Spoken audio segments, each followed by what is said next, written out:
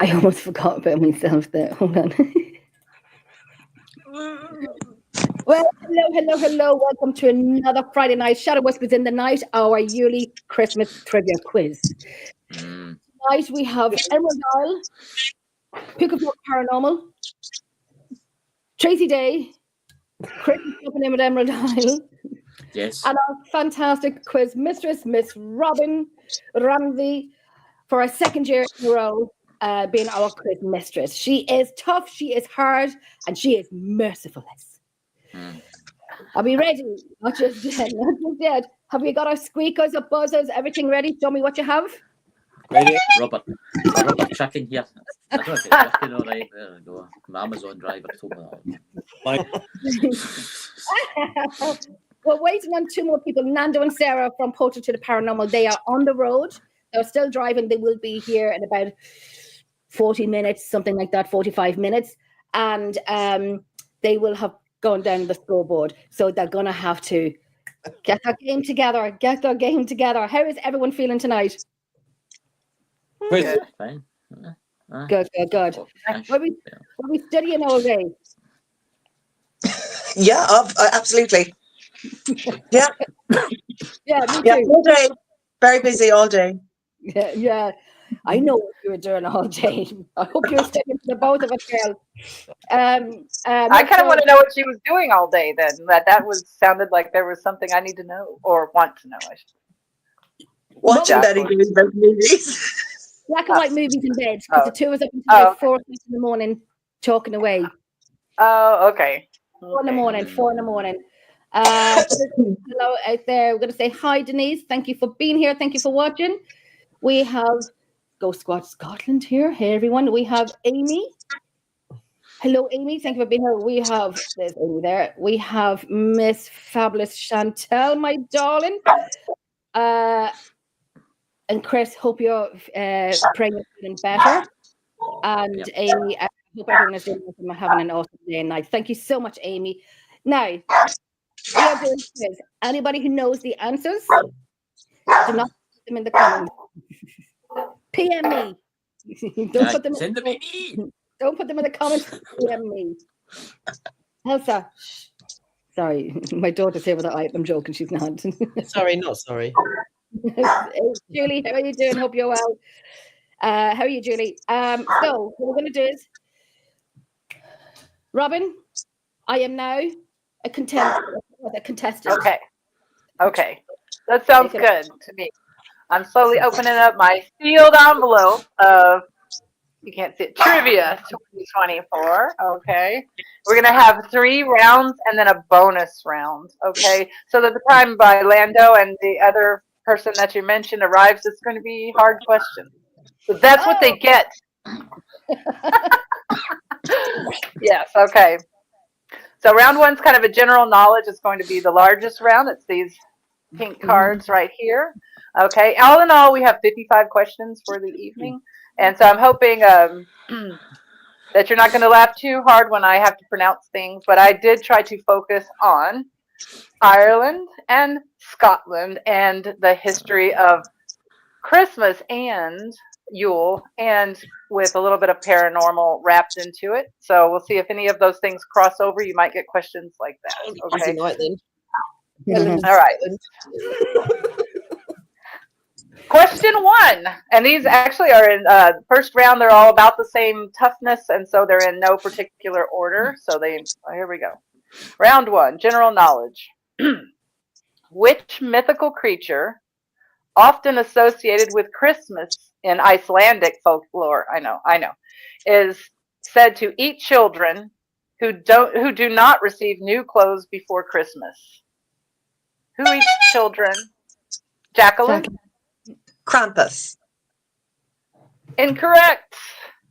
Oh No! I actually think that too. Now this is kind of out of your area, even though I just gave the big speech about how it's all about you. It does say Icelandic folklore, so it could be some European stuff. Sorry, Robyn, can I just say something very quickly? What I forgot to say, Sure. I'm very sorry, is that if we can, I know it's probably late saying it now, but if you want to run, you can, to get some pen and paper, and we're going to be marking our own scores. Oh, yes. Yeah. So when you get one, just make a little check or something so that, Can I have pen and paper for us, Jacqueline? I have pen and paper for us. I should have said that at the beginning. Sorry. Hi, Pamela. How are you, my darling? Hope you are well. Thank you for being here. It is the beginning of the show. It is our trivia Christmas quiz. Okay, I'm trying to figure out what that Icelandic creature is. If anybody watching knows it, don't put up the answer. Don't put up the answer. Like I said, PM me. Icelandic creature. No idea. That's a hard one. Oh, that's it. Oh, who the fuck is that? Asha, come here from the tree. Good girl. No idea. If everyone doesn't know, I can reveal the answer. Please do. Whenever you're ready. Well, where'd PJ go? Did he pass out because the question is already too hard? He's off to get his pen and paper. He's off there. Go. I forgot to say that at the very beginning, pen and paper. Oh, I'll just pull bits of tinsel off. I ain't got to worry because I ain't going to get many, if any. Seeing this is all Scottish and Irish. We'll throw an English one in there because Nando and Sarah will be in a while. So I don't know where PJ went. Should we? Just give us a second for PJ. We're going to. I thought I actually knew this one. Yeah, I thought I actually knew this one myself, and I looked it up, and I was right. I was like, okay. I don't know how I knew it, but I did. It's the story of my life. I don't know, but I do know, but I don't know how. Okay, so there's PJ. Wow, I just looked and you were back. You scared the shit out of me. Okay, the answer is the Yule Cat, and for whatever reason, if you don't get new clothes, and how is it up to the children? I think it's a terrible. I'll try not to cuss. I'm sorry. I'm alone most of the time, and all I do is walk around the house cussing. But yeah, so the Yule Cat. So if you don't get new clothes, you get eaten. So there you go. Yeah, Jenny, I remember that. If you don't get the new clothes, you're going to get eaten. That you're going to get eaten, and not in a good way, by a big cat.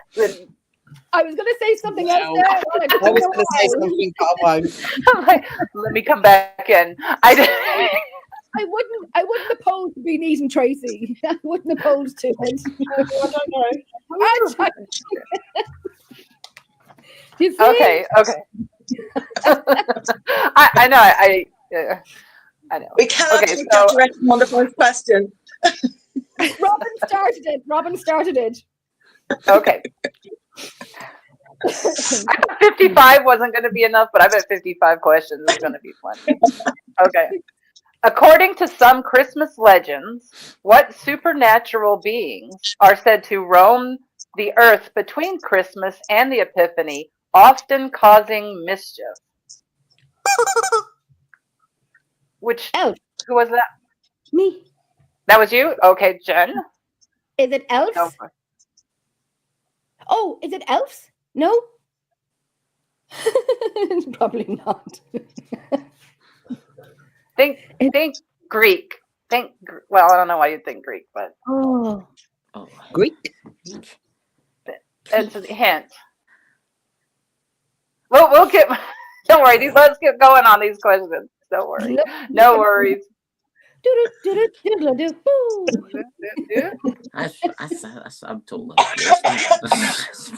See, we'll come out even more knowledgeable after this, if nothing else.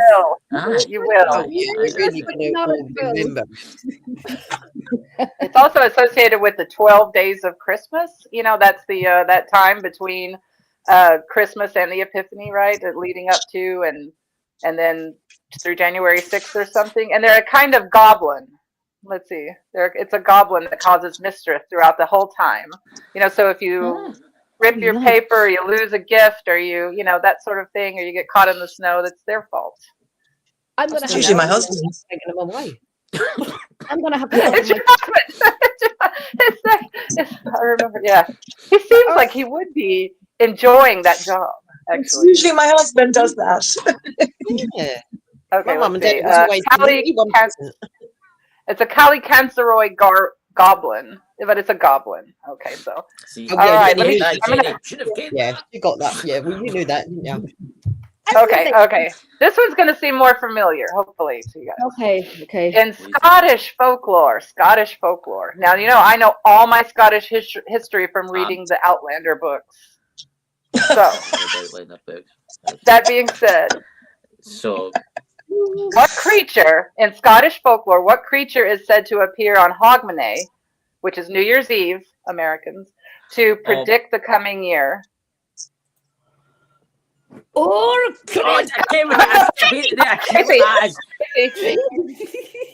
Tracy, I could just feel Christopher like, I gotta know this. I am Scottish. Okay. Isn't it a mouse? But it's no, but Tracy's the one who's rang in first. So let's go, Tracy. No, I said haggis, but that's only because I eat it. That's terrible. What? I feel ashamed to be Scottish. I don't know. No. Never be ashamed to be Scottish. Oh God. Oh, okay. Let's see. It's I have the Gaelic and I have the translation. What if I gave you the color blue? Would that help? As a hint. We gotta get some answers. These questions. Work harder. What? What? Only the men. New Year's Eve. Who predicts the coming of your house?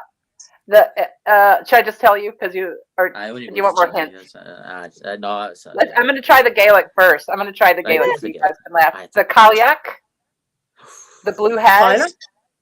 Cailleach? Is that how you say it? The blue man. The blue hat. I've heard that. Look, I've heard that expression, but I don't know what it is. Cailleach and art. I've heard people We talking about think that was a witch. Oh, tell me. Well, I said haggis. Yeah, in Irish folklore, the Cailleach is a hag or a witch. Well, a witch is a blue hag, so a hag. Yeah, so I don't know if they're blue in Ireland now. They may not be, but they're definitely hags. It's green because it's the green island things that I've seen. I think they're green, Jenny. Okay, Jesus. Oh, let's see. How many ways can I be offensive? The night has just begun. All right. Here we go. Yeah. Okay. What Celtic festival? It's a festival. Marks the beginning of the Celtic New Year on November 1st. Oh, Ding, ding, ding, PJ. Ding, ding, ding. PJ. I thought you said DJ. PJ, what is it? Halloween. Yay! We got one. Yes. Thank you so much. Yay. I'm happy because one question answered. You knew the answer. That's right. Fallon. That is right. Okay, so PJ's got one. PJ, you have to put your mark down that you got one question. Did you put it down? Okay, let's do. We're gonna. Here's one that has nothing. That's just a general Christmas question, but it is international. In what country do people celebrate Christmas by eating at KFC? Eating chicken from Kentucky Fried Chicken. KFC.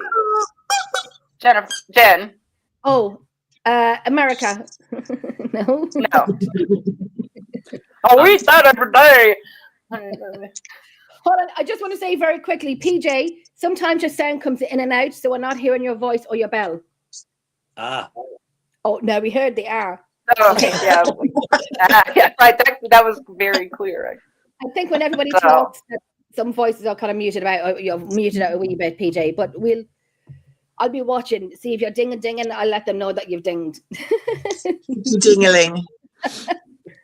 When I learned the answer to this question, I was actually really disappointed. Oh. In the people as a whole. All right. So does anyone know? Like what country celebrates Christmas by eating at KFC? Yes, Christopher? Is it Japan? It is Japan! Oh my goodness, it's Japan. Can you imagine? I kind of stuff about Japan. I kind of know stuff about Japan because I like Japan. I've always wanted to go there. Now, Christopher, I'll ask you a quick question.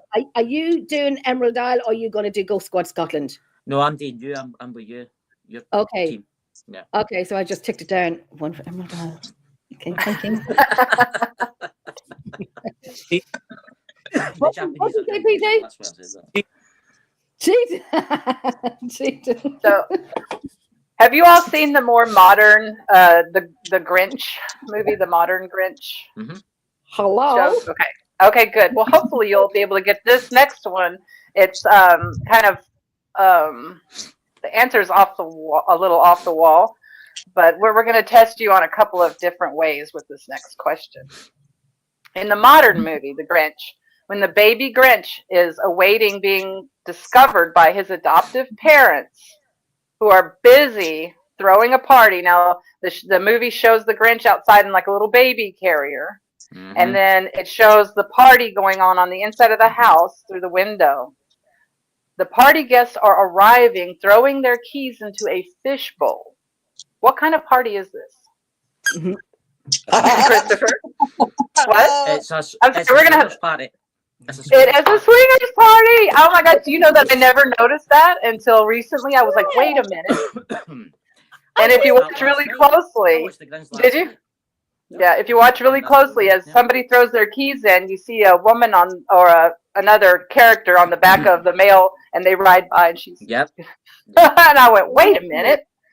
That's a question. I may have to watch that. Really fast. You notice how fast Christopher got that? I know. I'm very observant with the old TV programs. Mm-hmm. Okay. I'll hear that about you in the future. Christopher, very observant. What, Jen? I didn't see the new one, but I knew what the answer was, but I didn't think it would be in The Grinch. I didn't either. There you go. Oh, because of the fishbowl and the keys. Okay, so that's like an international. We know the bowl and the keys. We even know about the pampas grass, but we just didn't realise it'd be in The Grinch. I didn't either. It blew my mind. If you go back to the story, the little girl's getting told by her grandmother how the Grinch was born. And she tells her the story about how they were having the party that night. And then when they come out the next day, the next morning, there's the Grinch. Is it like a consequence of their actions? Yeah. She was trying to tell it in such a way that didn't, if you know what I mean. The moral of the story is don't be throwing your keys in any strange bowls. Exactly. You'll end up with a green baby. Yeah. Jenny, green babies. It's a green baby. Okay. Totally changing gears here. What unlikely duo recorded the song Peace on Earth, Little Drummer Boy in 1977? Oh, frick. Jacqueline. I don't think it was 77. I think I may be later with the David Bowie and Bing Crosby. That's correct. No, that's correct. Yep. It feels like it was later, but it feels like it was the 80s, but yeah. I was going to say that too. It does feel like that. Probably got really popular. That's when it got popular, so we saw it a lot more, I think. No. Okay, let's pick a random from general knowledge. In Celtic tradition, what plant is associated with the winter solstice and is believed to have magical properties? Oh, be Jesus now, lads. Plant? Oh, I don't know. Mistletoe? The Jacqueline, yes, Jacqueline is correct with mistletoe. Yay! It is. I don't have it up here. Weirdly enough, it's all that study I did today.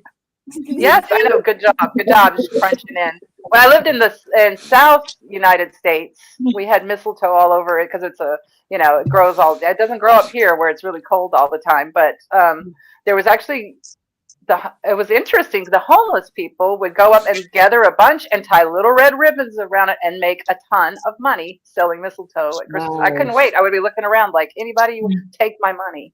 Right. Anyway, I thought that was kind of cool. Yeah, and I can't find it up here.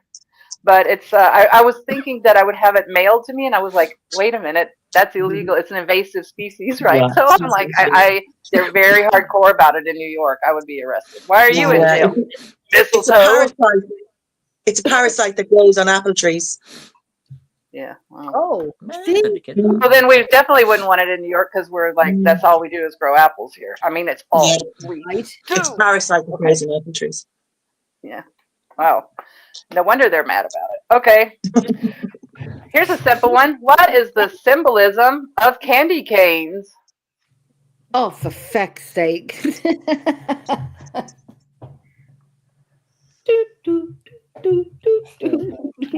I can it, Tay. I know what it is, Tay, and I can't remember. Just come close, Jacqueline.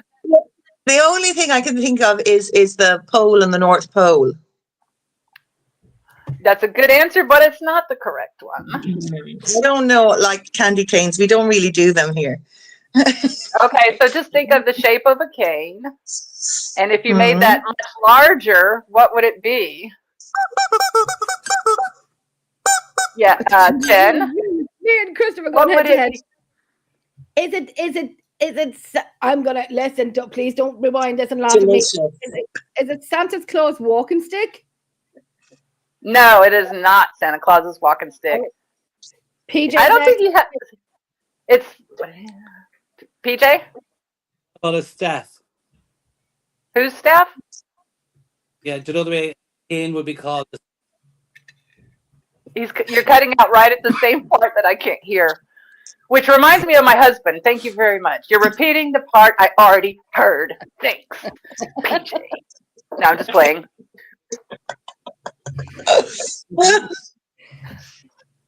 Say it again, PJ. I'm gonna give. We'll all be quiet so we can hear PJ. Go for it. Oh dear. Hey, would it be like?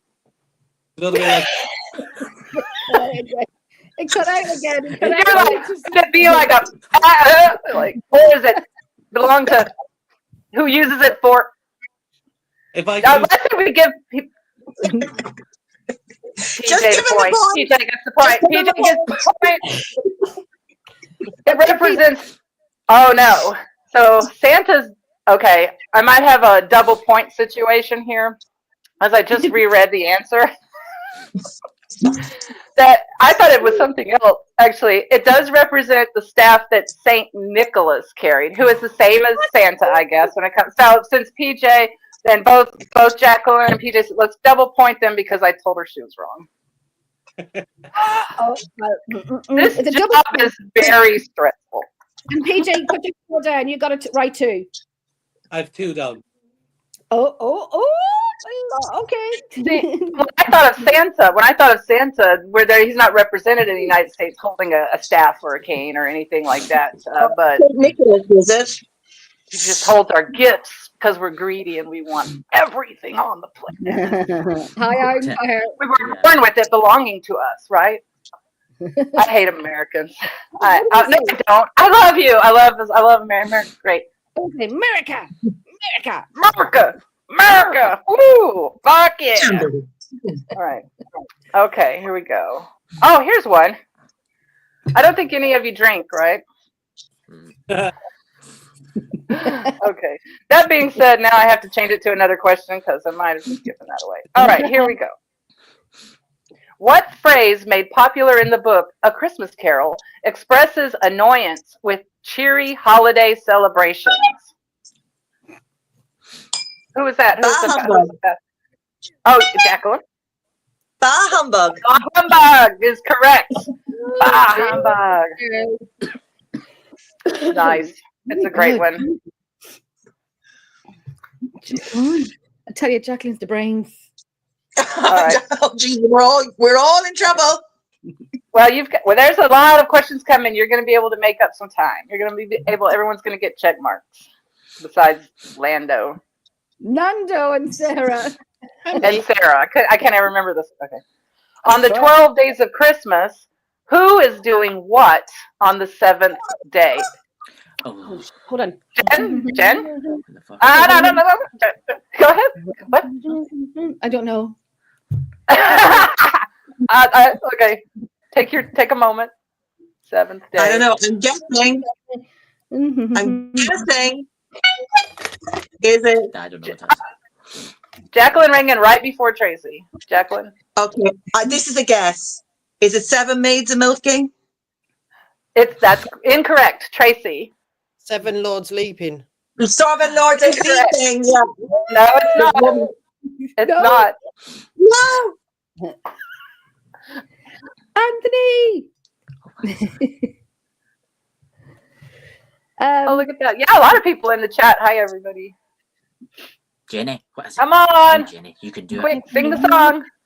The only thing I know of that song is on the first day of Christmas, my true love said to me. That's all I know. Is it Seven Doves are singing?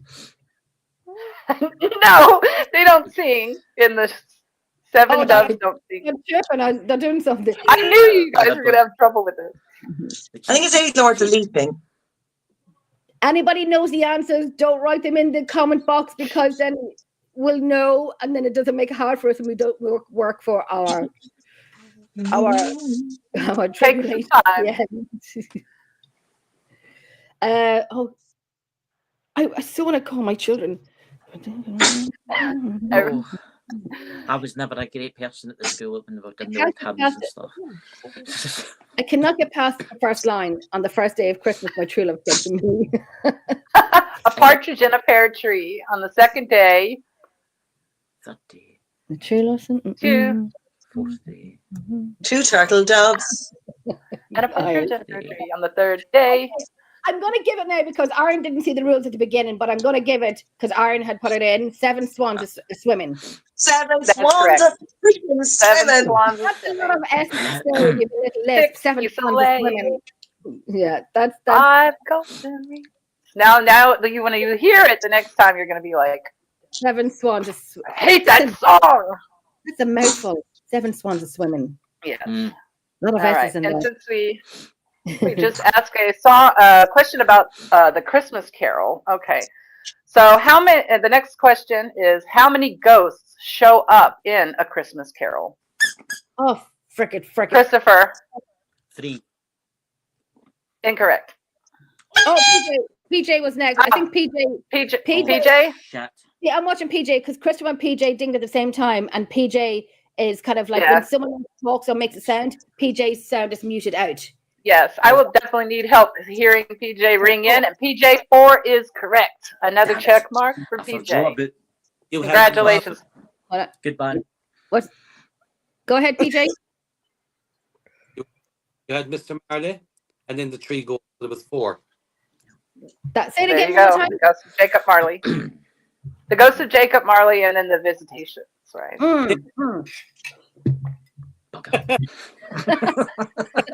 Like Stella. Oh, so funny. Hi, Amora. Oh, it's hard. Okay. Here's one. Since we like to think back in time a little bit, as we did earlier with the David Bowie and Bing Crosby song. How about this?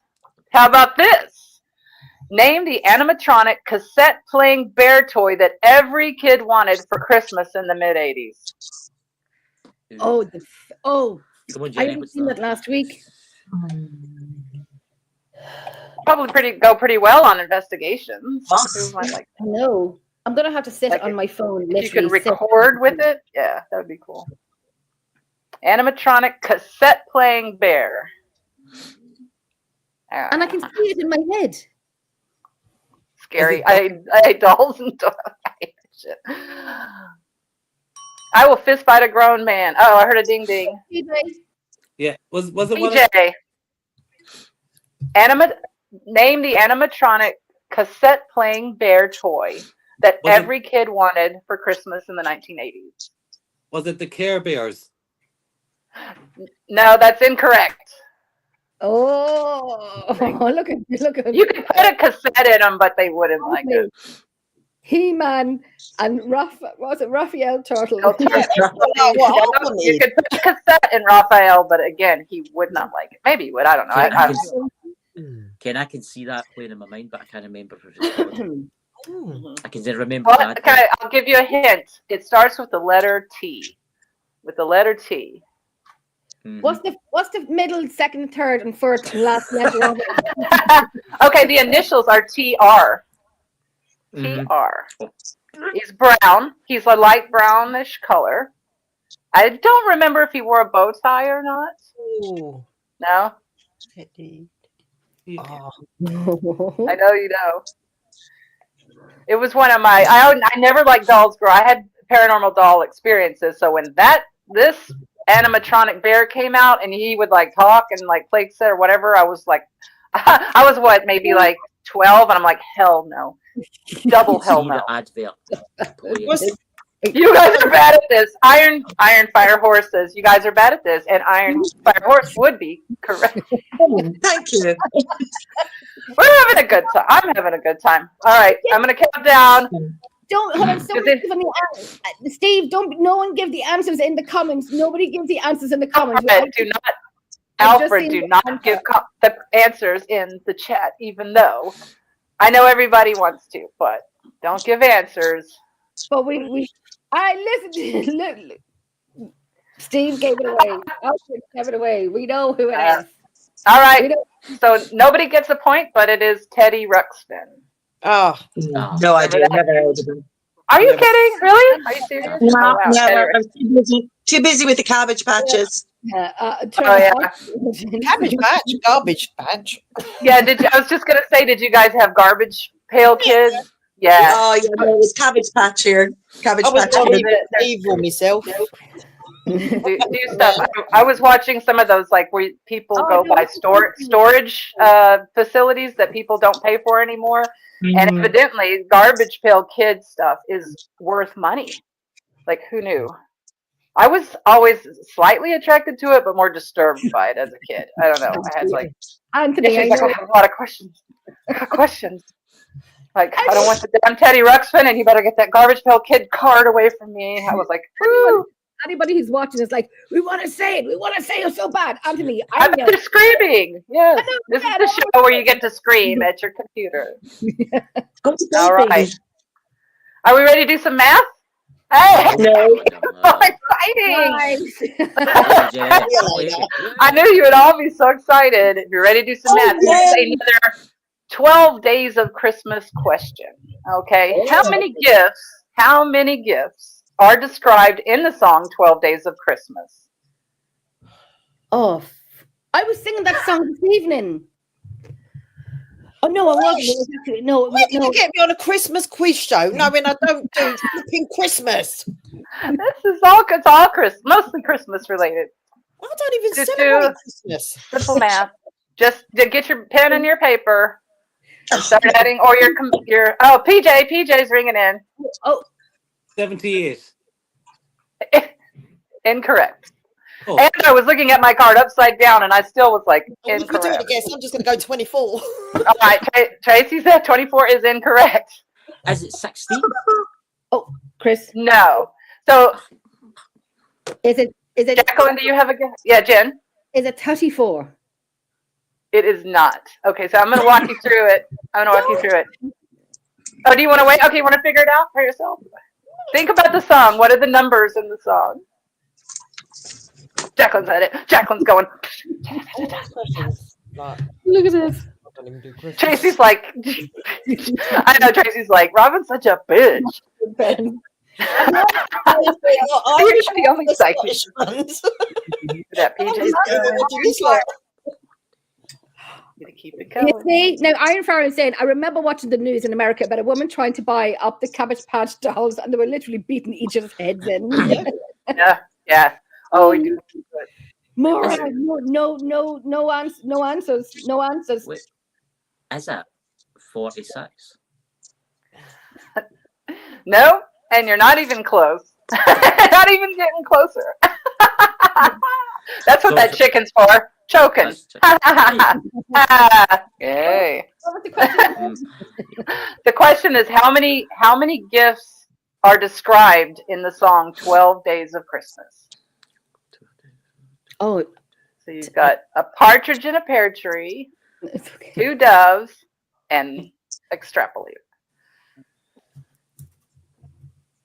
Jen's adding it up on a bit of paper. I have no idea. Maths, I don't know. Oh, listen, I'm just going to say now, because Maura gave the answer away, so I've just added it up, so it's going to be included. I said 34, but the answer is 33. No? Okay, well, the answer that I have is 364. Well, that's far off. Because you were 21! Anyway, no, and then on and it's really a gift for every day of the year. And then on 365 on Christmas Day, you get to open them. So there's not a gift for that day because that's the day that you open them. Wait up when you're finished. All right. Anybody coming in? Anyone that's new coming in? Don't give the answers in the comment section. Do not give the answers away. We are going head to head. We are competitive. No, we're not. Okay. Watching you lot. All right, got one. All right, here we go. This is for everybody. Let me see. I'll take this on. One of Santa's reindeer shares a name with a famous symbol of Valentine's Day. Jen. Cupid. Yay! Correct. Jen gets a check mark. Even though I still knew what that one was. Okay. Another good one that's for everyone.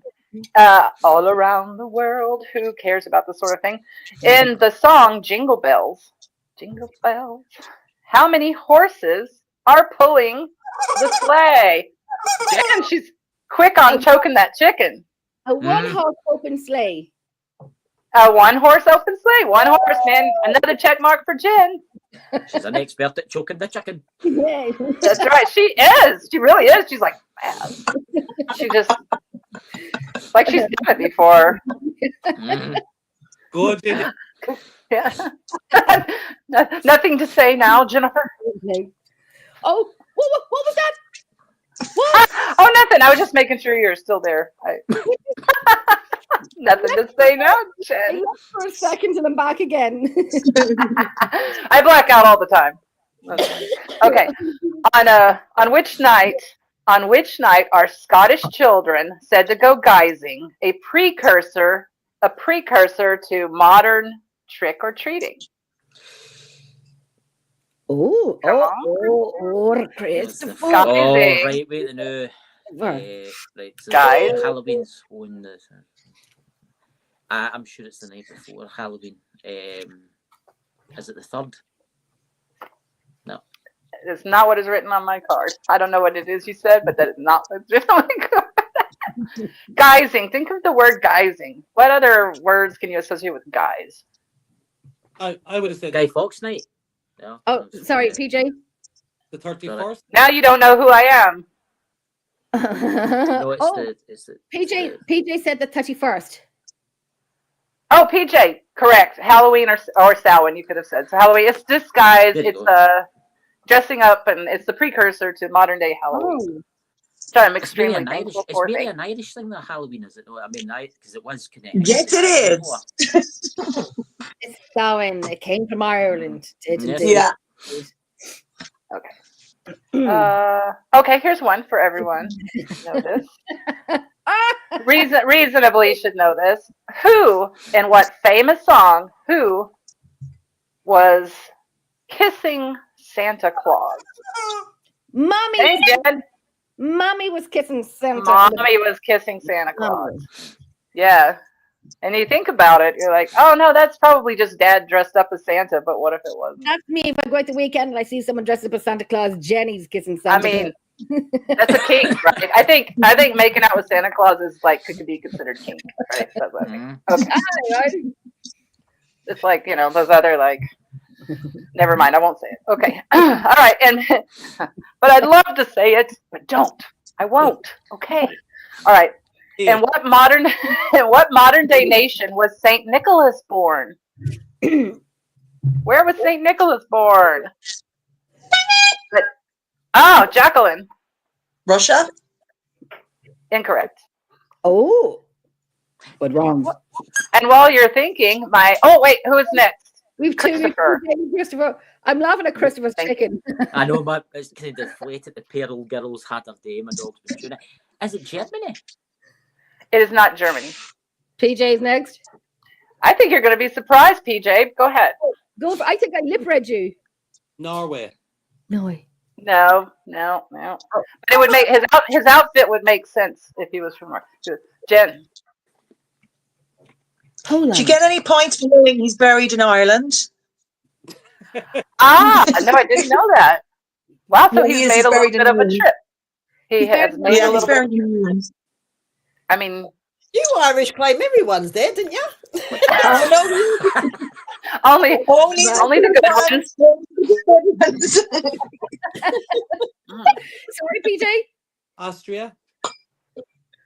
No. Hey, Jacqueline, you said Russia, didn't you? There's only Uh-huh. 220 more countries to name. If Go you've for never it. seen the film Santa Claus the movie, it tells you at the very start that Santa Claus the movie what country it was, and I'm trying to remember what it was. The North Pole. Go on the No. North Pole. No. I would say go south. Go more south. Okay, that's all I will tell you. Go south. I think you're gonna be surprised. Oh, Alfred knows. And it used to be called something else. Is that?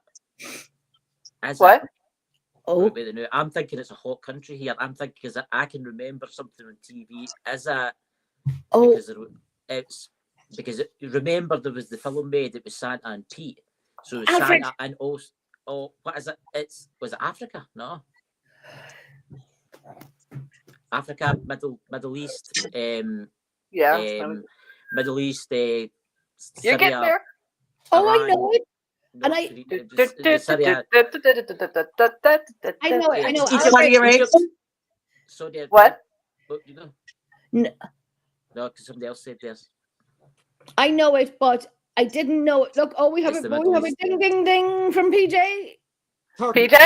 Turkey! Yes. Did my little song help you? Well done. Turkey. Because it changed names. That's why we call it a modern day nation, because it actually used to have a different name. Yeah. And did you guys notice in the Olympics, if you watch the Olympics, how they're insisting everybody use the correct spelling of their name? Right. Go Yeah, ahead, PJ. I'm like, of course. PJ, you had something else to say? I'm sorry. No, I knew. Okay. in and out, coming in and out. Yeah, it's okay. It happens to us all sometimes on the If we all shows. start listening to the TV, it would help. Yes, it would. It would. In fact, my brother used to call Jeopardy the game where he goes, oh, we get to watch that game where you get to yell at the TV, and this is the same thing. That's what I feel like. I'm like, it's called Jeopardy. Okay, great. Oh, here we go. Here's one for you guys. Everyone apart from me. Yeah, I'll just sit here. Here we go. Good nap. So Tracy's going into nap mode. Here we go. Yep. All right. In which country does the tradition of, okay, so you guys are going to start laughing. I'm going to show you this question, but I'm going to read it first. In which country does the tradition of Mari Lud, a ghostly horse figure, visit homes during Christmas season, challenging residents to a battle of rhyming insults, which sounds phenomenal. It sounds like a rap party, a rap contest. Woo. Oh, Jesus. It's over in y'all's area. PJ's dinging. PJ. I was going to London, but that's London. Different. I think this is a different country, but it's close. Look, Alfred. Ish. Shout As an American, I'd say it's close. You probably think it's. What did they say? Like Americans think 100 miles is a long. No, wait. Europeans think 100 miles is a long way, and we think 100 years is a long time. It's definitely going to be loud. I'm going to take a guess. Is it County Loud? Okay. No, I don't know what it is, but no. Oh, If it's Jesus. loud, it has to be awfully. What's the question again?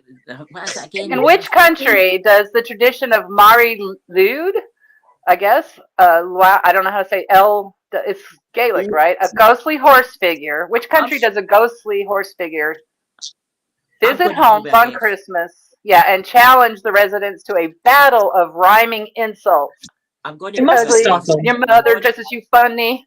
Go ahead. I'm going to go with a random guess here and say France, because that name sounds French. It's got a kind of Marie-Lou. Marie-Lou. So everyone named Mary Lou is a ghostly horse. Oh, no. It's Tara or Was it Trevor. Please. I would love to say PM me. But I Okay, can't. so on the at the okay, like what are the I don't want to give it away, but it's not on the Scottish side, it's more on like the UK side, but it's a different country. Channel Islands. Wales, is that what you said? Wales. Oh, I thought Christopher just shouted out, "You got to ring in." What, Jen? What is your answer? Jen? What did you say? What? Ghostly pig. I'm not getting no more hints. I almost just shut it out, and I think Christopher just said it. But did you ring in? If you didn't ring in, no points for you. Christopher, you go for it. Well, I said Channel Islands, but I don't think it's the Channel Islands. Oh, the channel. Oh no, that's not correct. Jacqueline, you ring in? I think it was Isle of Man. No, it's not the Isle of Man. Oh, Tracy. Wales. What did you say? that's part of it. Wales. Wales is correct. I'm having you said. Ladies and gentlemen, there's only yes. And then you're like Channel Islands, and I was like, no, but then I was like, I don't even know if that could be part of Wales. You know, what do I fucking know? I don't even know the name of the streets down here. I've lived here 12 years in this house. I couldn't tell you what the crossing street is right down there. So that's Tara saying, can we give hints? The only ones that can give hints would be the Quiz Mistress, which is over here on this side over there. So I know everyone's screaming at the computer, the phones or TV or whatever you're watching on. What kind of, you can see what, we're just flying with these questions, We're so knowledgeable. We're so knowledgeable. This is the beginning, and I just got handed a giant martini, so I don't know how this is going to go. Woo! Okay. That's right. Very well. I'm going to fill up my Grinch. Here we go. Okay. Here's one. What Scottish New Year's tradition? Scottish New Year's tradition. I know everybody's like, another Scott question. Merda. Say merda. Okay. What Scottish New Year's tradition involves swinging a ball of fire to ward off evil spirits? I've never heard of this before. I mean, come on, you're probably doing it right now, Christopher. How do I know? I don't know, but it sounds great. It does sound great. It does. Well, okay, so there's actually a liquor. My only clue for you is that there is actually a liquor. It's really popular here, but it's a liquor also that got named after this tradition. So it's a real tradition. I didn't just like make it up to mess with you. Jenny, help me out. What was the question again? What Scottish New Year's tradition involves swinging a ball of fire to ward off evil spirits? PJ's ding and ding and dong and ding ding. See, I just can't see. All right. Say it again one more time. Fireball. Fireball. Stonehaven. Yeah, the Stonehaven fireball ceremony. That's right. And as I was making this question, I remembered I thought to myself, isn't that the front the label on Fireball whiskey, right? That cinnamon whiskey. And sure enough, it's a red. Well, I don't drink whiskey, and I definitely don't drink Fireball. I'm like, I drink milk and martinis. Okay. I drink that. Not at the same time. There you go. Tracy's got her. I'm on water. A bottle of vodka. Tracy's like, look, I got a bottle of vodka. Okay. Mine looks like water, but it's not. I've been drinking water all day. Okay. Here we go. What holiday is celebrated the day after? Okay. What holiday is celebrated the day after Christmas in the UK, Canada, Australia, and other countries? Okay, who was first? I think it was PJ. Or who was first? Was it Jacqueline? Who was it? No, Jenny was before me. Jen? You guys tell me. Who was it? Jenny was before me. I don't know who was before you. All right. And I'm going to count down I'm going to count 3, 2, 1, and then y'all are going to try to ring in again. 3, 2, 1. PJ. That was PJ. All right, PJ. Oh, yeah, I know. Boxing Day. That's right. PJ got it correct. It is Boxing Day. I remember my history class sitting there and them telling us what Boxing Day is, but I don't remember what it is. But I can remember that moment in high school. Huh? What is Boxing Day? I don't know. We don't have Boxing Day. We have St. Stephen's or the Wren. The Wren, the Ball Birds. Okay. The Wren boys. I always associated with some sort of Chinese freedom, and that doesn't make any sense at all. I mean, I know we have Boxing Day, but I don't know what it's all about. Yeah. How about this? Alexa, what is Boxing Day? Boxing Day is an annual holiday celebrated on December 26th in Britain, Canada, and Australia, among other countries. Although it has evolved into a recreational holiday centered on shopping, entertainment, and leisure, most historians believe the name originated from the aristocratic tradition of giving poor working-class servants cash and gift boxes. Oh, a box. That's enough. Yeah, I remember now. I thought he was going to say the tradition of giving poor people a punch in the face.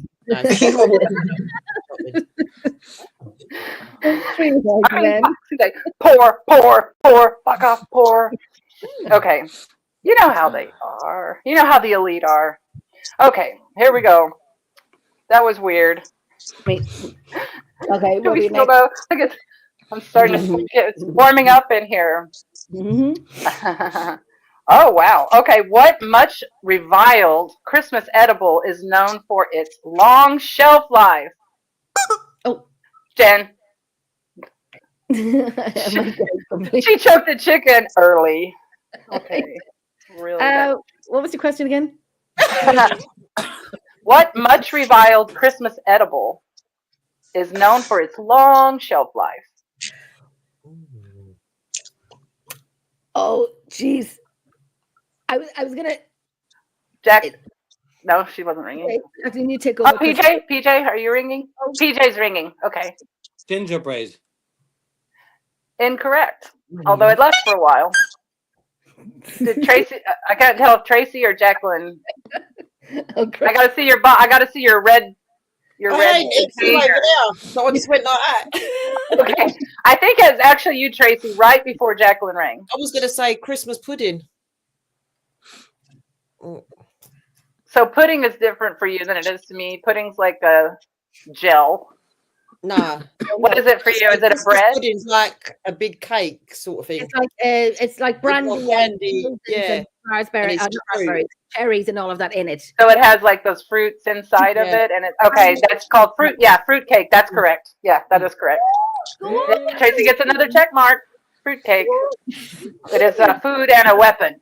I wouldn't even eat that in the apocalypse. Yeah, it's lovely. I've still got one. I guess I probably would. Lovely. My friend used to make it for me, and she used to lace it with brandy. Oh, you couldn't give it to the kids. No, I'd eat that. I've still got one 2 years ago. Go to sleep. No, have some cake. Okay. Exactly. Okay. All right. Okay. Here we're coming back around. Here we go. Let's do this one. I know that this or something with a similar answer came up last year, and it cracked me up. And so having the opportunity to have the same answer from last year with a different question. Excuse me, my nose is running. Sniffles. Okay. What is the name of the ghost ship that is said to appear as a Christmas omen and is often associated with the Flying Dutchman legend? This is y'all's area. Y'all. Oh, PJ. A pirate.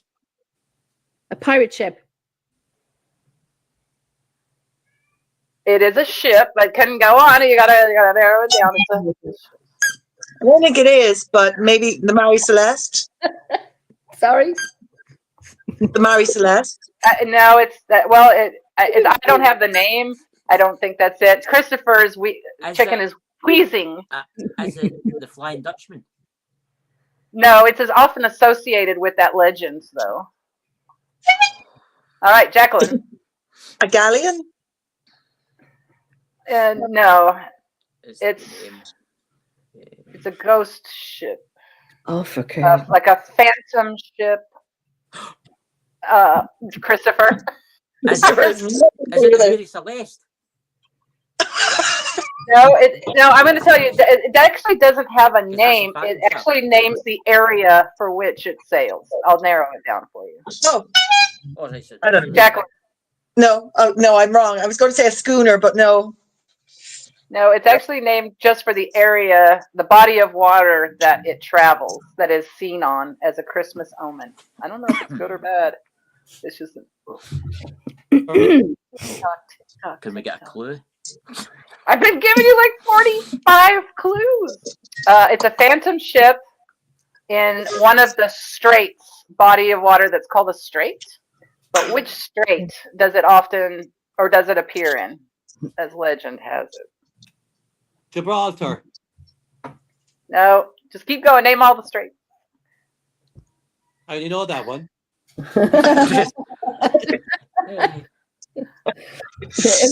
It's the Louth Triangle. No, yeah. When you give up, just say so. I'll wait. I'm infinitely patient, and I will wait until you give up. No. It's a no from me. It's a no from me. You know, Jenny, come on. No. Some of the seafaring traditions. It's a no from me. Okay, I'm going to take this as that you've given up. It is the phantom ship of the Northumberland Strait. Where? You're like, fuck you. The Northumberland Strait. This was a terrible question. It was a terrible answer last year, right? Okay, so it was a different question. All right, here we go. Here we go. Here we go. Which Irish Saints' Day, celebrated on February 1st, marks the beginning of spring on the Celtic calendar? Jacqueline. PJ. No, PJ. Oh, Bridget's. Was it PJ? Who was it? It was PJ. Oh, PJ? Oh. St. Bridget's, he said it as well. Yes, that's correct. St. Bridget's. Right, so get a score. Oh, that was me. Yeah. We'll be fair about it. It's hard for it's hard to see. I have my monitor to see you guys is off to my left, so all right. Oh, here we go. All right, here we go. Wrapping it back around again. What traditional Christmas decoration is actually a parasitic plant? PJ. Holly. What?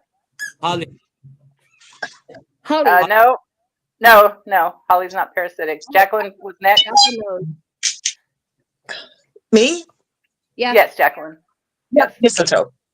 Correct. Yep, we were just talking about that earlier, right? Okay. Woo. Yeah. Here we go. Okay. Oh, I got this. Okay, we're getting almost to the end of round 1. Now, round 2 and 3 have fewer questions, and then we'll have that bonus round. Okay. These are more general. What traditional Irish Christmas decoration is believed to ward off evil spirits?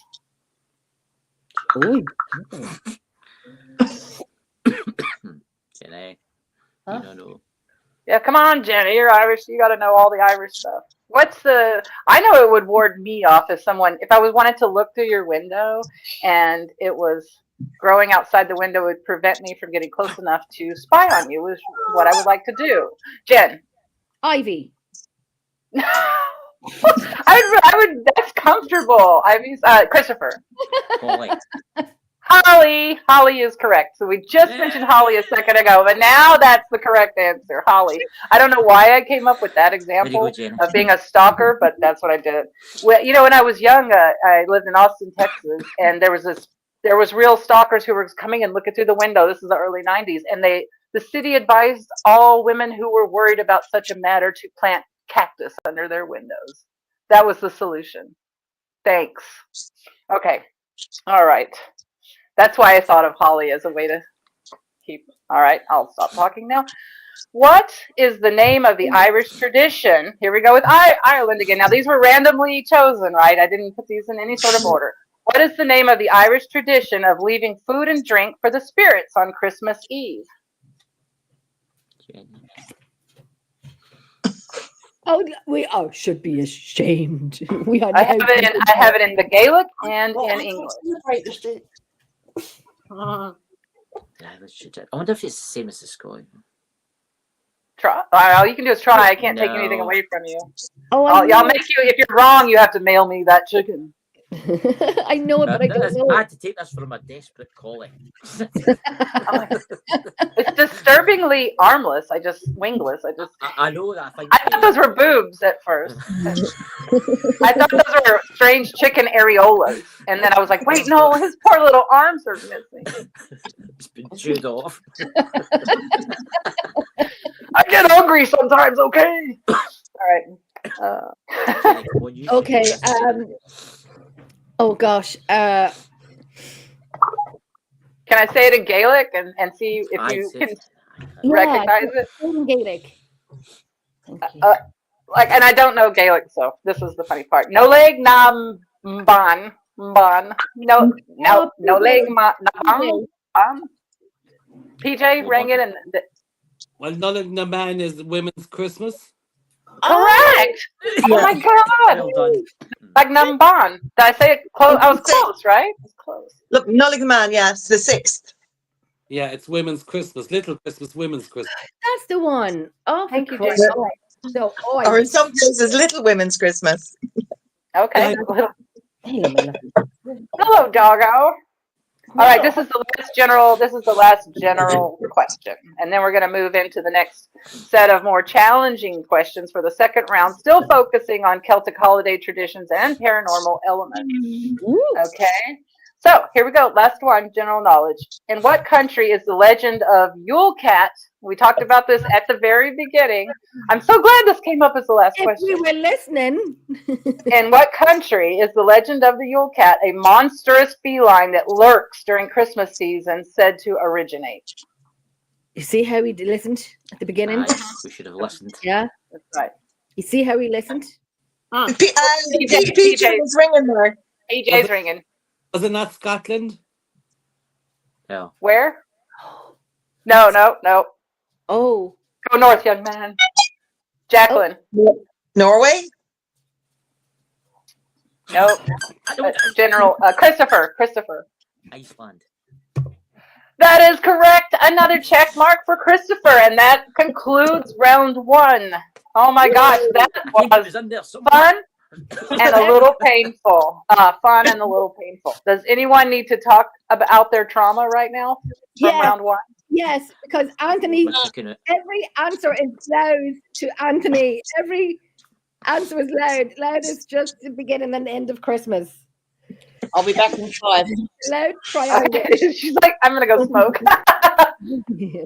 Yeah, you should. You're in 5. You know what we do? Those who do, we'll do off screen, and those who don't, stay there and talk. Give us a 1-minute break for the ones who do.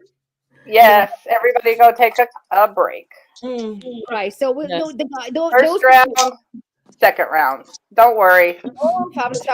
So now that I've tenderized you, next round will be. I'm just so I can go in quick. Yeah, I'll be back in 1 minute too. Okay.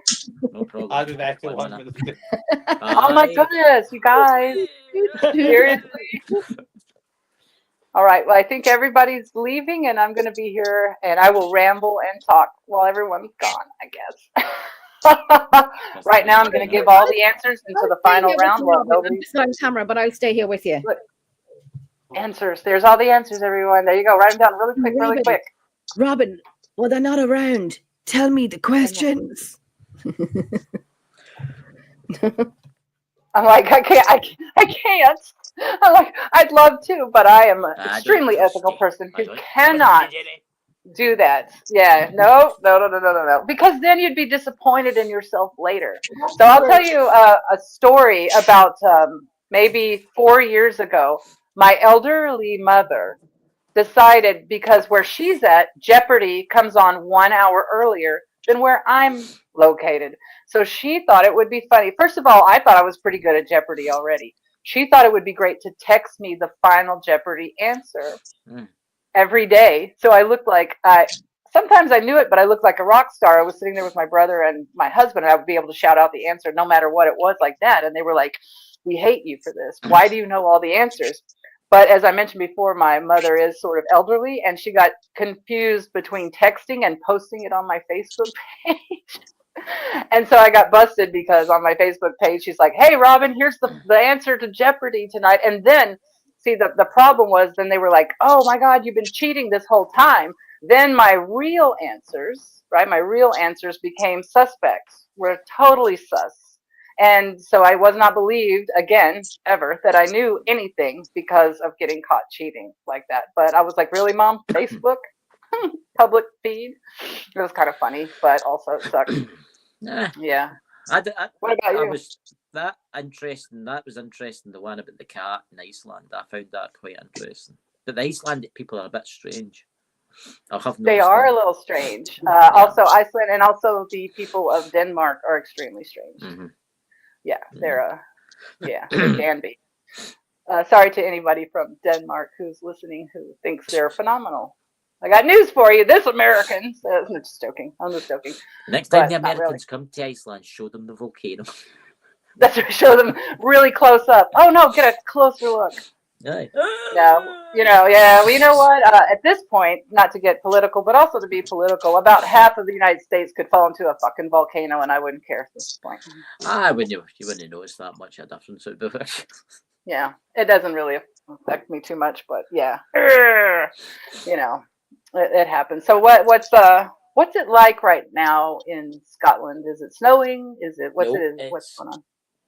Zero outside. It's no very. It's just normal night in Scotland. Yeah. How is the UFOs, the drones over? So I'm actually in up what we call upstate New York. So if you know where New York City is, yes. I'm an hour and a half drive north of that. So New Jersey, New York, and somebody else, whatever, seeing all the drones. They just won't tell us what they actually are. And I thought, it's kids. At first I thought it's just kids playing with their drones until I learned that they're like 6-8 feet they're huge. wide.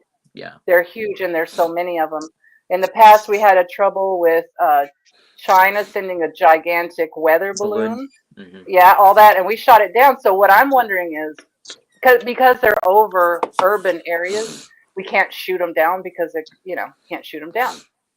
And so I think I'm going to go out on a limb here with the UFOs or with the drones. I'm going to say that 99% of those drones are man-made. But I'm going to go for a limb because there's other like UFOs, and when they zoom up into them, all they are is just like a ball of plasma floating in the sky. No one knows what that is. I think it's government drones trying to figure out what those are. That's what that is. I think that's what it is. You've got to remember that disclosure's coming out now. Everybody's into the disclosure now, and everything's coming out. And God knows what the American government have got stashed away, hidden. Oh, I agree. I couldn't agree more with that. Definitely. And for me, I have witnessed my own self UFOs, right? Like one in particular, but I was just standing on my lawn as an 11, 12-year-old, and this giant triangle right over the treetops, and the trees in Texas probably max grow at 40 feet max. They're not really tall trees. It was silent, and I'm alone, right? And I look up, it's silent, and it's just moving extremely slow right over the treetops. I could see through it, but also it had some undulation, and it had what I'm calling can lights, just round lights, and it was just silent as it could be. And of course, nobody believed me at the time. And if you go backwards in time to when I'm the youngest of my family, so I was maybe 2 or 3 years old. My mother lived in Wyoming, which is a vast landscape. Yeah. So there's a long way between cities, and so you could drive 100 miles an hour. What's it, like 80 kilometers an hour? I don't know, something like that. But 100 way back in the 70s. And she said she had 4 kids in this car with her in this whatever. And she drove with a 357 Magnum on her lap with kids in the cars because a UFO was following. And she does not speak of it. She doesn't talk about paranormal. She's not into it. Doesn't talk about UFOs. But she said she was so scared because it was following so close and it was so fast that she thought she was going to have to protect us from this flying object. Yeah. It's quite interesting with the UFOs that are out there. I mean, this is something that I'm going to say to everybody. A lot of the UFOs that you see are secret black government technology. You can usually tell that because if you get one up close, it's like all bolted together. You can see the screws and the bolts and things that hold it together. But see, when you get the UFOs that are shaped like an egg, that don't have any seams or any flaws, that's otherworldly. That's real. And then back to the New Jersey and that stuff, right? So what they're showing us on television is blurry images, and our cameras are so good. We can see the man on the moon. We can see everything with our telescopes and cameras, and what they're showing us are just these blurred. You can't, so they're not letting us look for ourselves. Do you know what I mean? Yeah. I think a lot of I have been watching the videos, and it's quite interesting because a lot of people now have got modern cell phones, and it's true what you say, they're all like fuzzy and hard to see. I do think a lot of the UFOs on TikTok and YouTube and stuff that they're saying is fake. I do think that's people that's just fake and stuff and say, oh, look at this. Look at it's super easy to fake nowadays with her. Yeah. But I will say there was an incident the other day there where one of those plasma orbs in the sky, and a drone went up to it, and the orb actually fried the drone, and it fell to the ground. So it just set off an EMP or something. Yeah. And I'm not surprised by any of that at all. So, and like I said, I've seen it, and for myself as a child before I knew what paranormal was. Right, I've seen one with my own eyes. My mother, who is not into it and will not talk about, she doesn't want to hear an EVP, Lord. She doesn't want to hear any of it. And when she said she had to drive with a gun in her lap to protect her children because the UFO was following us, she not one to come up with that. Like, anyway, now it's a story she won't talk about at all. So she used to talk about it a little bit more. And then real quick, wrap it up. While you guys were all outspoken, we were talking about UFOs. My biological father worked on offshore drilling rigs in South America, and he said it was just a thing. They just watched them all the time. It was just a thing. They would come get looked at. They would come get, like, what are you guys doing, or whatever it was, and they would just be at night with no lights around, out in the middle of the ocean, and like the outside of Caracas or wherever, and and so it was just a matter of a fact thing in our family. I seen one once. I seen one about 6 months ago, and I was out the back, and it was beautiful.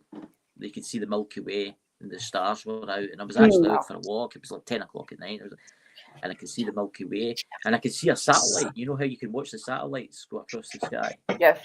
And I could see it, and I'm thinking, oh, there's somebody was actually standing with me. And I said, oh, look, there's the space station.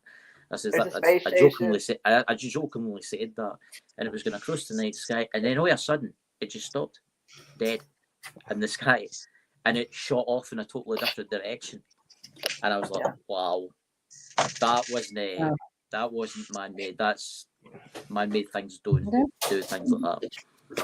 Yeah, and it's just as a general purpose. I think it's putting your head in the sand to think that and it's really part of that narcissistic trait to say we're the only sentient beings in the entire universe because we're so cool. It's like, as a planet, we're all Americans in that sense because we think we're the only fucking people that matter or exist, right? And so it's like, no, we're doing that as a planet, but it just statistically doesn't make sense that there's not even an amoeba somewhere else, and we know that, that's life. Hello, one-celled organism is life. Anyway, so welcome back, everybody. I hope you enjoyed our UFO conversation. So excited. Are you guys ready for some even more challenging questions? I don't know if they're more challenging, but I feel like they are for me. So they may be for you too. I can't even do that here. It's okay. I can't even do my computer. Oh, Jesus. Go on, Ginny. Go on. So, do most of you have some Gaelic? Have the Gaelic? Do most of you speak? The Gaelic. The Gaelic. I think Patrick Black is fine. Postman Pat and Gaelic. But Jenny, Jenny, now I'm talking to myself. I only know the Gaelic from Outlander, like I said, but so I'll try my best. Albert is saying, fantastic quiz master, mistress. Love That's her. Right. That's right. I am a quiz mistress. Last I checked, bro. Yeah. That's risky.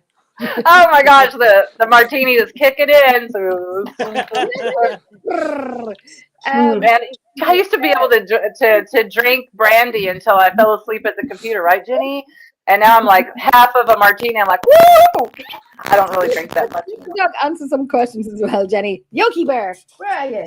All right, here we go. Round two. Round two, everyone. We're going to continue with the Celtic traditions in Ireland and Scotland. And I don't. My sound? It's from you. Yeah. It's gone? No, every time you talk, it happens. What if I move my mic in a different way? That'll happen. Plug it back in again. No, clear it. Plug it in. Aliens. And do you know what? PJ's voice is crystal clear now. Ding it. Let me hear that. Go ahead. Do you know what I think it is? I had my phone on portrait and I needed to charge it. I put it landscape and I think it was the speaker is obviously at the end of the phone. So everybody, because you're clear. Oh, you're still the same, Robyn. Call Batman. Yes, everyone, let's welcome PJ O'Sullivan to the show. Tell her call Batman. Hello what? We've been talking to the aliens. We should have went. Come here. There's a lot of aliens around the place. You see? Yeah, you see? Now, let me hear your ding ding, PJ. You want to hear my ding ding? No, you're ding-a-ling. Go on. Ginny, we're on a live in front of people. I can't do my ding ding. Oh shit! Are we live? Do you know what we should have done? I should have said, right, we all have to make our sounds, but it has to come from us. Like we all make our own personal sounds, instead of using anything like these, that we use our own personal sounds. Well, you could only do mine when I'm asleep, when I snore. We'll record it and have it on repeat, replay. Come here, I won't put anyone through that. The dog is enough. I was voicemailing Tracy today, and I have to say, Hope, my chihuahua, well, the Lord Jesus, she snored. I had to kind of... I heard her on the recording earlier. Oh, that was me and you, wasn't it? And then me and Tracy, because I was voicemailing both of you. And Hope snoring like, who needs a man? 5 dogs in the second bed. 5 dogs in the bed. How's everyone's brains doing tonight? Well, I'm doing good because I expected to answer 1 question and answered 9. That's my personal best. Holy Jesus. I don't want to count mine yet because I don't want to, I want to be surprised when it comes to the end. I can hear all my texts, but I want to be surprised. I'm laughing at Tara saying, better swap the dog for the chicken before the questions start again, Jenny. Don't honk the dog.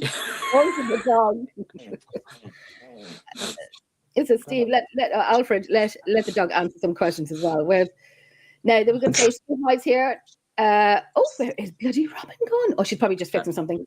Papa Joey's, hi Denise. Papa Joey was saying, it's good to see you, Chris. I've read to say to mine. Just to let everyone know, right? Jen's bullied me into this tonight. Terrible. It did. Because I don't celebrate Christmas. Aren't you delighted? Yeah, wonderfully. I'm watching Sky. I'm watching the film. That's Jenny. I had to take this from my dog and she wasn't happy. My dog keeps poking at me, trying to get him to rub him, feeling abandoned. I've seen that. But Tracy, I said to you, get a wooden spoon and a pot and just start banging it. I can't. Because I've got, obviously, my husband's cousin. Yeah. He's literally just had 3 major strokes. So I can't sit here going bang, bang. Can't beat a good bang. I'm not in a little bungalow. The rooms are all like fine. It's the worst that could happen. But Jen, I tell you, I'm a Jehovah's Witness, so I don't do Christmas. Hang on a minute. Are we after losing the quiz master? Yeah, she's going to come back in. She's technical difficulties. We're waiting for the quiz mistress to come back. The lady wearing red. There's 2 actually. There is. Look, I almost got my Christmas jumper on me. Then I just thought, let's do glittery. No, I was on about the other lady, but I can't read the name. The writing's too small for my eyesight. Tracy. Me. Yeah, you. Yeah, I'm just making Essex just feel at home, just playing dumb, You Essex people, you're clever. Hey. Well, apart from when you're a Jehovah's Witness and Jen's got you on a Christmas show. Yeah. Well, listen. Why not? She'll text me later now, Jenny. And that's She knows I'm a Jehovah. That's my Christmas gift to you. I'm just saying nothing. I'm keeping my mouth shut on that one. I'm not. The last time I went to say something and I muted my microphone, me and Chris were doing a show, and I was saying a few bleep bleep bleeps. So I muted my microphone here, and I was like, "They're bleeping bleep bleep bleep bleep bleepity bleepy bleep." I was kind of like this, which I'm not going to do it on my microphone because I know it won't work. I was like.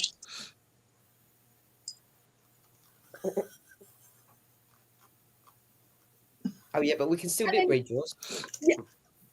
You can. My eyesight's worse. I know. And then Chris comes back, and Chris has his face like, and everyone was commenting. Was like, Jenny, your microphone's not working because you didn't mute yourself. So everything I said came out, you know, as was. Right, yo. Cool. Getting to bed. Right, let's go. Right, I'm gonna put. Let's go. I'm back. Can you hear me? Okay. Right, so the quiz mistress is in the middle. All right. Welcome back, mistress. Thank you. She likes that word. I do. Got my little leather shirt on. I love leather. There's nothing wrong with it. Okay. All right, round 2. A little bit. It's getting maybe hot a little in bit harder. It is. It's warm here too. Okay. What is the Celtic name for the spring equinox festival celebrated around March 20th? And this is the Celtic. March 20th, equinox, Jacqueline. Dalton? No. Oh. Look at me going, oh, as if I knew. Jenny! You don't know. You have to pull back to your roots. What's the Celtic name? Spring equinox. Spring equinox. But it's the festival, not just the name of the equinox. Wait, Google. No Google, Jenny. No Google. Christopher's going to give it a try. This is going to sound. It's probably totally wrong. It's no May Day, is it? It's May Day. May Day came of the all. No, it's not May Day. This is in March. March, right? Isn't it? Right, Jenny, come on. Day in March.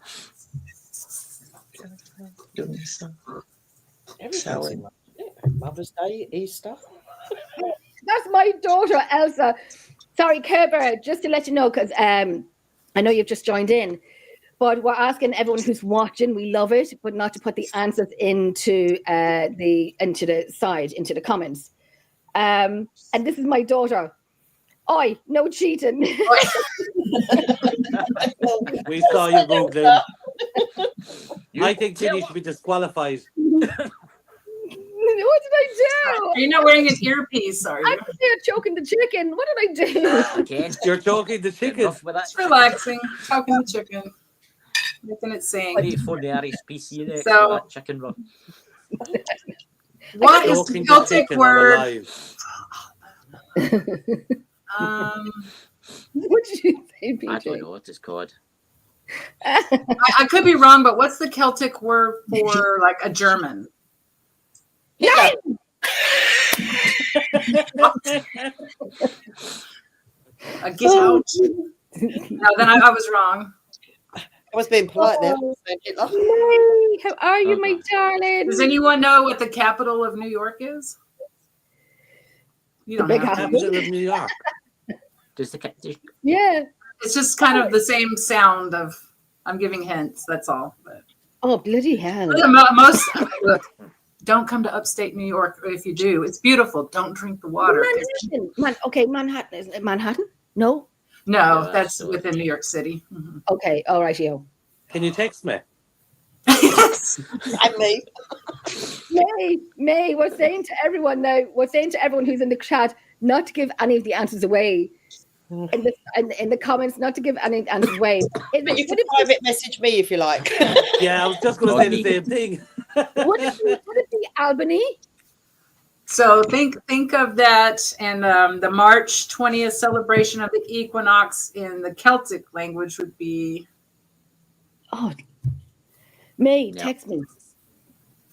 May, private message me. What is a Celtic word similar to Albany? To Albany. To Albany. I'll look at my Irish relative. Come on, what is it? No, nobody's got that. Okay, it's Albanilier. Albanilier. Does that sound familiar? Albanilier. Oh, this is going to be a long round, mother. Okay, here we go. How about this, Brenton? I tell you, everyone who's watching is going to have very sore throats tomorrow. Like I'm shouting. Well, then you know what? Whoever, what is that? What did it say? I can't see that. I have my camera in front of the chat, so yeah, Paranormatic. Maybe they should come on since they seem to be shouting at their computer a lot. Maybe they'll be your ringer next time. Okay, in Brenton folklore, what is the Anku, and how does its role change during different Celtic festivals throughout the year? Here. Oh, God. So, okay, in Breton folklore, what is the Aku? And how does its role change for different Celtic festivals throughout the year? Look, Tara was shouting wrong. Confidence can be half the battle. Oh, Liz. Hang on, I'm last. Did somebody answer the last question? What was the question again? In Brenton folklore, what is the Anku? Ankou. Anku. And how does its role change during different Celtic festivals throughout the year? Oh, I've been brought another martini. I'm not even finished with this one. This shit's going to get crazy. Another martini. That's a long martini. Listen, girl, get it I use big girl glasses. Bill, where's Bill? Bill! Downstairs making my dinner and bringing me drinks. He can't hear me. He can't hear me. He'd be like, really? I'm not very good at it, but thank you. Yes. Okay. Alfred's one of those sleepy Denmark people who are like, it's midnight. I have to go to bed.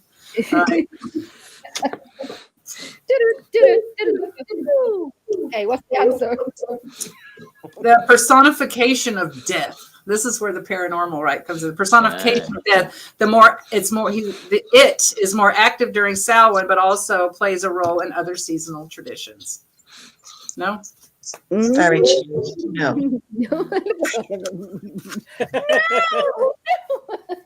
No, it's not. Is that not correct? I'm sure it is. None of us know. Oh my God, how am I going to pronounce this? I'll have to practice really quick. Okay, that was easy enough. Sound it out. We like to learn with phonics here in the United States. All right. What ancient Irish festival, here we go, celebrated around August 1, that should give you the hint, marks the beginning of harvest season? Jen. I could be totally wrong, and please don't laugh at me. Try. No answer is a wrong answer. Is it, oh no, actually it's going to be wrong because I'm thinking of the month. Oh no, it's going to be wrong is the wrong answer. What's the No, Jenny, it's not your birthday before Christ.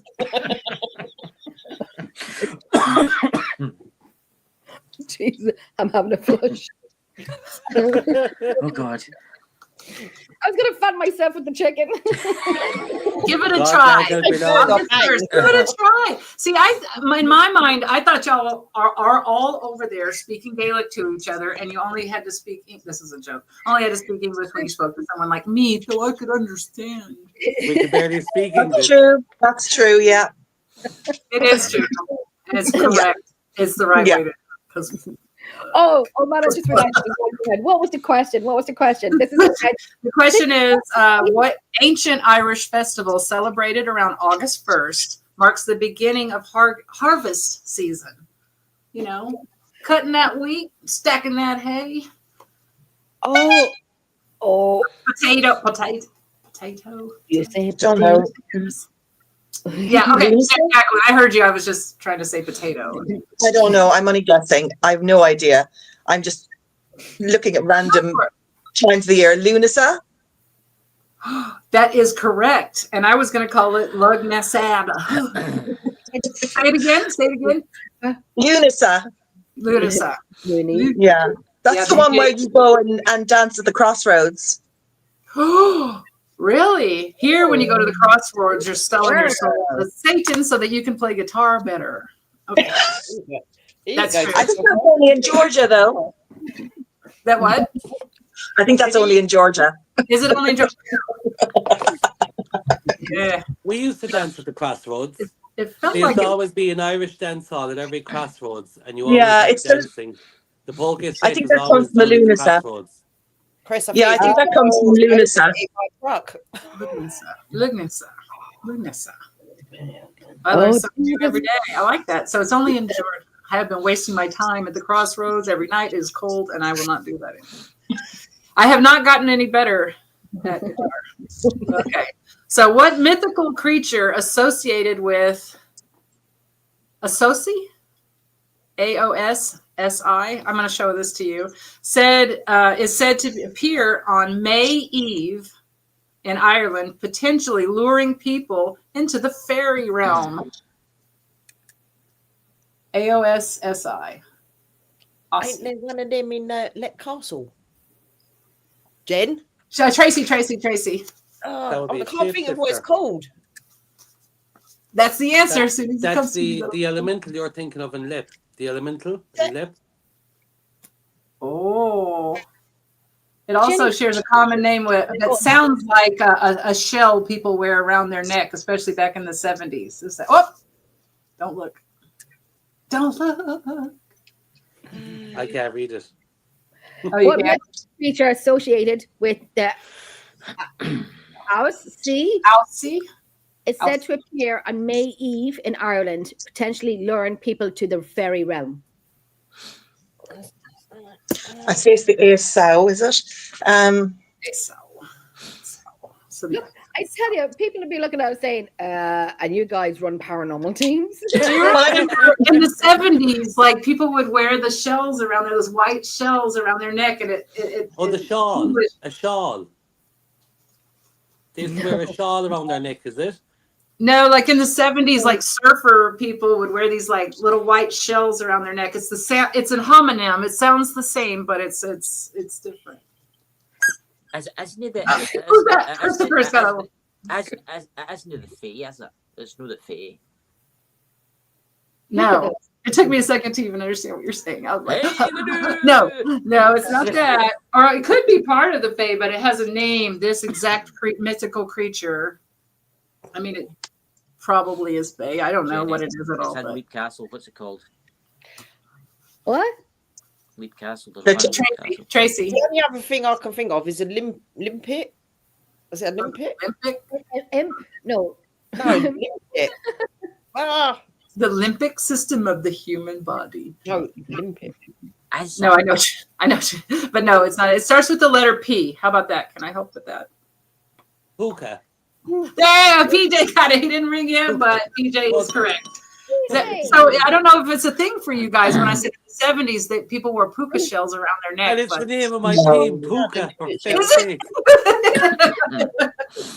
It's the name of my own team, Puca. Yes, and that's what I'm saying. People are looking at us thinking, you run paranormal teams, like what? And that doesn't mean you have to know everything in the world about everything. You know, if you asked me about traditions in the year 70 or in the 1600s from pilgrims, I wouldn't know shit. So that's what I'm doing to you guys. Having a good time. See, what's funny about me asking you these questions is I don't know what you're supposed to really know or not. And so these are genuine trivia questions that well, I don't know a lot, so I'll be honest, I don't know a lot. Well, then it was a good choice to come on a trivia show, PJ. And I was just listening to it. I was going to have a pint, actually. You should. We'll all sleep well tonight because our brains are burnt out. And we go to bed thinking to ourselves, we must read More. No. Reading's overrated. Well, what about, I mean, don't you sit around the fire and talk with your elders and hear about the old ways? Right. Yeah. Well, I tried to, but they keep running away when I sit down with them. Yeah, I understand that too. They're like, shut your mouth. You're too strange. You're too woke. COVID was the only thing that kept them near us. Okay, ooh, here's a good one. I heard someone say this word earlier, and so I'm going to go for this question. On the Isle of Man, what is the name of the winter festival? Here we go with these. You've got a lot of festivals over there. What is the name of the winter festival celebrated on January 6th, and how does it differ from the mainland Celtic traditions? We'll start with what's the holiday, and then we'll work on the second part of that question. Jacqueline actually said this word earlier. Said it. I did. No, Jacqueline said this earlier. Okay. What did you say, Jacqueline? What did you say? Oh, there was another question. She said it could be this, it could be that, and one of the things she was thinking of actually is the answer. Jacqueline! No pressure, Jacqueline.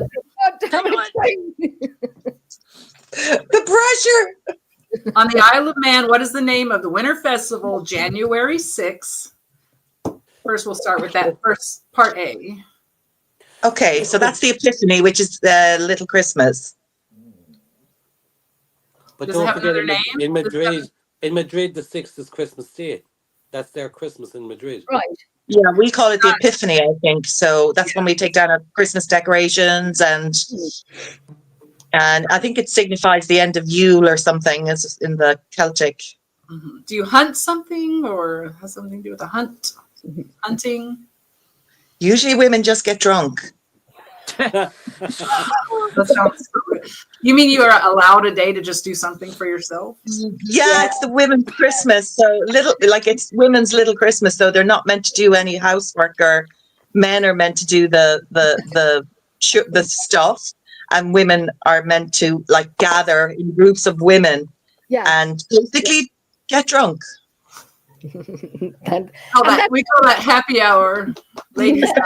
No, that sounds good. That you would have it, because in America we don't have a day that's like, hey, ladies, why don't you take a load off for a second? Yeah. 1 second, stop doing everything. We don't have that. So come here. You fought for equal rights. You wash the dishes. That's right. Knock yourself out. Knock yourself out, or I will knock you out. That's my line. I'll take care of that for you. Since I want me to do everything, I can also knock you out.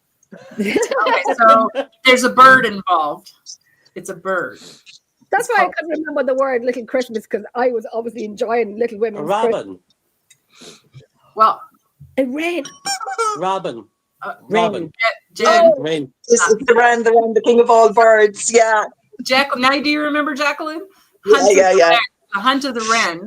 So I don't even know if I would have asked the second half of the question. How does it differ from mainland Celtic tradition? So the Hunt of the Wren on Isle of Man. Oh. What does everybody else do on that day? What, PJ? So the Hunt of the Wren, of course, they're dressing up, they're doing the Wren, whereas everybody else is celebrating the end of Christmas. So while one are celebrating a tradition of the Wren, the others are celebrating Little Christmas and the end of Christmas, Nulling the Man. Do they do something specific? Like, is there a dance or something that they do? Generally, they would have like a feast with the food and the dance to signify the end of Little Christmas. Do they Morris dance on the Isle of Man? They used to also have a bonfire at the end. Long traditions, long ago. I'll accept that answer. I accept that answer.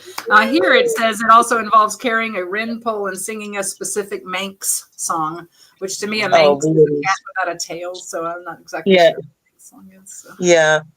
Unless they cut the tails off. I'm learning so much. I feel like this is just me like learning stuff. That's what this is. All right. Every day school day. Tomorrow. I know I will.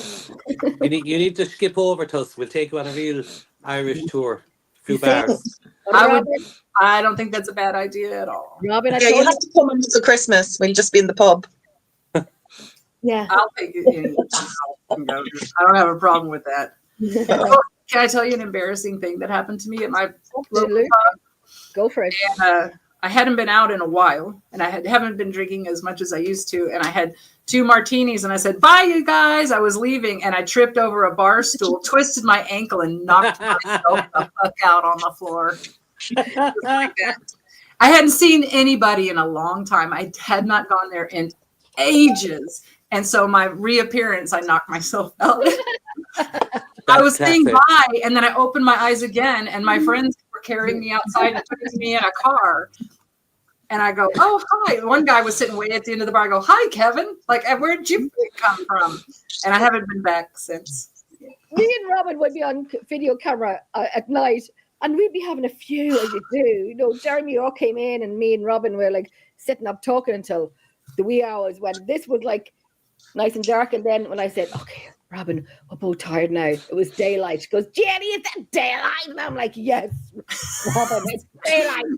That was like the first red flags going up the pole. It's like it's daylight. I'm still drinking Grand Marnier straight. Wondering why the bottle's stuck to the counter. Anyway, so we've moved past that. We've moved past that. That's a good thing, right? Healthy-ish, more healthy. All right, so here we go. Let's move on.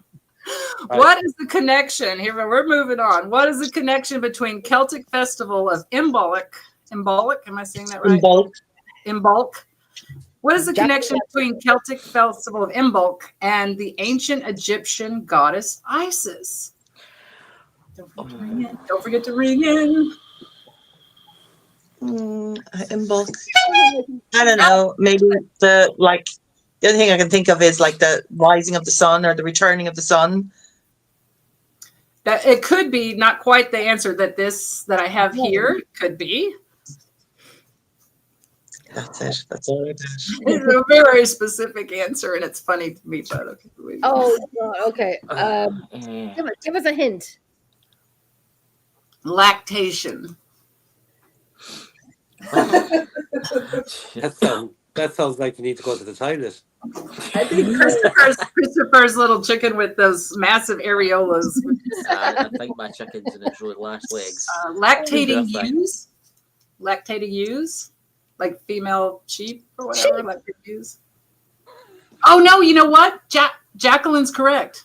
If I read the entire sentence, it's like 6 words. I just was like, nope. It actually says associated with lactating ewes and the return of light, fertility, the sun. We're going to give that point well to done, Jacqueline. Well done. Yes. There you go, girls. I tell you.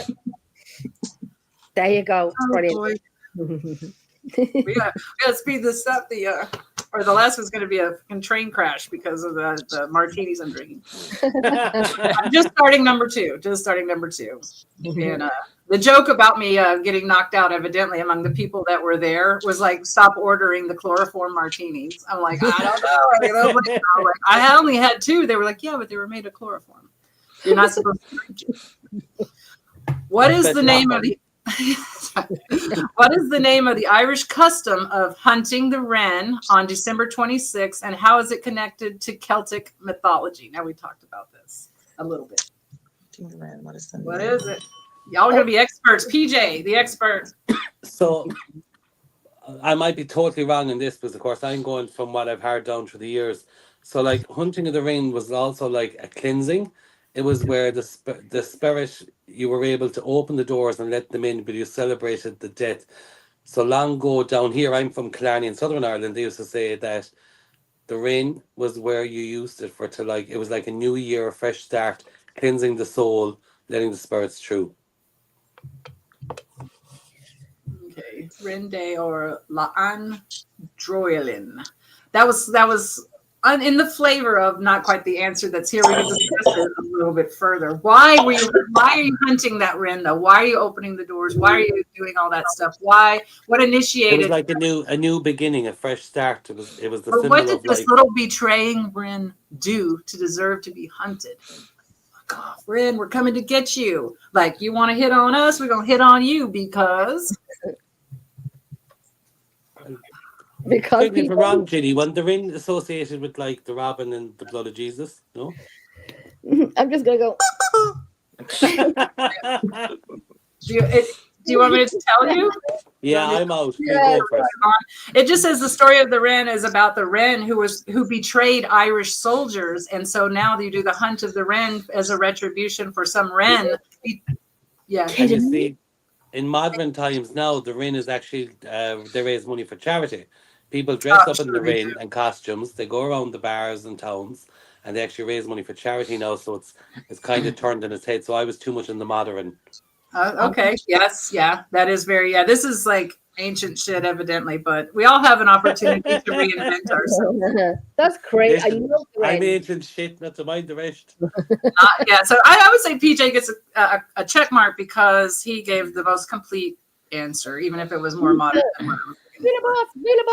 All right. It looks like for end of second round. This is last question, and then we can move on. You guys, we are over halfway through the questions just by thickness that I can tell about how thick the cards are. Oh god. Okay. Do we get it easier? Here we go. Thickness myself. Here we go. What is the significance of the Cailleach staff? I hope I'm saying that right. I'll show it to you so you can read it yourself. The Cailleach staff in Scottish Imbolc traditions, and how does it relate to weather divination? Ooh. Cailleach? Did I say that right? No. Yeah. In Scottish Imbolc traditions, and how does it relate to staff? Trying to stay still, but I'm wrong. All of us are just like so quiet, so peaceful. I ken it, but I forgot. That's terrible. I'm going to get deported out of my country tomorrow. I have no idea. All I know is Imbolc is spring, and the only thing I can think of is that it may be to do with planting season. Good weather for planting. I have no idea beyond that. Okay, you're getting tumbleweeds from me. Christopher's wheels are still turning. PJ's saying no. The cogs aren't even turning for me. Okay. The Cailleach staff is said to freeze the ground. If the weather is good on Imbolc, she is out gathering firewood for a longer winter. Does that sound at all familiar? Yeah. The staff. Oh, yeah, because it's like, yeah, it does. Look. All right, into round two. Who needs to go smoke? What needs to happen? Anybody have to go pee? Now is the time to take a couple minutes break. Yep, and we might be able to continue Pee our. See you. I think I can't continue without alcohol. Yeah. You should just keep the bottle on the table. That's what I do. Oh yeah, that's the drinks trolley. Oh, what's going on with my Y'all are gonna hate me on the final bonus round. But we have one more round, a third round coming up. So. A regular, significantly more challenging. Yep. So what part of New York are you from? I moved to upstate New York. I'm at the base of the Adirondack Mountains, about an hour and a half drive north of New York City. Yep. And so I'm only 30 minutes from Massachusetts. I'm very close to Vermont. 3 hours from Montreal. Like if you kept driving north from my house, I would 3 hours to Montreal. My family are over near Newark. Oh, okay. So they're in Newark, New Jersey. I have been there.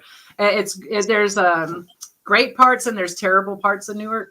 Personally, I consider kind of a dirty city. It's dirty. Well, to be honest, I just came back. I did last 7 weeks ago. I did Route 66. So I drove from Chicago all the way over to Santa Monica Pier. Oh wow! Holy moly, that's a drive, bro. Yeah. But it was an amazing trip. Like especially, did you ever hear Gallico Ghost Town? Nope. Or did you ever hear Chloride? Chloride.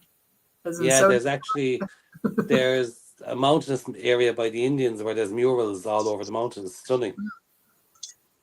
And of course, yes, I have. Yeah, I did. And then, of course, I went to, I can never pronounce it right, Juliet Jail. Joliet, yeah. Yeah, Juliet Jail. I don't know. But it was, overall, anyway, it was an amazing trip. Amazing. Yeah. Did you have that feeling of like I was saying earlier, that we think 100 years is a long time and you think 100 miles is a long way? Did you have that feeling like it's like, how much longer do we have to drive? Well, no, because I suppose we were in the mode of like, we gave ourselves 2 weeks. So every day Oh, was like okay. check in, check out, check in, check out. But Yeah. like one moment you're in, you could be, we'll say like that in Chicago in a city. The next moment you're in an abandoned town with like a shop, a grocery, Mhm. and the mountains. So it was so much different. Everywhere you went was different. Yes. Yeah, it's this extremely dynamic landscape. You can find almost anything. And of in the course, United we States. were mixing between the old Route 66, because if you take the motorway now, you miss it all. So we wanted to get the authentic stuff, but an amazing place. Like Did you Juliet, see I'll the never forget the Juliet. Cadillacs, the cars? Yeah, Cadillac Ranch, brilliant. Yeah, it's strange, but it's like, okay. And the same with is a bottle ranch. We went to the glass bottle ranch, Mhm. and my God, if they put some work into that, when the sunshine comes through and all the bottles are glaring. Yeah.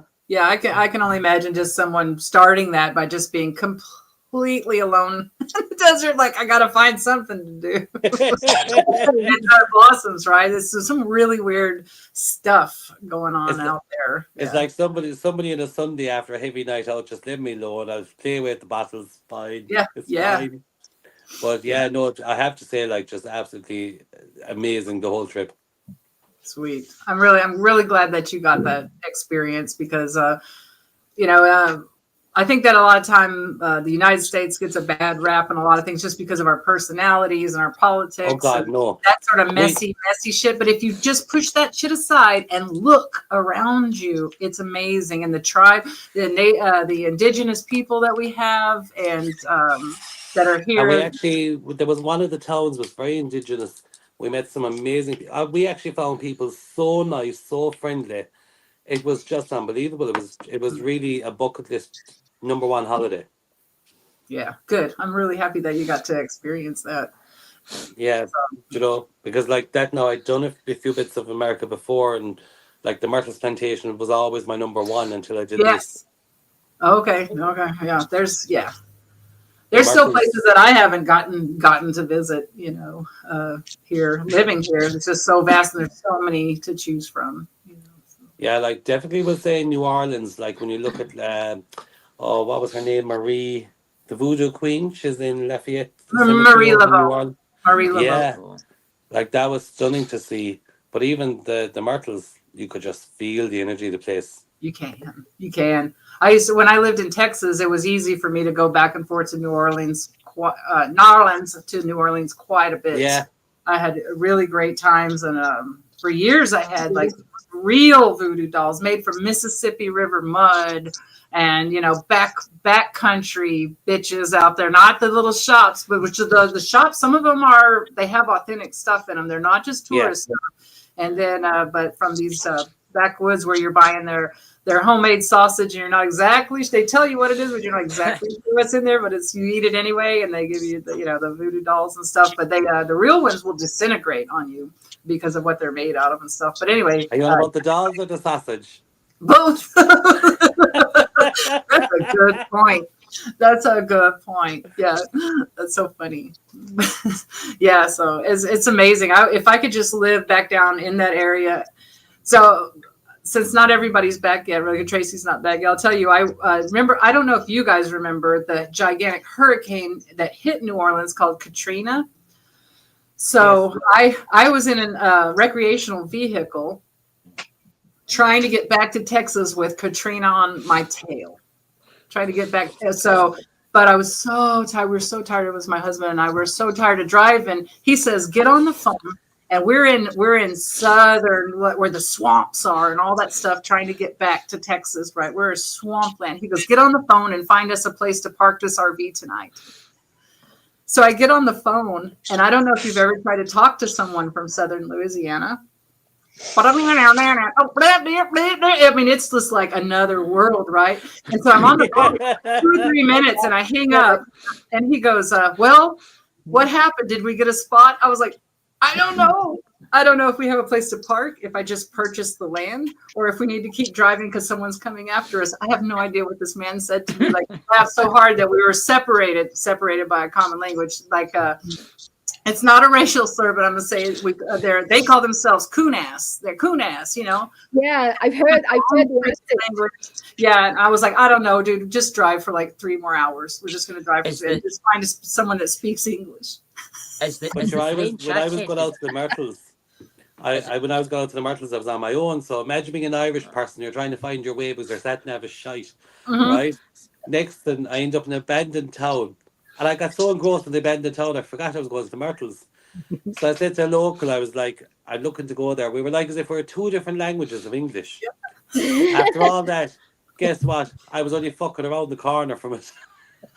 The Myrtles was only like 5 minutes around the corner. Yes, yeah, you're like, I have no idea. They're like, it took an hour of a conversation to realise there was only 5 minutes around the corner. Yes. My bog accent didn't really help. the Killarney accent. It's taken years of training for me to understand this whole thing right now. Oh Lord, where's my chicken? Hold on. Let's go. Yes, everybody get your chickens ready. Tracy, don't go to sleep. Get your red box ready.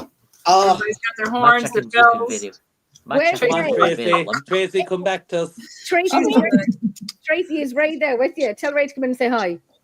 No, he's in there when it's time. Tracy's saying like no. Round 3 before the final bonus round. I could have called it 4, but I didn't. I called it the bonus round. Okay, not the boneless. The bonus. This is all that's here for this 3rd round, and it is a significantly more challenging. So I know you guys are excited to hear that. It's focusing still on regional variations. Well, right now I'm on unlucky 13. 13 is what I have. 13 is a lucky number because 13 is all about women. And everybody said 13's unlucky. It's because women run on a 13. Okay? So it's just another way to oppress the woman. So all right, here we go. It's true. I won't go into it because I'm very passionate about it. Robyn, before that, Christopher gives a wee squeak of your chicken. Okay, hi, beep. He's like, his chicken's going, my nipples hurt, and yours goes, oh, right. There you go. So the high chicken is bigger than my chicken. Yeah, your chicken, Christopher. I'm going to be dreaming about it. I'm going to be like, that chicken's nipples. Oh my God, your belly button. I'm so upset right now. Take a picture and send it to Robyn. She'll have it as a profile picture tomorrow. Like if you kind of put it close up, it looks like a strange face, but you're like, oh no, that's chicken area. Baby. Where's the face? Is that the front? No, where's the front? I don't know. Did you buy that on Temu or? No, it's in the dog's basket. Ginny, I have no words right now. I have no words, Ginny. I tell you, listen, that chicken looked like it's been choked many times. It's a little tired. I'll tell you something. I had to wrestle this off of my border collie for this. Yeah. It is so bad to hear you keep talking about choking the chicken. I know. He wrestles them as well. So we've got 2 points. He's a little. He doesn't get 2 points. Mistress, that's cheating. Going downhill. Wrestling, a little choking. But it's all in the spirit of tenderizing that chicken. Look, I'm lucky to know Jenny. Nobody likes. He's going to teach me the ways of the rubber chicken. What? It sounds like karate. You're like one. Choke. Jenny's choked her many a time. Happy Christmas, everybody. Jesus Almighty. We're going. Okay, that's a good point. I don't know where is my. You just got me looking at that. You know what? It's not often that I'm stuck for words. It's not often that I'm quiet. But you got me, Chris. You got me. 2024, you got me. You guys brought the chickens. You gotta expect the rest. Are you ready for some significantly harder questions? Oh, absolutely. I'm just messing with your mind now, bro. Okay. There's not a whole pile to mess with. Consider it messed. Then here we go. What is the name of the Welsh Harvest Festival? Here we go with more festivals. You people. Traditionally celebrated on Sunday nearest to the autumn equinox. And what unique ritual is associated with it? Oh my gosh! If you can do this in Gaelic, I'd be happy, but if you can say it in English, that's also fine. I feel like Jacqueline knows this. No. Jen. What was the question again? What Welsh Harvest Festival traditionally celebrated on the Sunday nearest to autumn equinox? What is the Welsh Harvest Festival? Autumn equinox. I look like I'm thinking. I'm not really. There's tumbleweeds going through. Oh. Christopher looks like he's... No, I don't know. I'm just waving my chicken a bit. Oh, you had my attention. Oh, see? You get excited over my rubber chicken. I did. I was waiting. Yeah. Oh, Lordy. This gives me time to sound out these Celtic words. What do you have, PJ? No, I was saying, Tracy, does she have anything? Yeah, Liam Neeson on the telly.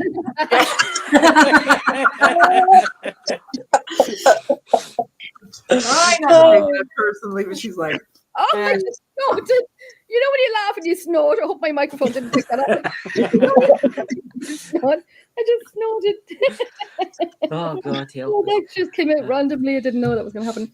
But well, so this autumn equinox Welsh Harvest Festival, it has an actual, a unique ritual associated with it.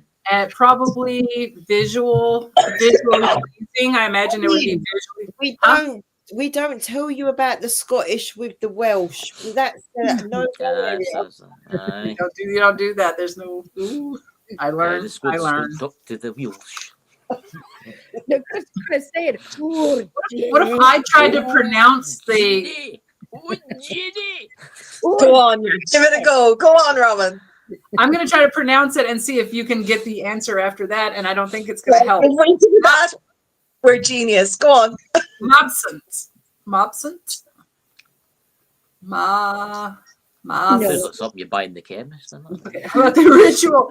Okay, here the ritual is called that. That's the my pronunciation of the festival, and then the ritual is Canhowcorf. Canhowcorf. Sounds very painful. Spell it out. Spell it out. Spell it. Me and PJ with the pens. Ready to go.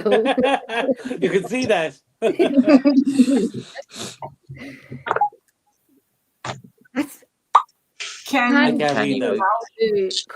Oh no!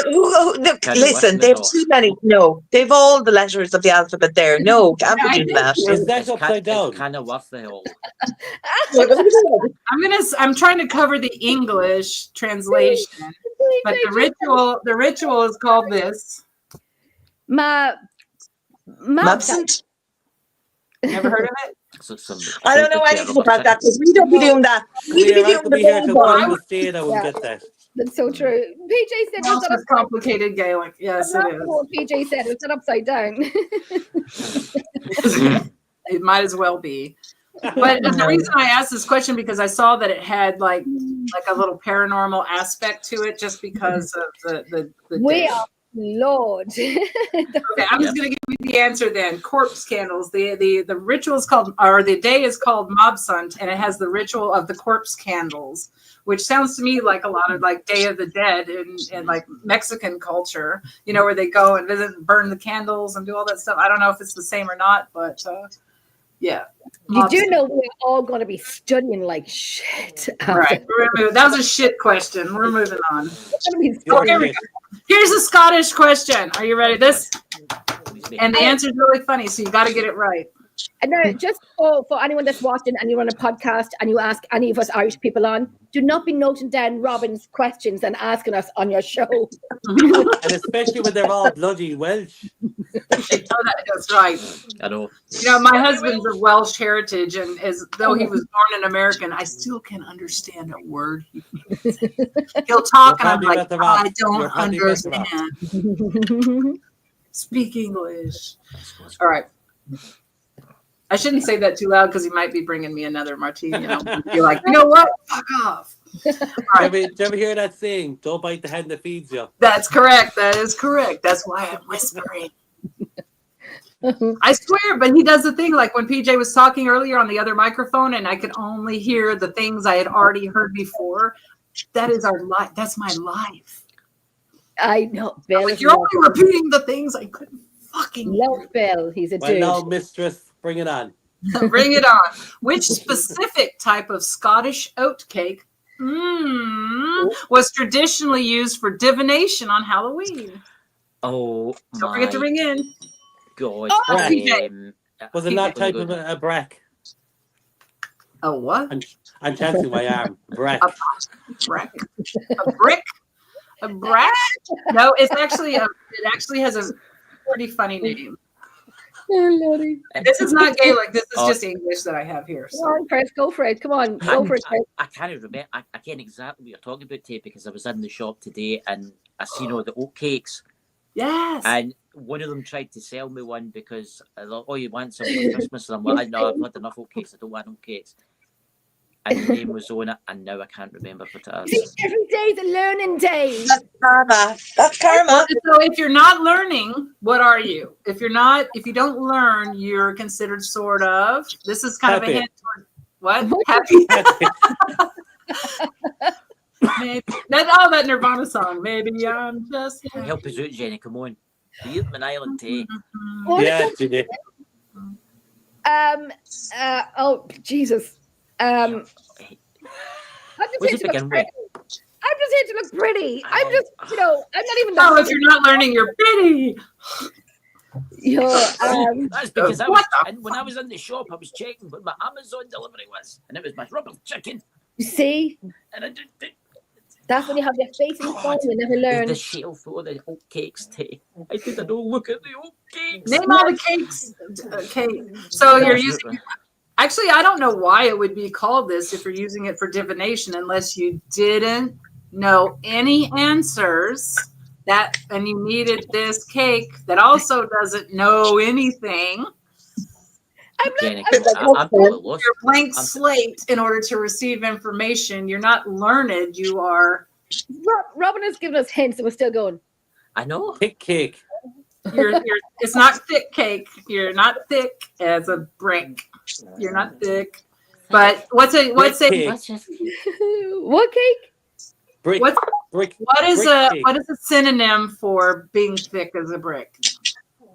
Something what's a synonym? A synonym for thick as a brick.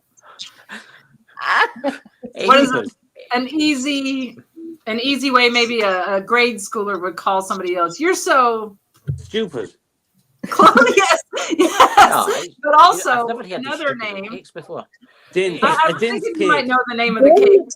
It's not called stupid cake. It's called Dins. Close. I love this. Keep going, gents. You're so. You're so. You're not smart. You're thick. Stupid.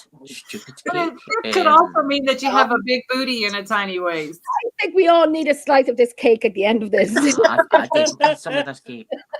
I say it's a bloody space cake. Dumb cake. Dumb cake. I don't know if that's right or not. That's why these are so funny, because I look this shit up, but how do I know?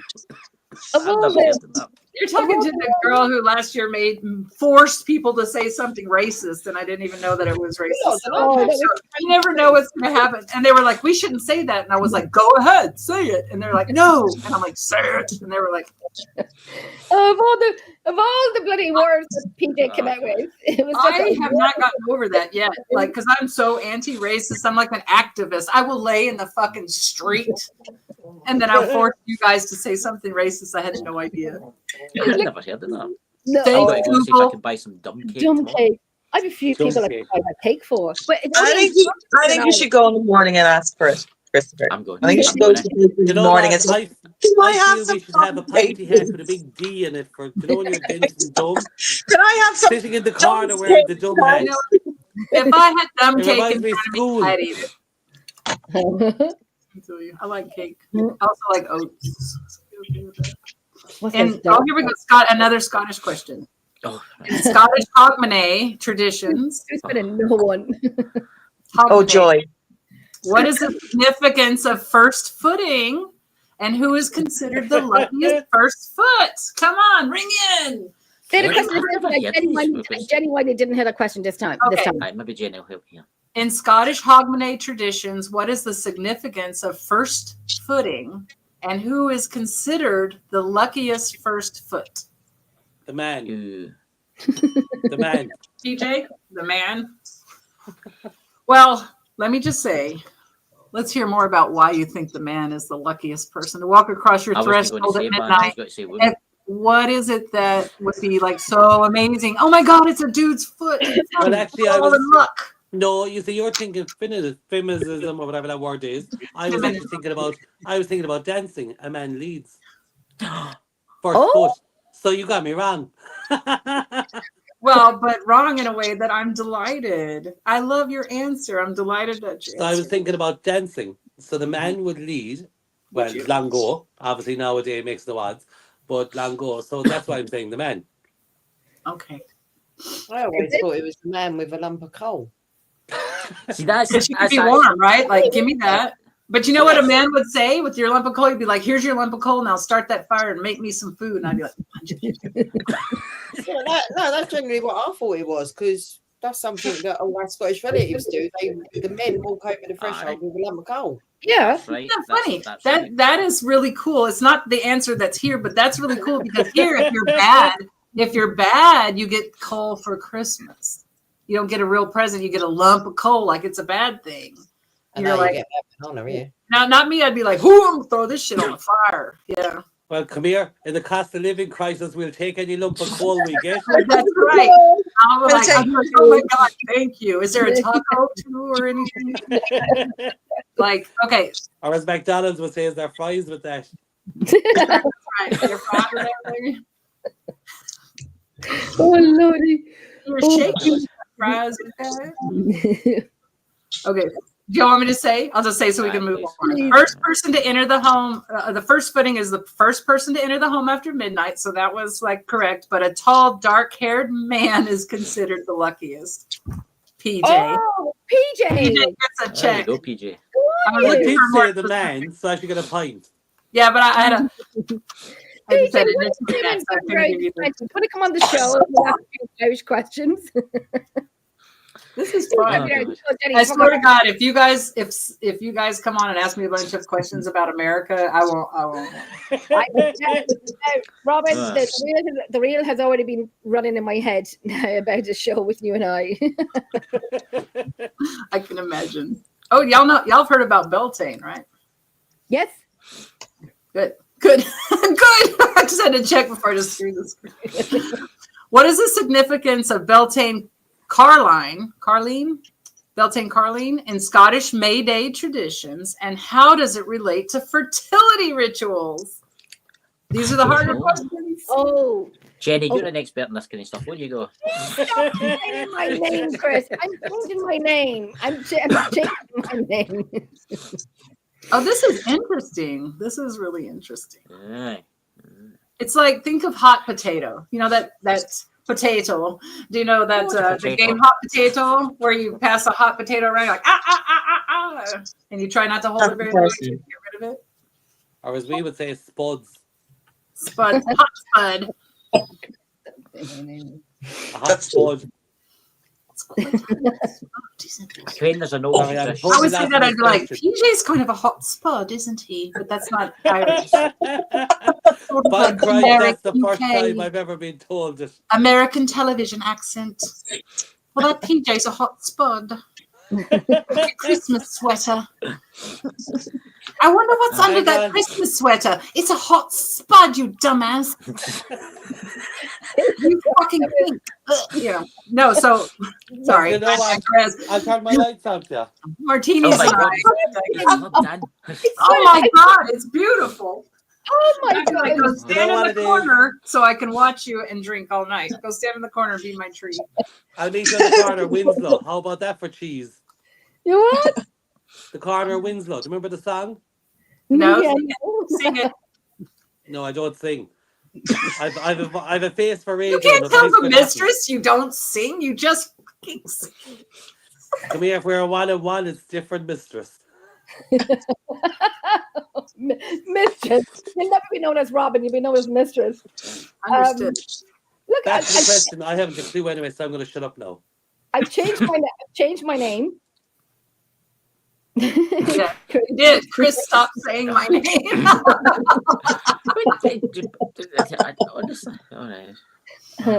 All right. Jenny's the expert in all things fertility. That's what I was trying to say. That's what I was just trying to say. Yay. There used to be a goddess of fertility. What was her name? It was I won't say Aphrodite. There was a goddess. What was her name? Because there was actually a statue here in Kerry for the goddess of fertility, but some money grabbers actually stole her in the middle of the night. Oh, the Sheila na gig. What was it? Is it the Sheila na gig? I think so. It was actually in the town called Rathmore. There used to be a statue there for the goddess of fertility. I still don't know the answers to the question, though. The Sheila na gig that they took is in the British Museum, but in the storage. There's a campaign to get her back. Are you bloody kidding me? Yeah, because they actually sculpted. Yeah, there's a campaign at the moment trying to get her released from the British Museum. Yeah.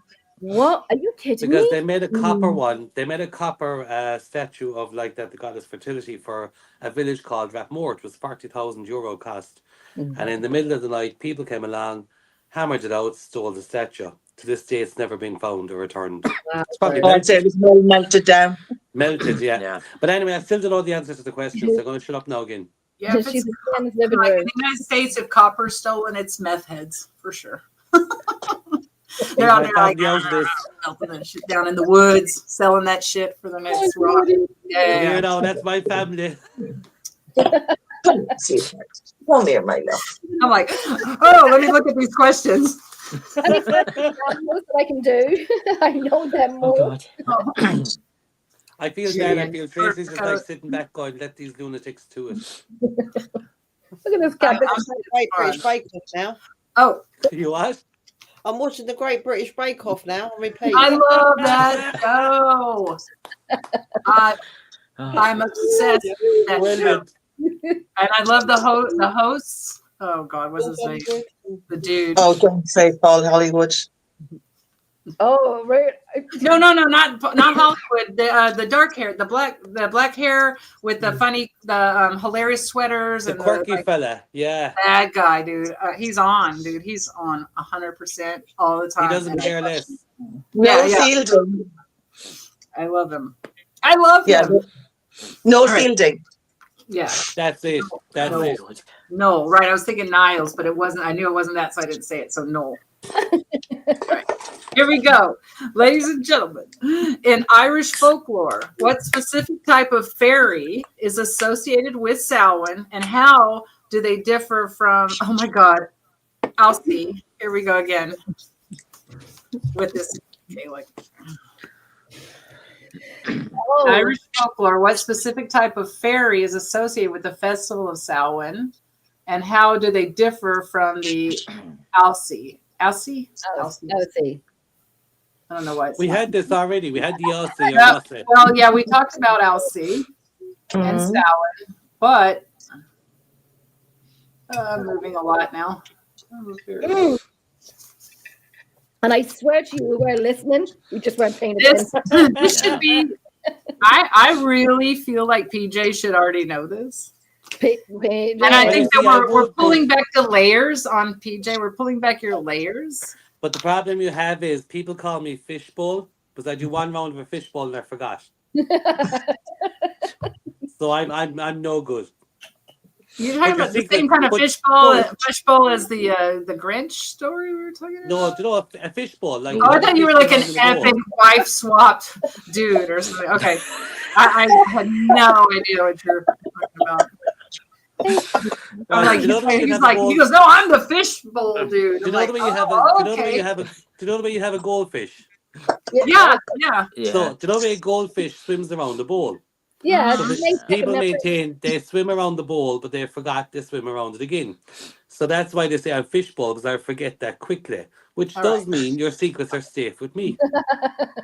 Okay, Wait, so I I got just- secrets. My secrets may be safe from you, but that is a modern wives' tale because they actually do have a memory, and the only reason they're swimming in circles is because they're bored and their tank is too small. There you go. All right. I just got roasted. Can't say. Oh, I'm on it now. PJ, like you're in my focus. You're like in my focus, and that is sometimes a great place to be, and sometimes a not so great place to be. But right now, It's okay. it's a great place to be. I've taken my punishment. In Texas, we would say, "I've taken a liking to you." Who's mine now, boy? So here we go. Right. Okay. Listen carefully and think of Irish folklore, specific type of fairy associated with the festival of Samhain. First of all, I'm laughing because I don't know. so what I'm looking for is we talked about this thing earlier. It's a shape-shifting trickster, more active. Yeah, like the elemental. Right. Which we came to the conclusion should be very familiar to you, in particular, PJ. Like the puca. Like the fucking puca. Yeah, puca. That's why I was like, he's got to know this one. It's the bloody name of the team. Puca, puca, puca. Right, check mark, PJ. I just dropped my chicken. Hold on. Pick up your chicken.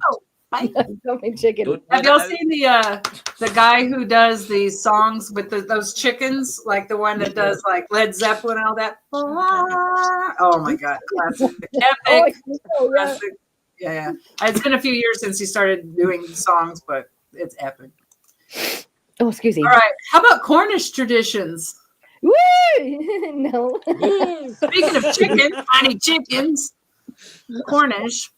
What is Allantide? What in the world is Allantide, and how does it differ from other Celtic apple festivals? Don't I answer me. have my chicken ready, like I said. Say what it is, and I don't. Say what Allantide is. That's the first question, really. All right, Christopher. Is it a cider? What, baby? What is the Allantide tradition, though? It could be a cider. Is it crushing apples? Is that like a thing where everybody gets together to crush the apples? Like all the farmers, it's like a thing. It's like at the weekend to hold it. Well, you had that with it's a festival and it's like apples. So what I'm going to say is it's celebrated on October 31st. It involves divination with suspended apples. So that's part of the paranormal thing. So bobbing for apples. Sort of like bobbing for apples, but it says suspended apples, which makes me think of pendulums, and I think that would be pretty interesting because you always accuse people of holding the pendulum like you could be micro moving and you don't know, and it's moving stuff around. But if you just suspended an apple and said, "Swing it, baby." As a kid, we used to have apples hanging from the ceiling. We would have to bite into them to try to get the bite out the apple to win the game. But I can't remember what the fucking name was. What did you define from that? What did we do? What did you learn? What did you learn from that? I have big teeth. No, you've learned. Next year, you'll see it live from Pucavogue Paranormal and Emerald Isle doing an experiment of bobbing apples and see what happens on an experiment and alive. Yeah. See what happens. Like divine, give me a message, and I'm sure that you. I totally am just in a major imagination vision. Being a cat, and they're like, "I want to get the apple. Send PJ in." He's like, "He's got big teeth." He's like, "Stand back, everybody! I got this shit." It's all me now, bro. I don't know what the name of it was. I can't remember. Snap apple, we used to call it.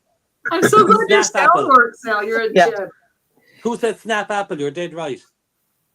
You're dead right. Jacqueline, is it? Okay, check mark. You're spot on. It was called snap apple. Snap apple. It seems really hard to hang them from the ceiling, though. I wonder how that was accomplished without damaging your ceiling. Home text. What? A thumbtack is what holds the rope. Oh, a thumbtack. That was one of those separation by a common language. I was like, what? That's my bog accent. Thumbtack. I'll translate. Are you getting tongue-tied? I'm going to call him a thumbtack from now on, dude. It's a pin. I'll translate for PJs. It's like I had to use like 4 thumbtacks to get this shit on the wall. Thumbtacks. You did. I like that. Yeah, I like being an international. Like, okay. Here we go. So we're getting back to I'm getting very familiar with the holidays here because these questions are about some of the similar holidays. Because we're not. I'm glad someone is because we're not. Right. I'm gonna come fly over there one day and someone's gonna ask a question. I'll be like, bros, I got this. You're never going to. But then ask me about me. I'm like, I don't know who my granddad was. Right? That's not true. In Irish folklore, what supernatural phenomenon is said to occur at holy wells on Imbolc, St. Bridget's Day? Miracles, healing. PJ. Miracles and healing. Thank God it's a day. That healing is half of that. Healing is half of that. The other half of is what Jesus is one of his major miracles talents was. What was one of his major talents at weddings? It was a miracle of healing at the well. It's like so you check mark for that. Who was the next person that read it? There's a well near us called Tubber Well. It's a healing well. People regained their sight who were blind. It was called the miracle of Jesus, like that turning the wine into water. And it was a miracle of the healing of the well. Oh my God, what a complete answer. Ding dong. PJ, respect for that. But did everybody else know it was turning water into wine? I've said it, but no one heard me saying it. Okay. Speak up, Ginny. It's the only thing that I know is that he turned water into wine. And you were listening. I have done it many times. Okay. That was actually the wedding. I don't want to be sacrilegious. Where was the wedding? Ginny, some wedding Jesus was at. They were like, "Oh my God, this is in the Bible, written by man." Somewhere, don't pin me down on it, but it was like, "Oh my God, we're out of wine," and he was like, "No problemo." Just double checking though, mistress. Did I get a pint there? You can have a pint. You may have a drink of a sip of your pint. Oh, a point. Did I get a pint? A point. Yes, you get a point. I know you said a pint. And I'll have a sip of vodka then to match it. A sip. You got. I really need a text. Hold on. I'm gonna need another martini over here. Go for it, girl. PJ, what was your question? You're gonna test my knowledge. I'm on 16. What was the wedding where Jesus turned the water into wine? The wedding. The best wedding. Come on, think about it. The wedding at we all grew up with this. You know this, Jenny. Come on. We all grew up with this. The wedding at. What? The wedding of the Virgin Mary and Joseph. No. Oh, no. A shotgun. The pressure. I mean, people are screaming at me and really. Oh, listen, Jenny. I wouldn't worry about it, Jenny. I didn't get any Scottish ones, right? Well, I'm at 16 pints. Nancy, there's no answer. Is that the answer? I wouldn't know that. Is that the answer? You know this, Jenny. You know this. Come on. Jacqueline even knows this. Am I right, Jacqueline? You know this. We grew up with all this. I don't know. The wedding at... I look like... Jacqueline, put her out of her misery. Canaan. There you go. Oh, really? Canaan? Jenny, now, do you get it? Canaan. No wonder there was fighting and shit because they were all drunk. Right, I still don't look like I don't know. Yeah, you say Cain and I say Cana, but then again, that's my spelling. Cain. Yeah, we call him Cain and Abel, right? Is Cain and Abel or a different Canaan? For fuck's sake. The wedding, we say Cana, but the wedding of Canaan. Same thing. It could be Canaan. Now I know it. I will say, listen, thank you very much for joining us tonight. I'm going to bed. Good night. And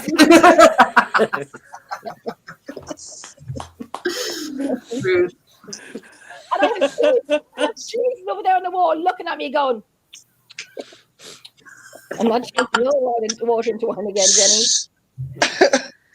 You're on water for the Christmas because you're getting none changed.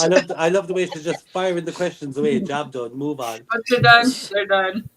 Now we're moving from Ireland back to Scotland because I was hyper-focused. Oh, Chris. Again, folklore, history. What spectral entity, paranormal, in Scottish folklore, what spectral entity is said to wash the blood-stained clothes of those about to die, often seen near streams on Samhain? Oh, Jesus, Chris. I take that. Not Jesus. It wasn't Jesus. Jesus was a twin. I learned that today. Really? I didn't get that. Was he? He's one of the twin. Spectral. Was it a woman? Was it a banshee type woman? Banshee. She might have been pissed. I would have been pissed if I was her. But was she right. But she might have been angry. I would have been fucking. Was she like a hag type witch? If she did this enough, she probably looked like a hag. Entity, a strange entity. What's the question? Yeah, to wash the blood-stained clothes of those about to die. Surprise! Your clothes are full of blood. You might be dying. I've never heard of these questions before. I don't know where you're finding it. Give me that. Honestly, I'd hate that pressure, Chris. I'd hate that pressure. Fair play to you. Go on, keep going. You're keeping doing great. I'm giving heads, though. Oh my goodness, you're about to die, but I'm going to make you look so pretty. Oh, like there with your mouth. Honestly, I've only heard the I'm going to let my dog to the toilet while you're debating that one out. I've heard a hag entity woman type banshee that would warn people about their deaths. Yeah, that's a banshee. That's right. Well, I mean, which is banshee, which is like woman fairy. It's like of the she. That's right. But man is woman. The Scottish name. I can't remember the Scottish name for it. Yeah, can't help you there, buddy. I think you actually deserve a check mark for that because you were the closest to come to the Ben Nye. Is what I'm going to call it. The Ben Nye, the washer woman. Ben Nye, the washer woman. Okay. Go on, the Chris. I see PJ. PJ sitting there. I can see him go. 1, 2, 3, 4, 5, 6, 7, 8, 9. Well, actually, do you know now she says that word Ben Nye, whatever it was? I actually did hear that. You what? I'd heard that, but I have no idea what it meant. The Ben Nye. She washes the bloodstained clothes of those about to die, and they have no clue, but they have been probably stabbed. I'm gonna guess. You see, all that kept coming into my head was the Shroud of Turin. Remember that years ago? Yeah. Yes. Oh, I do know. Yeah, I have heard the word before. Like with PJ, I didn't know who she was. But that's what I said. Like, it's okay, Ginny. Welcome back to the room, Ginny. Yes. Again. I love how he said welcome back to the room and then it's not even the words that are delayed, it's my memory, my mind that's delayed. It's my hearing that's delayed. So, and 3, 2, 1 back in the room. You're a bad lad, the whole lot of it. You're a bad lad.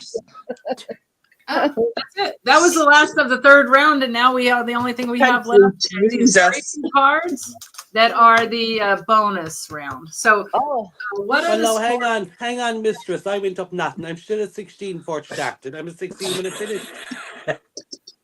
I got screwed. Say all of that screwed. You got screwed? Yeah, still at 16. Well, as a mistress, I'm just going to say, well, too bad. Okay, so my question is, I don't know how you got screwed, but if you deserve a check mark, you give it to yourself up here. No, that's cheating. I can't do it. Ginny does the cheating. I won't. But... Okay, keep it in your hearts. Keep it in your sweater. You know what I'm saying? So where are we at with the scores? Who's got what? Well, I'm at 16 still. Do some counting, but after that whole 12 days of Christmas, 364 Christmas, I don't trust any of your math skills. You see, look, I kept mine as I went along. 16. Okay. All mine are there. Okay. And I have 15. Oh, okay. Jacqueline, have you been keeping your score? You've gotten a lot right. And no, Jenny's keeping the score. I don't do the score. Tracy, I got it up here, which is sad to say. I'm like, if I can keep it in here, it's a problem. We have New 50 gigantic martini delivered. Cheers. These questions are very specific. Okay, these questions Can I have a 1 second? Let me go to the bathroom break quick. Oh yeah. We'll do the break. I forgot about break. I don't breathe, urinate, or smoke. Yeah? So. How long can you hold it for? How long you got? When you see my face change, just don't make me laugh, sneeze, cough. Go down to bed, baby. Go down. One time I asked my neurologist because my neck hurt. I said, "Does a pinched nerve make you pee a little bit?" And he goes, "No," because I was talking about my neck, and it was the most embarrassing thing. I was like, "So my neck hurts really bad. Would that make me pee a little bit?" And he goes, "No." But I think it does. And so I was like, okay, it was nice to see you. Here's your $125. I gotta go. $125.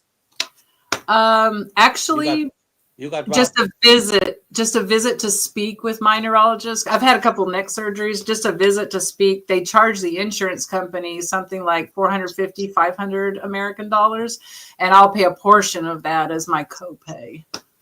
But could they not just say, go to a bar, talk to a friend, and you charge a drink to them? It sucks here. It sucks here. Yep. It does. Even dental, for instance, I pay for dental insurance every 2 weeks with a paycheck. Well, my husband does with a paycheck, and then just to have the insurance, and then they only give you $1,000 for all if you have a cavity or you need a crown or anything like that in your mouth, and it's easily eaten up very quickly by a couple, 2-3 trips in a year. You get a cleaning for free though, and they're like, "You're welcome." Well, I went to the dentist a few weeks ago. My cleaning is free anyway, right? But when there's a problem with one, I just say, pull it. Just pull it, be done. It's not going to cost me anymore. It's at the back of my mouth. No one's going to see it. Yeah, the way back. Yeah. Yeah, it's still healing with about 2 weeks. But I have a fat face anyway, so they won't see the swelling. Right.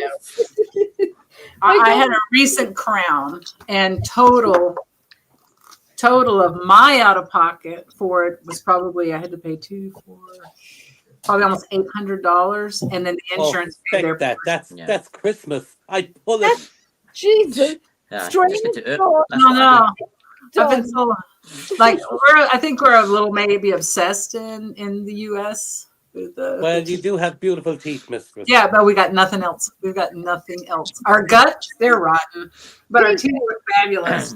PJ, well, there's a saying we'd have, all fur coat, but I won't finish it. PJ, you're laughing. You're laughing at that one. What did you say? All fur coat, but I won't finish it.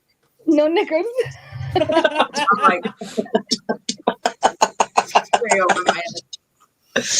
Yeah. Oh, Jesus Lord. Oh, my daughter wanted to be a dentist, and I'm like, she wanted to be a pilot, and I'm like, no, okay. I'd rather her be a pilot. You get more free trips. Well, you see, I could sit up in the cockpit and so on, but then she wants to be a dentist, and then it's like free dentures. So she's on you to for the turkey teeth. Listen, I'll buy you false teeth. Get her to be a pilot. Yeah, pilot is the thing. Although, pilots have a great life. Brilliant. I have a couple of friends who are pilots, and they have a wild and great life. Well, you see, that's the thing, because I say, like, I'm putting this into, I'm not putting it onto her because I'm afraid to fly. But, maybe I'm just saying, you're not getting on a plane. Even when even when my daughter goes flying with her dad, I take a Xanax, even though I'm not flying, but I take a Xanax, so I don't know. Do you remember here in, was it the Black Witch Cove? I might be wrong now. But you remember she warned people not to get on flights for 9/11? Yes, I do. And they didn't get on the flight, and that was actually one of the flights that was hijacked. Do you remember that? Yeah, I certainly do. I was going to say I certainly do. I'm highly interested in that because I have started hearing at upstate New York. Let me tell you, I was shocked moving from south from Texas up here, we all were affected by 9/11. But when you moved to New York, I started meeting people. There is not one person I have met that didn't have a brother, sister, uncle, whoever, either working there, flying on the plane, everybody's a fucking first responder. Who's gone missing? I'm telling you, like it's a shocking thing, and I would love to dig into it deeper sometime. Maybe if we had a talk, or we had a chance to talk about this person that you're talking about with the don't get on the planes and that sort of thing. I'm pretty interested there. And actually, there's a piece. Because I was in 9/11 when I was in New York, or in the building, sorry, the Trade Center. But there's actually another piece of it in New Orleans at the Military Museum. Here. Good. I'm glad. It's shocking. And here I'm 20 minutes away from the Capitol. There's a huge state-run museum, and it has a full fire truck that got crushed in there. You know, there's all the memorabilia, everything. They found the personal items. And at first you're like, oh, I'm just going to the museum, and you get in there and you start looking around, and I mean, it hits. Especially for more empathetic people, empaths, man, it just, you're like, I actually have to stop and cut myself off from feeling, because I'm about to collapse. That's how I felt. I felt like I couldn't breathe. But the other thing is, it's so silent down there, you can really feel the energy.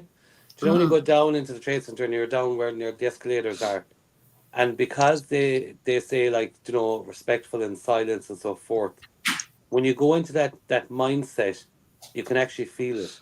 Mm-hmm. Yeah, it's still being processed here. You know, it's like traumatically and mentally, that sort of thing. Yeah, like you just talk to people and they're still living it in a lot of ways. It actually reminded me a lot of when I was went over to Poland. I went to Birkenau and Auschwitz. Mm-hmm. And Birkenau, of course, was the camp where they had the tree where they decided when you came off the platform whether you lived or you died. And I didn't realize at the time I'd even family that had been in there. But I always remember when I was in the Trade Center, I got the exact same feelings I got when I was out there in the camp in Poland. Yeah, it's just very eerie. It is very eerie, and even the reflection. Yeah, go ahead. No, I was going to say even the same there when I went to Juliet Prison, because the day I was there, it was quite low numbered, so they gave me plenty of time in the cells, and even to go into some of the cells and close the door, you can just feel, you can still feel the emotion of some of the people that were there. Mm-hmm. Yeah. Now, I never went to Debbie Downer on it on Christmas. No, I'm here. Listen, I'm not here. You can't see me. Can you just knock a couple of times on your microphone to let us know if you're... It's me. Can you hear me? One of my favorite questions on investigations with new people is like, knock once if you're here, knock twice if you're not. I'm like, well, I said that at a wedding. And I had a few drinks in Cabra Castle. My brother got married, right? And I went to the bed, trying to get my way up the stairs with my dog. And I said, me being serious, but a few G&Ts in me, knock once if you're here, knock twice if you're not. And someone looked at me and said, huh? I always find, I'm not but here. you ever find, Ginny, when you're doing, like sometimes when I'm doing a group investigation, I've often said the question of, do you know you are dead? And it's interesting. Everyone just like holds their breath for like a minute or two. It's like everyone's afraid to even think of it. Okay, so look, I do like counseling therapy. I'm not ashamed of. I've had some trauma in my life, but my therapist is really great in that she also believes in the paranormal. She's a very spiritual person and stuff like that. And we were actually recently talking about, and I brought it up. I said something that bothers me in the field is when someone has recently passed, we try to call upon them. And this is just all me personal, right? I feel like I have learned after all these years that maybe for the first 1 to 4 or 5 days, they might be a little confused. They might even not know that they've passed. They might be still having choices that they need to make and things that are happening to them. I said, now when we speak of ethics in the paranormal, is it ethical to call upon that person within the first week or so? Right. Would that aid in any sort of confusion for them and keep a tie where they could move on and have something great going on? We don't know what the hell, right? They have something great going on, but how ethical it is it for us to keep calling their name and tying them back to us and it may keep them in a place where they may make the choice to stay if it's a choice, or they could have left and had a great fucking next birth or another plan or whatever the hell it is, but we are keeping them in a way. Totally. It's Yeah. like I suppose an Irish thing is you let the dead rest. So I've never specifically gone for names unless we've got names and investigations from a location to go back to. But I will say it is eerie when you're doing an investigation. Like I remember I lost 3 members of my family in a matter of weeks. And I was doing an investigation and I was like, wow, yeah. You're extra cautious because you're kind of going, I've not just lost 1, not 2, but 3. And I'm here on a paranormal investigation. You do get weary, but then time moves on and your investigations keep going. And then again, that's what we do. We always end up with more questions than answers. That's my tagline. We do. But for me, I feel like that if it's been a year, 2 months, a year or a month, something, and they've been able to acclimate to their new situation and they choose to come through. But right after they pass in that first 3 or 4 days, and you're like, PJ, fucking talk to me, PJ, you know, and they're like, look, I didn't even know I was dead. What do you need from, you know what I mean? And they can't, evidently, for me, I'm just going to say my own experience, what I've heard from them is that there may be 2 or 3 to 5 days. They're just transitioning and they're getting choices given to them. You can do A, B, C, or D. Let them have that time to digest, right? And make choices for themselves before you just are like, come back. I will say though, what I found privileging was my mom, she was one of the first deaths to die of cancer. And her best friend committed suicide years before. We hadn't actually thought about the woman, I suppose, for a long time. And it was amazing. In the final moments, she just sat up, no pain in her face, no pain, looking quite happy, very relaxed, and just said, and said her friend's name, is that you? And it was one of the most amazing experiences to witness because it was calm, it was collective, and she was talking to her as if she was in the room, and like that, she lay down and gone. Oh. Yeah. And it was a privilege to see it, do you know? Isn't it like I've heard about it and I've probably seen a video of it until I experienced it myself in May when my mum had passed away. And I see my mum doing things like that. When I was at one point and I kept going, like it took my breath away. I'm like, this is what I've read about. This is what I've seen. I've never seen it for myself. And because your mom was very similar to my mom. They had that same similar, we'll say, I won't say end of life, but that same whatever the word you want to put on it. Yeah. So I never just killed the mood of a Christmas. No, because like no, because it's okay because this is it's what we do and it's what we live for. So it's okay to talk about it. It's okay because that's what we, it's happened to us, and from doing what we do, that it's okay to talk about it because we have to. We are all about part of that. That's the transition from physical to the spiritual. And my first death witnessed was my grandmother, and she was sitting up in her bed after being bedridden, like non-even conscious in a way. Was the same thing, more of a sitting up. Suddenly she's sitting up, and she's talking to people that I didn't know. I was 15. So my mom's like, oh no, this is who she was talking to. She sat up in the room talking, and she was even telling them like, Peter, get the dogs out of the room. They're not going to allow these dogs in the room. And I'm looking around. There's no dogs in the room. She's talking to people. And, and the next day she died. But she just sat up. She woke up. She was talking, telling them to get the dogs out of here. They're going to be so mad. They don't want dogs in here. But you know what, Robyn? Even say that. My mother was very paranormal. Through my years, we all go home. We're talking about what we experienced, what we captured. We're showing what we got. And over the years, my mother went from a joke of an Irish word would be pookies. She'd be like, you're chasing the pookies, which would be ghosts in the Irish language. You know that well, Jimmy. I've learned that now. And then she would have went from that to being mesmerized by what we got. And like that, she knew her death was coming. And she was like, if I can come back, I'm going to do X. Yes. And I've always gone, okay, I'll bring that X. And if it happens, it happens. If it doesn't, it doesn't. But she always went, if I can make my way back, I will. And she always said, I'll frighten the shit out of you.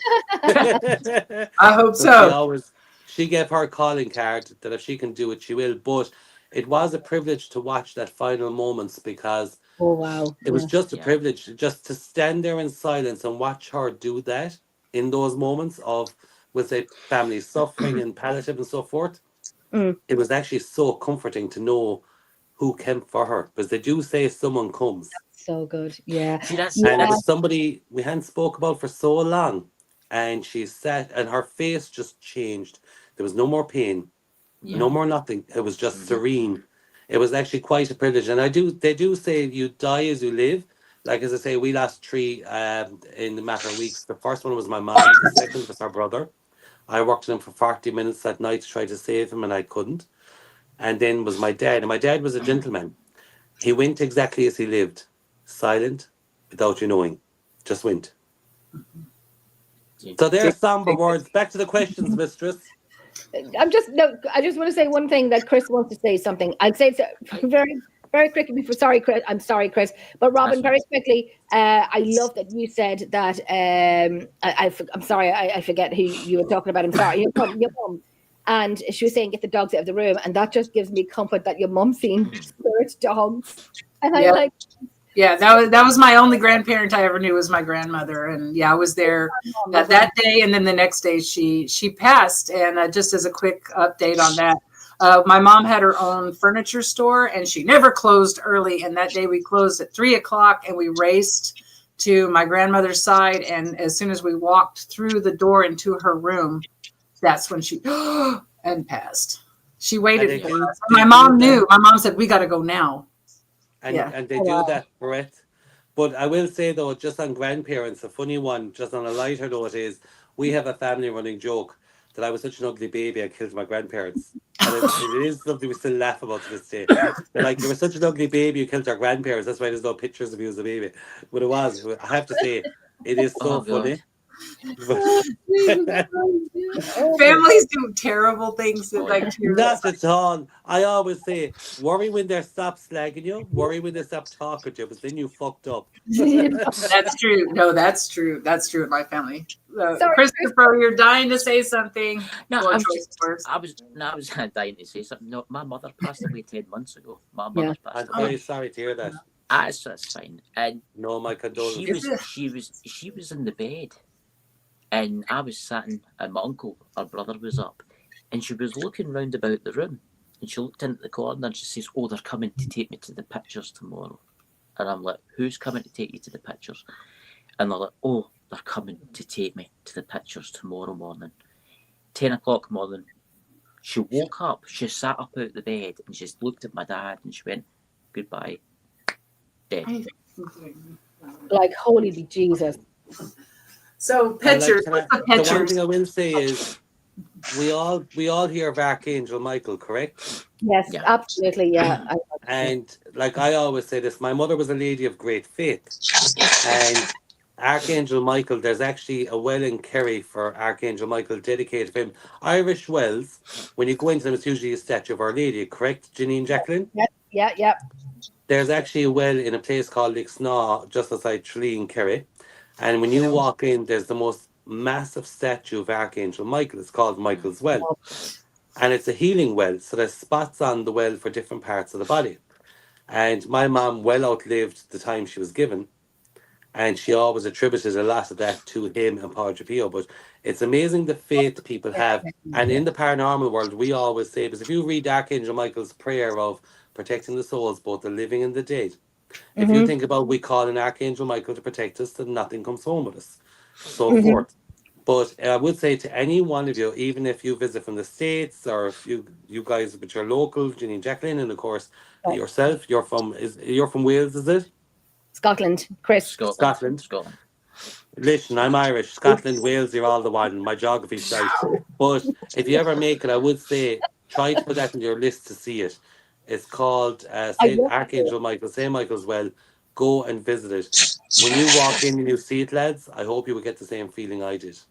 I would definitely make time. Myself and Jacqueline would make definitely time next year to go down and to Killarney and go visit for sure. Well, look, if you're doing the road trip, always hit me up. It's no 5-star hotel, but there's a bed and a breakfast. What more do you want? I'll bring the vodka and 7-Up and a bag of ice. And I'll do it. And come here, we know you like your sausages, so I'll do the sausages. I love my sausages. You know I love my sausages.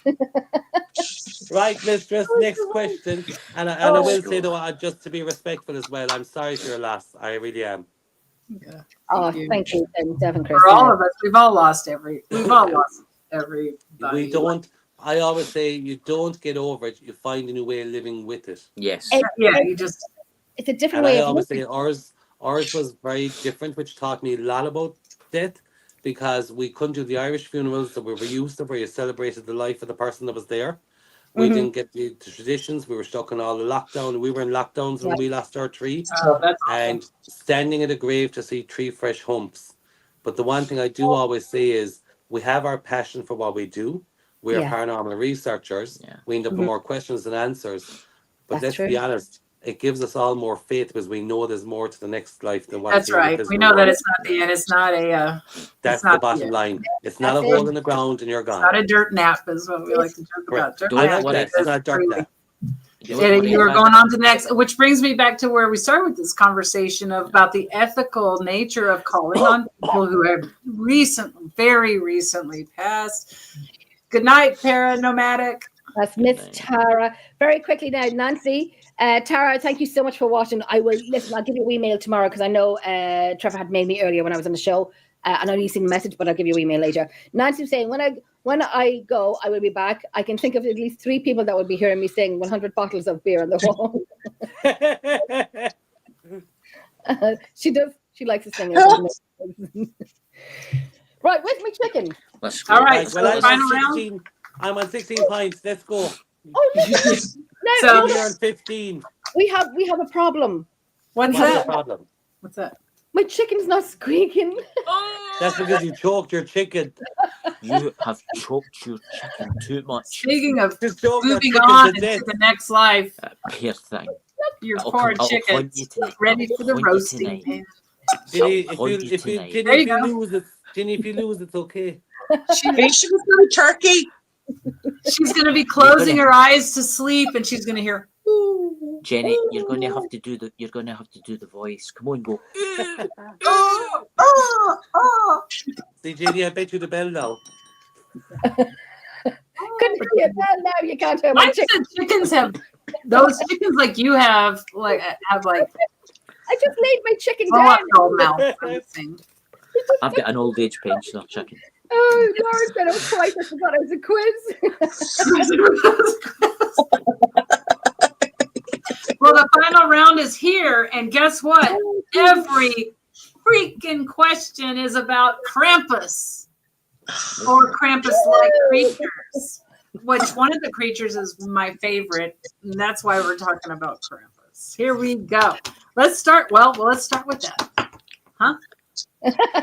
What is the name of the female counterpart?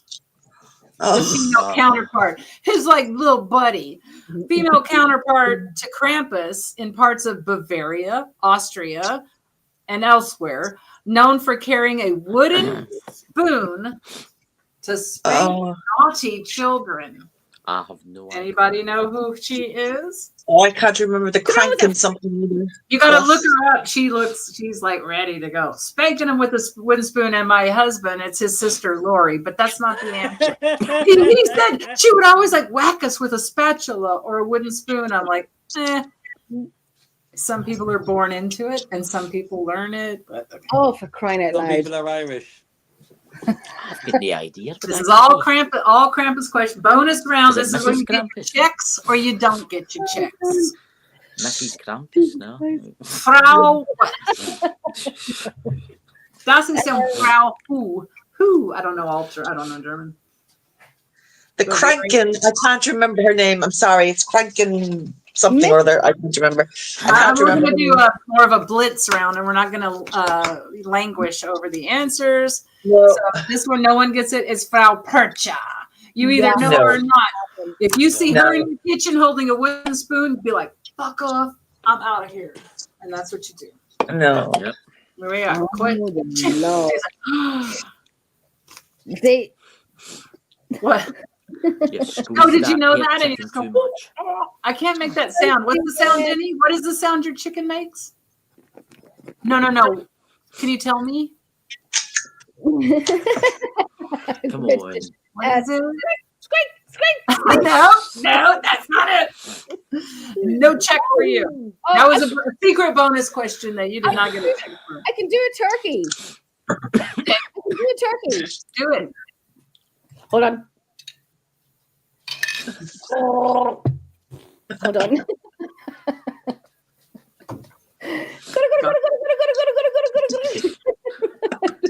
That's close. We have wild turkeys around here everywhere. They're just like standing on the street on the corner waiting for the light to change. And you're like, how are you? And they're like, what the fuck are you doing? I'm like, I don't know. Why are we looking at each other? And you're like, see you later. And they're like, no shit. So what is the significance of the rut or root, R-U-T-E, that Krampus carries? Probably rut, right? Like a rut sack. Krampus carries, and what is it made from? All right, there you go, Jen. What was the question again? This is how you do. This is how she do. She be doing that, though. She is ringing in. This is like the 5th time she was rang in and then asked what the question is. But the significance of the rut. Disqualified. Yeah, thank you. That Krampus carries, and what is it made from? I accept new ring-ins. I'm accepting new ring-ins. So it carries its young, and it would be made of a leather-like substance. Say that all again. Say it all again. So it carries its young. It's young. Young, as in like child, infant, sibling, or it carries its young. Like genetically, it's babies, correct. Or yeah. Okay. And it's made from like a leather type substance. Oh, I can't remember this. Rock and roll babies. We're your leather, baby. Incorrect. Who's next? Oh, for fuck's sake. As it made. Incorrect. I'm just getting into my rhythm now. It's like hour 3 or whatever it is. I tensed my arm. You knew when PJ turned it off. The children part was good. The children part. I'm going down the horror route here, so I'm just going to have a mad guess. Is it made from human skin? That's what I would have guessed. For fuck's sake, Christopher, get some help.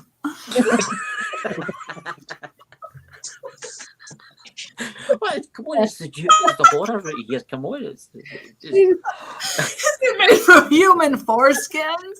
No one knows, but probably. When you rub it, what happens if you rub it? Does it turn into a suitcase? I don't know. It goes. I just did that. I'm so glad my chicken is broken.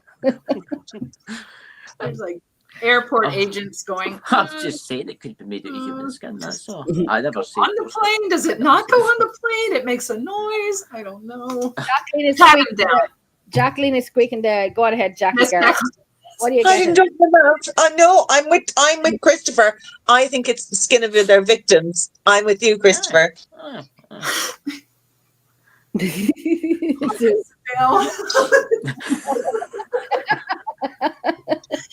It is not made from the skin of the. We're just going to move on. Like I said, this is a blitz 4th round. It's a bonus, so we're just going to go. It's birch twigs. Like he's a basket of birch twigs, okay? Because that's more accessible to like right. And that's such a boring answer compared to what everyone just said to you.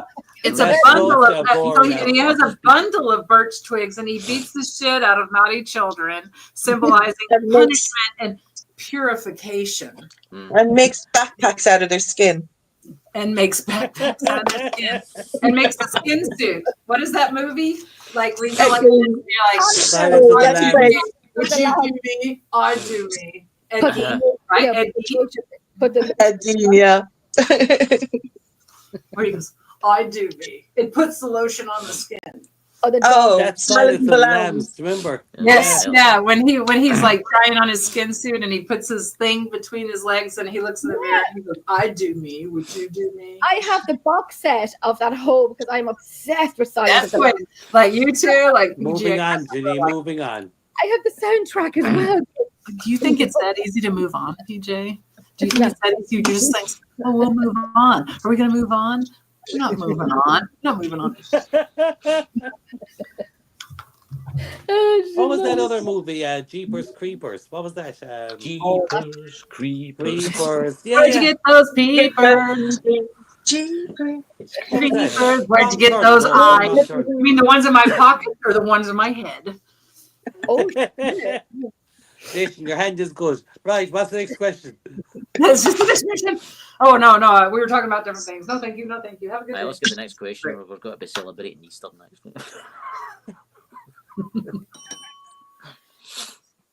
Okay, we're moving on. Okay, that was okay. These are all Krampus questions, by the way. Here's a good one. This will be on the tip of your tongue. Really? On the edge of your brain. What is the connection between Krampus and the ancient Roman festival of Saturnalia? Anyone? See, y'all are all focused on this Roman Catholic stuff, and you're like, "Oh, what about the other shit?" to ask us questions about that, I could give you answers. Yeah. But read my name, Robyn. Read my name. What? What's the question? Again, the connection between Krampus and the ancient Roman festival of Saturnalia. I don't know. Celebrating. Jacqueline knows. Jacqueline knows. No, I have no idea. No idea, but I want it to be the sacrifice of children. Yeah, that's quite interesting. You want it to be highly interested, and so is the U.S. government. So we're gonna jump to the end because this is a lightning round. Both involve role reversals. Oh, That's fun. Like, now I'm the boy. I'm wearing a thing. Here's this. Here's that. Now you're the girl. What's going to happen? No, I don't know that. I just made that part up. And so both involve role reversals. An STD is going to happen. Go on. I always got an answer. You can't get an STD from a fake. And I saw Ginny said that's called pink eye. It's called pink eye. It's called pink eye. I love it. The answer is pink eye. Okay. Yeah. Both involve role reversals and temporary chaos. Hello. Some scholars believe Krampus may have roots in Saturnalia celebrations, so that Krampus basically evolved from Roman traditions of changing roles, which is really funny because Krampus is very much like a male demon, right? Don't you think? And like that's a role reversal. They always demonize women, like, oh, you can be a guy, but you're also a demon. But he wanted to be submissive then. He was like submissive at some point. Because that's like the movies. You know when you have a man that's like half a wolf or he's got like hoofs? Yeah, dig that grave. Go on. Yeah, go on. So do you know when you have the movies it's got hoofs and then there's like half human on top. You had in all those movies long ago in oh Jesus, you know what I'm trying to say? Like half man. Jesus is listening and to your answer. Go ahead. Ginny, you're taking the piss a bit. It's like those movies. Listen, you watch too much Jason and the Argonauts. I love that. You watch way too much Jason and the Argonauts. Right. Percy Jackson and the Lightning, whatever. Do I get a bonus point though? Sure, you can get half a check. Just the little V part, but not all the way up. Okay. This is kind of funny. I am starting to catch a buzz. All right. Here we go for the Swiss. The Swiss, really? In Swiss folklore, what is the name of the female figure who accompanies St. Nicholas and serves a similar role to Krampus? This is not what we discussed earlier. This is a different name. Now, Robyn. And you know what? This answer upsets me. How long do we know each other? How many years do we know each other, Robyn? 6 or something ish. I'm sorry. I'm sorry. That made me think of a song. Sorry.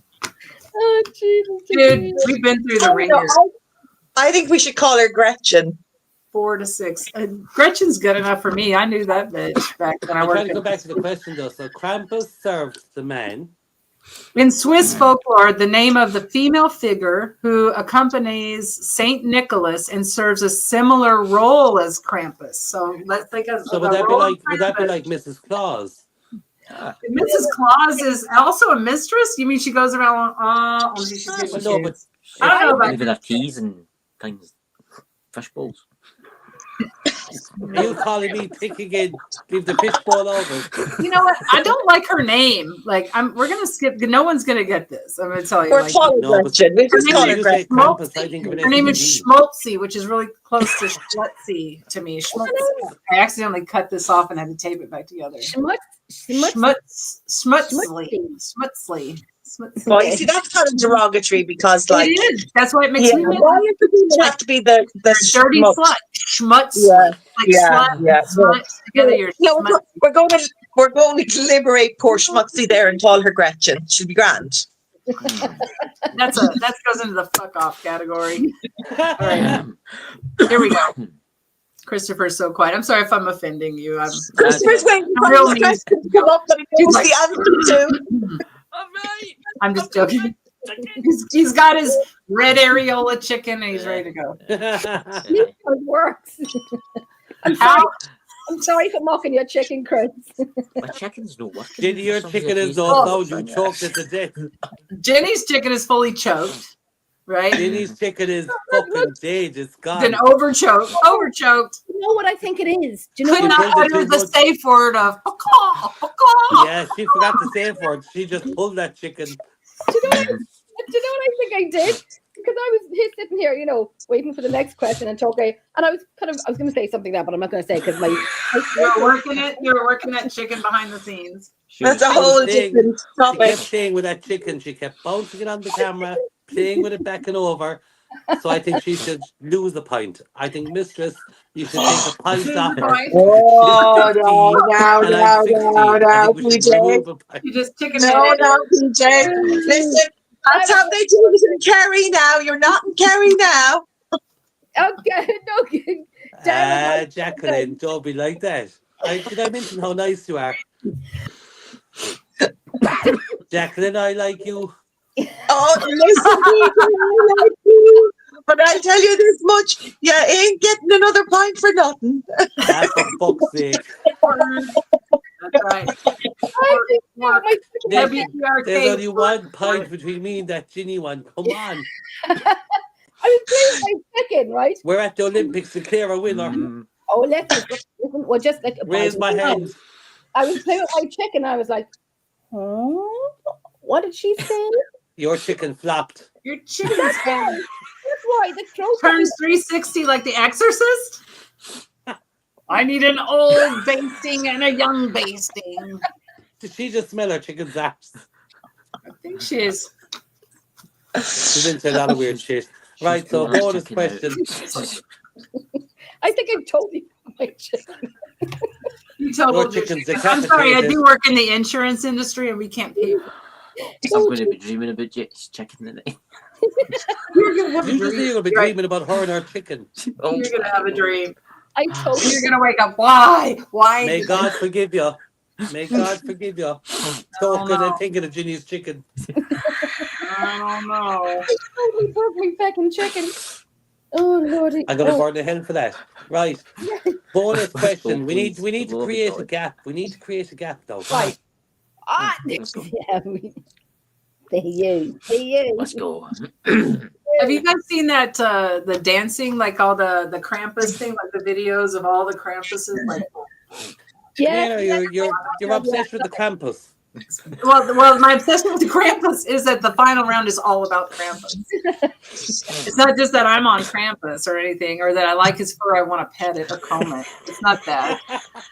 I'm going to be like, oh, Krampus, you get the fuck over here and let me like comb it out. You like that? That feels good. I will brush you. This is how I talk to my dog. I will brush you and that feels good. I'll give you some scritches. I love you. One of you. This is him, like he's against me and I'm like, scritches, Krampus, that feels good. That's what I do. I'm like, do you need some coconut oil? You do? Look at me. I'm very shocked at you all. Shocked. Bigfoot who? Bigfoot, I would coconut oil that motherfucker down. I'd be like, you look itchy. And he'd be like, I hate it. Oh, that feels good. And I'm like, I know. Oh, shit. That's what I do with my dog. It's the same thing I do with my dog. You like that coconut oil? I told her she was a little mad, didn't I? If it's itchy, Listen, she give any comedian a run for their money. I listen. We have done this for many years, me and Robyn. Many years. And then it doesn't change when we're on the air or off the air. That's the thing is that no, you're on more than bloody air. Just fucking go, because we just let our brains flow and we say whatever we want, and there's no judge. It's a no judge. That poor man is holding his chicken ready to answer a question. No, Christopher's just like, just ask another. Christopher's holding that chicken like a saint. Saint Christopher, you hold that chicken. I bless you. I need that chicken so bad. It is so disturbing with its areolas and its belly button. You see, there are too many big words. We don't do big words down my end of the areolas. Is that an umbrella? Look at it. Show the head is strange. We don't know if it's coming or going. That happens with the head.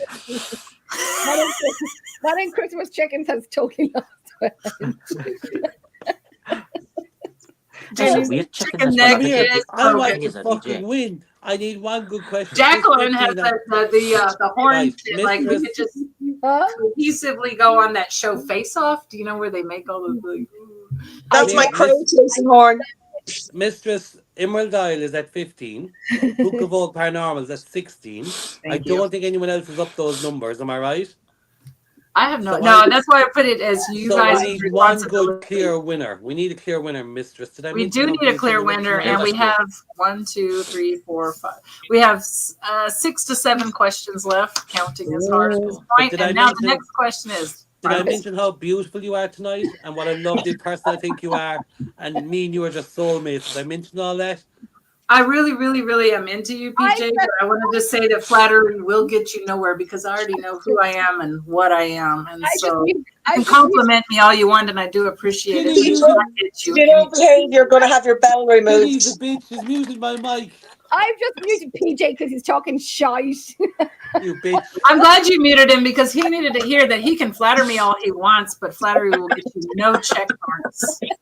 I never liked you. It's a little bit harder to please me. If you want to say, maybe from a lesser woman, all your compliments would soften me, but I am not soft in any respect. I am the quiz mistress, and I have answers that are either correct or not correct, and there is no in between.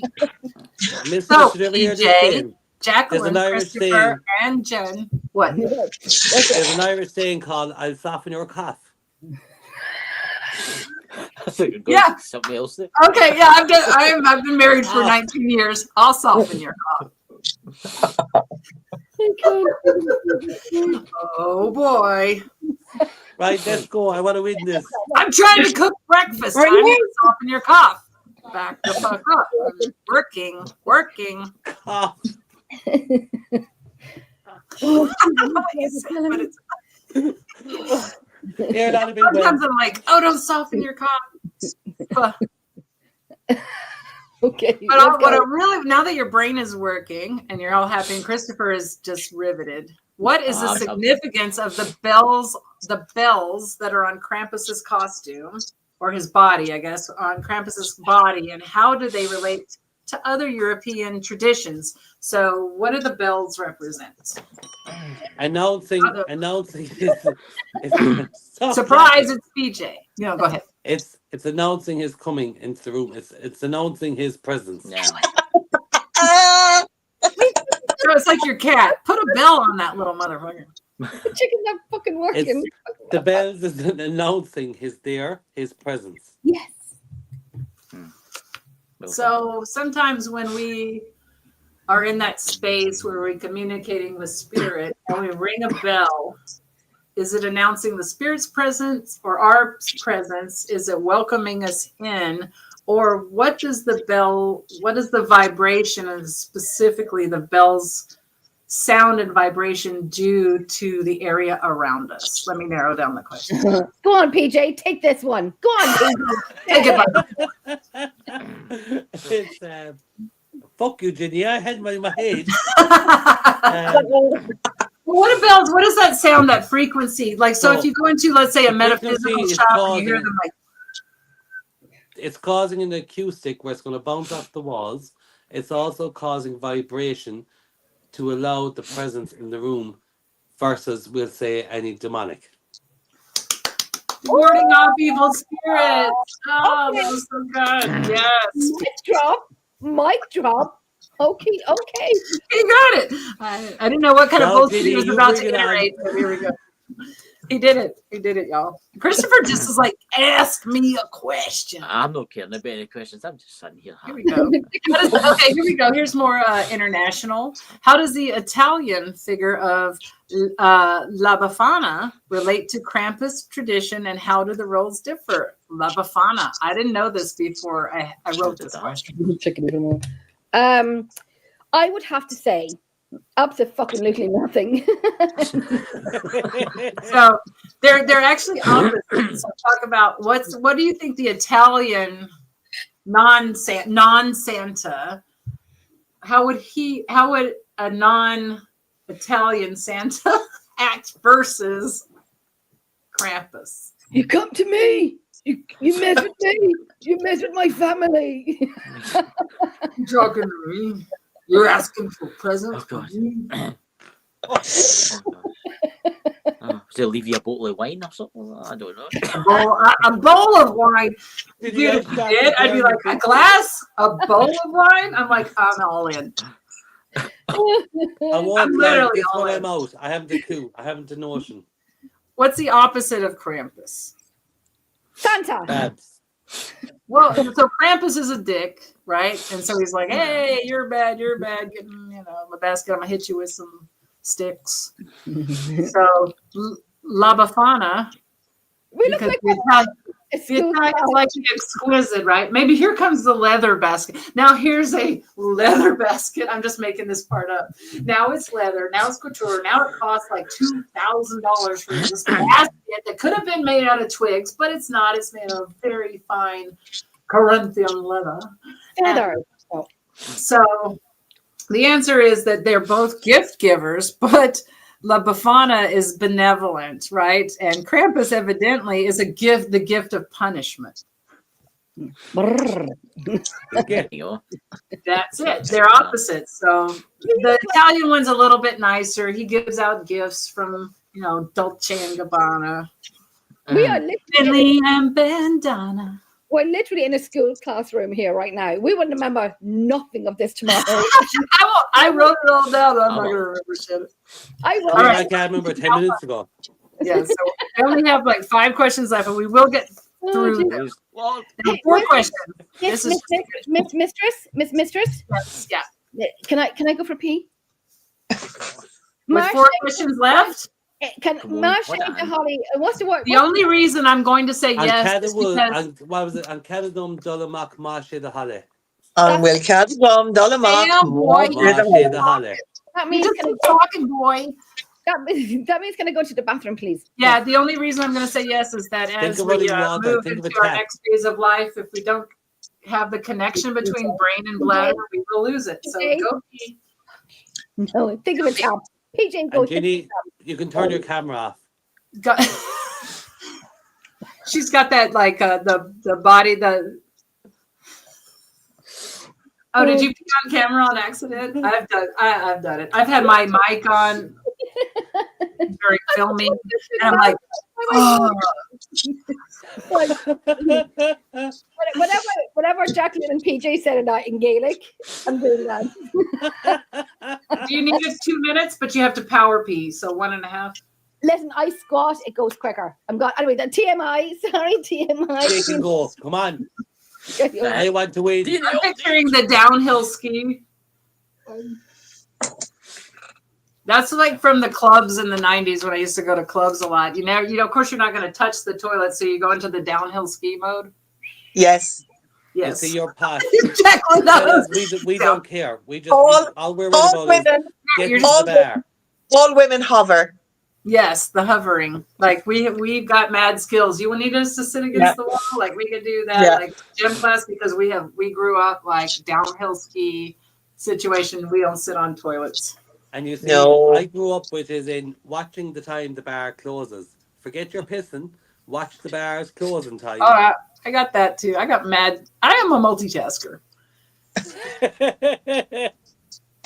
That's right. No, You see, you don't have time for passion when you're out for a night. And do you ever find you go to the toilet, right? You're in the toilet, and the song you really love comes on when you're in the toilet.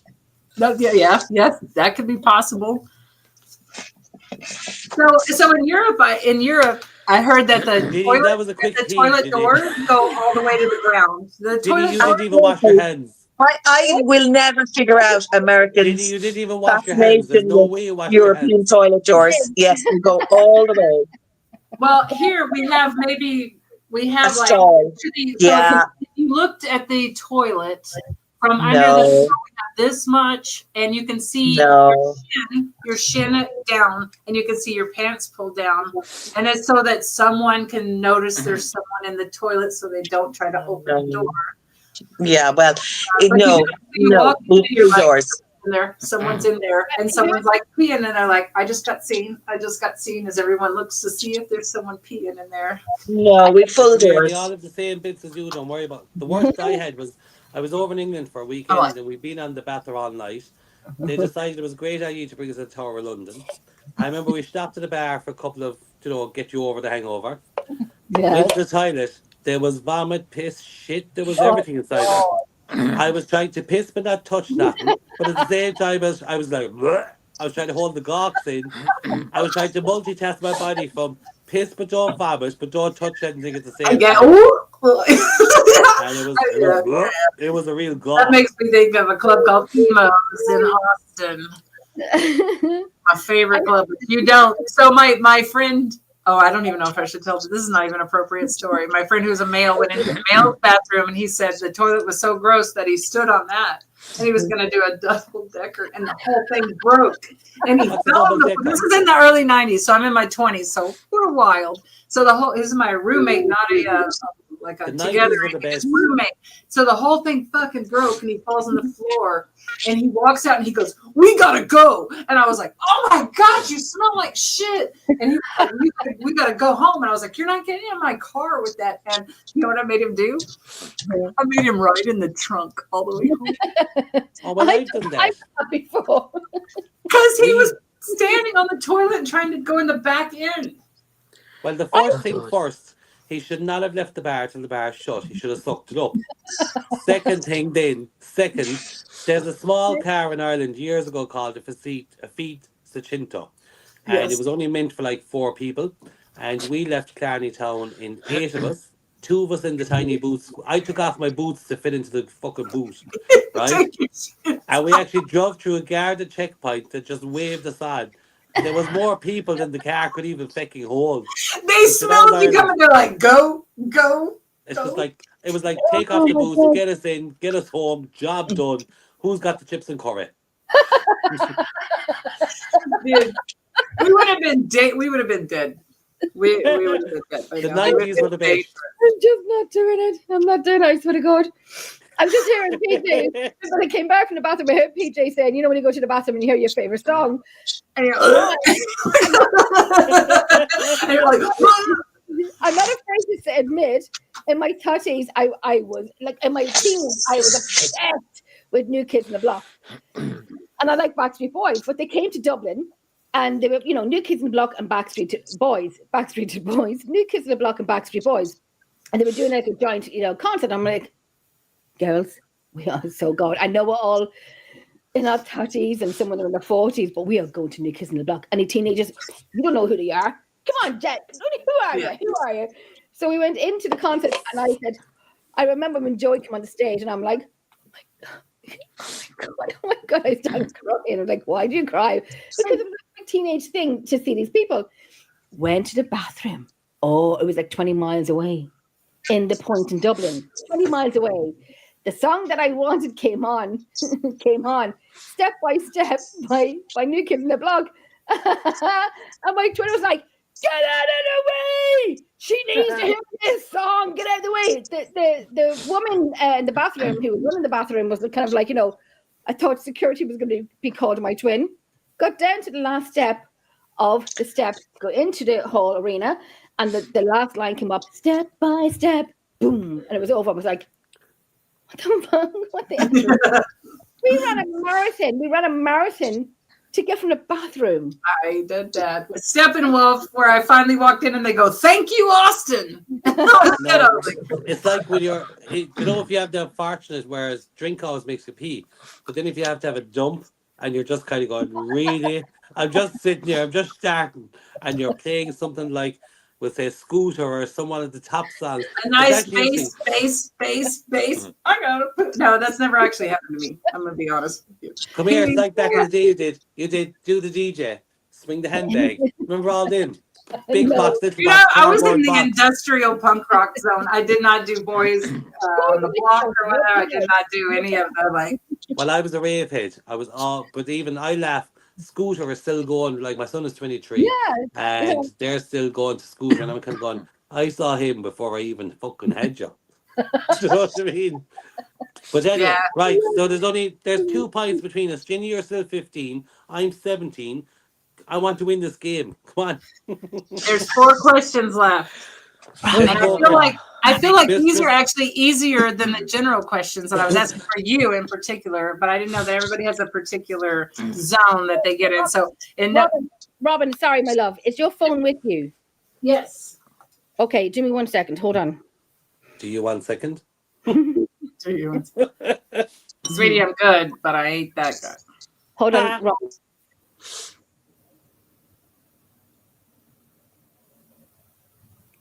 You just do your message. I'm just gonna look at all my. Yeah, we got okay, Ginny. It's okay. All my messages. Like, sorry, I'm just gonna start looking at my messages. It's only 3 hours, 30 minutes, and 30 seconds. 3:33. And a third. Although I just learned that my trash will be picked up a day late because of Christmas. It's very inconvenient. Well, then stop having so much trash. Said. I'm like, I couldn't even respond because of the things that just flew through my fucking mind. Too late for a comeback. You can't do Says the Euro trend. Okay. No, it's good. We're all good. There's actually people that were watching today that had messaged me and I didn't see, but they have and are enjoying the show. Robyn, I sent you a voicemail and you can listen to it if you want. Open your now. Yeah. What is it about, PJ? What? No, you can. No, Robyn, you can. Hang on. I'm just joking. I'm not even looking at Messenger. No. Literally, I want you to listen to it. Don't be picking on the country bumpkin. Are you considered a country bumpkin? Totally. Your word's redneck. I'm from the middle of a bog. I know what redneck is. I know what country bumpkin. I would be what we call a bog man. You look out the door, you see bog. You look out the window, you see bog. We're bog people. Is your volume loud? No, I accidentally was playing a voicemail from Twan2Real, who is like this rapper dude that I'm helping promote his. I'm helping give him ideas for T-shirts, and I accidentally started playing that. I'm like, that's not your voice. Do you want me to go over here? Yeah, you can. You can say it loud. I don't mind. No, say it loud at the microphone. Who owns Lepcast? And what's your favorite? What's your favorite piece of equipment and why? This is like listening to popcorn pop. Robyn, can you do me a favor? Can you ask me a question that only I will know? Like, what is my favorite color? Or I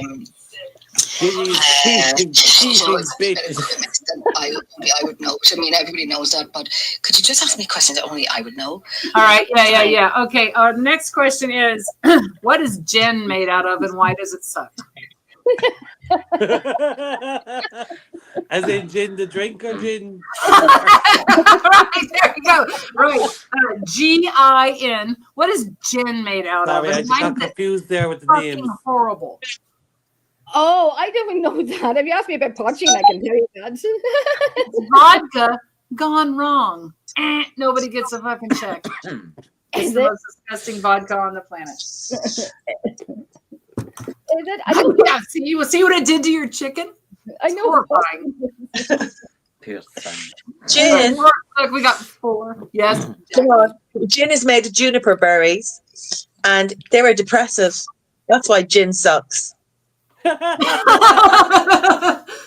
Thank you. I didn't know they were depressive. But so I heard it was like similar to a vodka but made with juniper berries. Yeah. Juniper berries are good for shitty candles, but not. Yeah, but they're depressive. If you ingest them, they're a depressive, and that's what gin is made of. That's why used to call it mother's ruin. Yes, mother's ruin. That's why they call it gin. Yes. Yeah, mother's ruin because it's a depressive. Well, you have just changed your whole life, Jacqueline, right now. I'll be liking that. No, Jacqueline is spot on. She's spot on. Gin makes you sin. Gin does make you sin. What's the saying? Vodka makes you wanna. Gin makes you sin. Whiskey makes you frisky. There's another one. Tequila makes you punch cops in the face. Chickens, please. Naked. Jacqueline, what questions? What are you on answer-wise? What's your number? I don't have any numbers. I'm beyond numbers, PJ. Thank you. Some of us have elevated to the 5D. I walked into that. I'm like the the Scientologists. I'm way up there. Yes, whatever they call them. I got nothing but olives in those glasses. You gotta whack those olives. I'm gonna wreck them fucking olives. Whack those olives. I'm gonna get wrecked. Yes, I do. I thought you were like with those olives, like draining your cabbage and all that, you know. That's completely. Or straining the spuds. Like I'm gonna text this on you. I'm gonna tear that shit up, boy. PJ, you are absolutely obsessed with bodily functions. Who's that? That just made me put a martini into my sinuses a little bit. It burns. You're a little kills the germs. I totally missed my hand. Because I need to go to the toilet myself and I'm holding tough to win the competition. Freaking upset. Right. I wish Mr. Burger just hand his areola chicken over to PJ you know at this point and go, it's all over. Next question. It's times like this you wish you had a commode. You could just piss or shit and get on with it. Yes. This is the last 4 questions when you know there's just a little bit more, but nothing's happening. I know Chris was going to make a hole in his seat and have a basin underneath it. Writing a note to himself, never come back. So I'm 17, Jen is 15. Let's get, Jacqueline hasn't given her numbers. Christopher, what do you want? How about modern times? Christopher and I are beyond numbers. Jacqueline, PJ, Jacqueline is with me. Jacqueline is Emerald Isle. Jacqueline is Emerald Isle, remember? Sorry, Jacqueline is a separate entity to yourself. So moving on, Mistress, what's our questions? Wow, he just shut that shit down. How has the portrayal of Krampus been challenged in modern times? Particularly Krampus again. This is the 4th round. It's the 4th round. It's all Krampus questions. Pay attention, PJ. This is the bonus round of all Krampus questions. So Krampus again. Oh, fuck yeah, again. Here we go, PJ. Again. Learn Krampus stuff. Learn Krampus stuff. In modern times, particularly in North American adaptations of the tradition. So have you looked across the pond lately? It's a fucking mess, I'm gonna be honest. And I'm not cleaning it up because I have tits. Thank you. Answer. Oh no, I'm not telling you the answer. How has the portrayal of Krampus changed in modern times, particularly in North American adaptations of the tradition? So think about Krampus in his traditional role with his birch basket. Ooh, Jacqueline. I think that Krampus has been turned by the Coca-Cola company into the Jolly Fat Man. That's diabolical as shit, but it is the wrong answer. And I like that answer. It's true, though. Like someone's chicken just went. Mine's unsqueezable. I don't know what's going on. I'm trying to read something. So Krampus has gotten more and more what? Oh. He's gotten boring. In America, we need some hardcore shit. Like he's gotten nicer. We just shoot each other all the time and punch each other and choke each other all the time. So Krampus putting kids in a basket and hitting them with a stick. We're like, all you're doing is hitting them with a stick and trying to shoot them. My chicken is squeaking. Yes, Jen, what's your answer? Jen. He's got nicer. No? Nicer? No, I would say he's a Trump supporter. Go on, Christopher. Exactly. Bingo. Another fucking check for PJ. He's often portrayed as more demonic and horror-like, just like Mr. Rump. The guy who is so stinky and embarrassing that he sits down and everybody goes, oh. It's like the fucking toilet PJ was talking about. I'm so embarrassed by that. I wasn't. I was in the 49% that didn't win. Kitty cat, my love. Hold on. Come on, darling. Yeah, it says often portrayed as a more demonic and horror-like North America, diverging from the Alpine folklore of Krampus, right? Because what are we're just all so it's diabolical to hit children with sticks. Yeah, we can't do anything unless everything's a fucking horror movie, and we're all, I think hitting children with sticks in a bar soap and a sock. It's pretty bad. I agree. Remember a bar soap and a sock had left no marks. That's good to know. A flaming fireball from Christopher. If Christopher came in with a flaming fireball, he'd be like, oh, Jesus. Get off my land. I can't do Scottish accent. I can't do anybody's accent. Yeah, get off my land or I'll hit you with me fireball. And he'll be like, oh my God. Oh no. Oh, Jesus. My bird sticks are catching on fire. This is... Oh God. Okay, three questions, guys. Oh, like on the last round, I mixed up the colors. Nancy. I'm not Nancy. Oh, I'm calling Nancy. Oh my, because I'm reading her comments. I'm calling her Nancy. Nancy. Robyn is definitely a Texan. Got a redneck streak. Good night from me. Oh, I got that redneck streak. The first time I fired a gun, I was 11 years old, and it was a .357 Magnum. It was really huge, and my dad put it in my biological father, put it in my hand, and I shot the gun, and I blinked my eyes, and I was literally laying on the ground with the gun still. I was in the same position, but it was such a blast that it knocked me on my back. Because you were part of the A team. I was part of the A team. You damn right, Bob. Robyn, remember that one location you went to? What was it called? It wasn't the Hinsdale House. It was the other one. Castle. Wildwood Sanitarium. No, Wilson Castle. Castle. And then me and Robyn on video call together. My computer was upstairs in my bedroom at the time, and me and Robyn on video together talking away. And I'm like, Robyn going, "What's this?" It's like a ladder, stairs into the attic. And I'm like, and she said, no, I haven't. And I said, well, don't go into it unless you let the team know where you're going. Have you got a radio with you? And she goes, no, I'm just going to go in. And I'm like, you can't go in. You need to let them know you're going into a place that you haven't been into before. In Wilson Castle, you must let the team know that you're going to be safe and you're going into this area. And she goes, no. This was the attic in the attic, a secret staircase. In another attic. And I'm like, she kept going in. And I'm like, you need to let them know. And I'm like, John can't hear me. And like, I can't even text John. And so on and so on. And so she went into it. Oh my goodness. I mean, I'm a bit of a tough chick. You can say I have a soft side, but what are them motherfuckers gonna do? What are those fuckers gonna do? They're gonna come up doing this.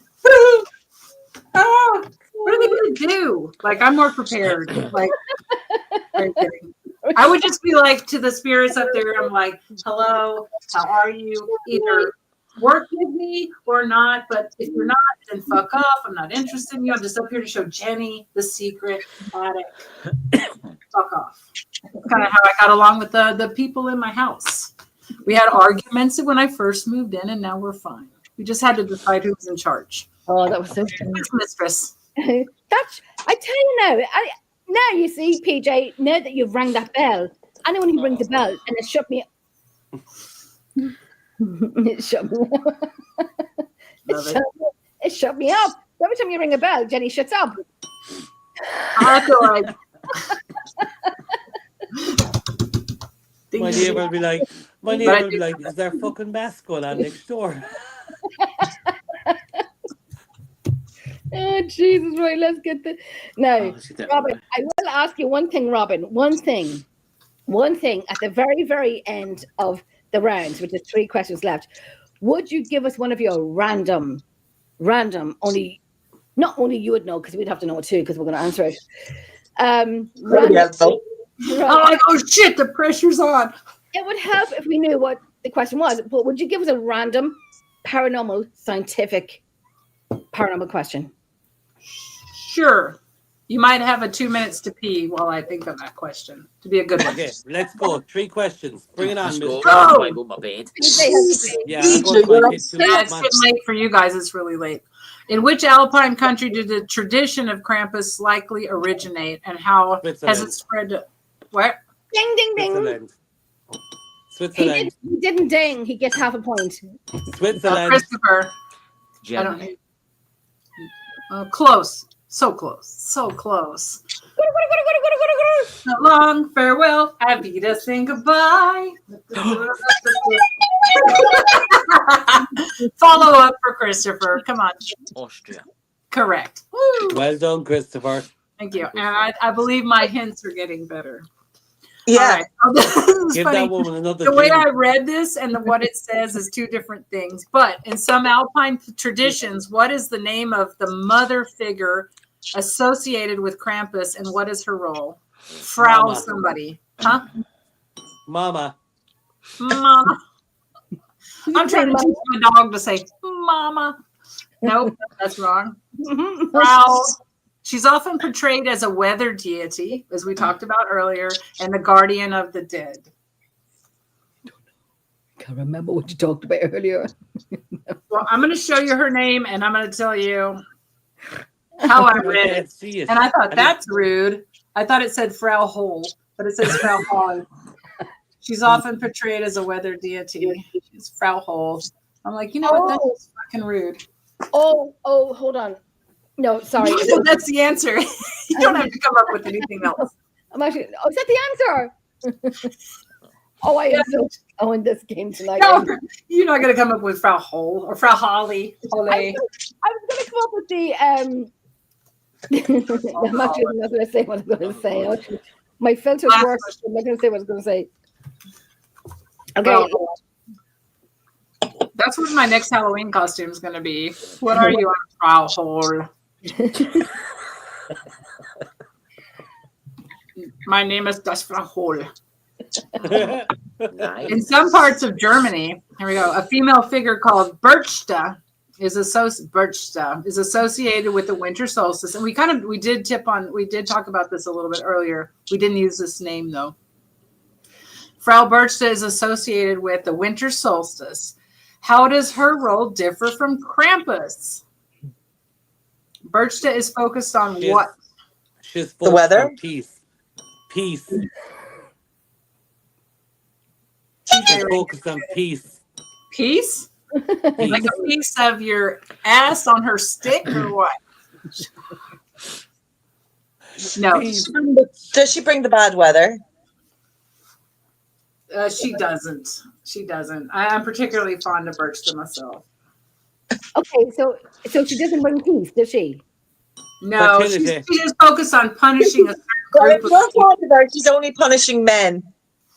Jacqueline gets a point. Oh, what's her name again? Well done, Jacqueline. As men, lazy workers, and not misbehaving children. Like Krampus is misbehaving children, and Berchta goes around and beats the shit out of lazy men. I am now a new fan of her. What's her name? I know her. She's often pictured and drawn as like a larger figure, or the men are small, and she. Well, I'm beginning to understand why you're called mistress and why your husband is your sub, because you beat the shit out of him. I would never. Now I get it. Never. I would never. I have a history of being a full contact multi-martial artist fighter, and I would never hurt anyone in a manner in which they have not agreed to. And he unfortunately has not agreed to any of that shit. So no. Well, then you need to get him to sign your contract to be your sub and move on. She really does. Look. I'm like, PJ, I got you, bro. You have a higher understanding. All right. Question. Does everybody need to pee or smoke real quick? We'll come back for the one question. No, there's no pee. I want to win. Oh, I go for bed. Now I have to come up with a question on the fly. What did you want it to be about, Jenny? Like anything paranormal that we should know. We hope to know. Okay, I got it right now, and I don't even really have to think about it. So, what is the reason that, quote unquote, when you take a photograph on a location, what is the main reason that you will see, quote unquote, orbs, and why they might have faces in them? Ding dong, ding Why dong. they have what? Sorry. Why they have what? Picture. Why? First of all, why do quote unquote orbs appear in your photos, and why might they have faces? All right. So when you take the photos, you could have light anomaly or you could have dust. Dust, which people class as orbs, is just dust. When you zoom in, of course, it's pixelated. But if you take multiple pictures at that time or look at the recording, so you're either working with a light anomaly or dust, which are two very different things. And what one you? Oh no, I was going to ask a question there. Everybody keep going. Just keep flow with it. I'm gonna get a chair because I've been standing. Flo. Come on, Flo. Can I? Can you just go in flow? Can I just flow? I want to hear y'all's thoughts. So when they see faces and orbs, people oh my god, I just see a face. Just shut your hole. And orbs. I can't even finish it off now. Miss, he's distracting me. Is it in pareidolia? Pareidolia, yeah. Yeah, there you go. Christopher, what do you think? I'm going to say pareidolia, but pareidolia. Yeah. For me, when I'm investigating, you will know orbs and dust. If you're watching, if I've set cameras recording, you will see dust movement in the room. You know it's just dust. Right. Then when you see a light anomaly, which I will versus the wording versus an orb, and then you see it coming in a different sequence or flashing or have a colouring, but it's abnormal to the environment. That's when I would class it as a light anomaly versus an orb, because most orbs are dust. PJ, I'd even give you one of my points for that. Do it. Keep talking. I love to hear it. You're done. You're done. So like it's even if I was sharing something, I would always, and Ginny, you've probably seen this, I would always go light anomaly where it's like flashing or in movement or different. Right. But then I had, for example, I had a singer sing in a chapel in Redwood Castle. And if you were a novice watching the video, you would think, oh my God, there's a load of orbs.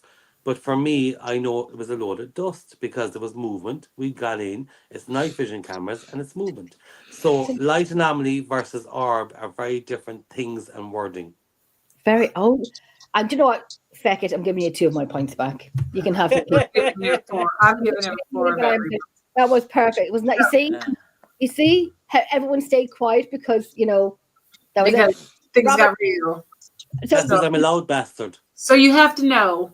So I'm going to give you my version. Pardon my French, sorry. I really liked your answer. No, it's fine. Take your score point sheet, PJ. Oh, you probably did it already, didn't you? Check up a big check. It's still 16. So if I'm taking 1 point, that means I'm 18 and Ginny's 15, which means guess what? Hang on. No. Oh, he's already like patting himself on the back. He's like, I won. Hold on, it ain't over to the fat lady things. Hold on, I haven't sang yet. Hold on. Let my mother out of this. She's dead. Freaking Christ, my God. Well, then, we're done. Oh, look at Justin Sullivan is speaking. Oh, look at this, Nancy. I am everything but. I am. There's some things I like. I have to say about all of that. I heard quiet all night. There was like, what do you call those tumbleweeds going past me? I swear to God. One more, right? So hold on. Let me just do my scores. What I liked about what you said, PJ, was that you understood that there's a difference between light anomalies and the classic, these orbs that people try to force on everyone as some sort of a spirit thing. And I actually did an entire lecture one time of showing pictures to people with orbs in them, and they were freaking out. And then I told them that all I did was stomp around on my stairs and then miss the air. Yeah. And I had all those pictures, and people got up and walked out on me, and I was never happier. They wanted. And they were so good. They walked out on the lecture while I was fucking talking because I was telling them how I made the pictures fake. That they were like, "Oh my god, this is great!" Because there's a difference between a light anomaly that you can also see most of the time with your own eyes and the orb pictures. You've got to know, if there's anything I could ever tell everyone who's listening, is you've got to know what camera you're using, what kind of light you're using. Be it IR or just the flash on your fucking camera. How far does it go? Does it go 10 feet, 15 feet? Does it go? But I think you just said the fucking core right there. You need to know what you're using. You have to know using when you know your equipment, and you know when you have your equipment, right? So we'll say yours versus mine or whoever.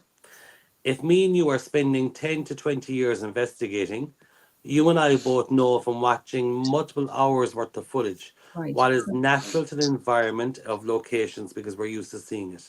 Versus a TV show airing something going, that's an orb. That's the difference. The difference is from an experienced investigator, because what are we?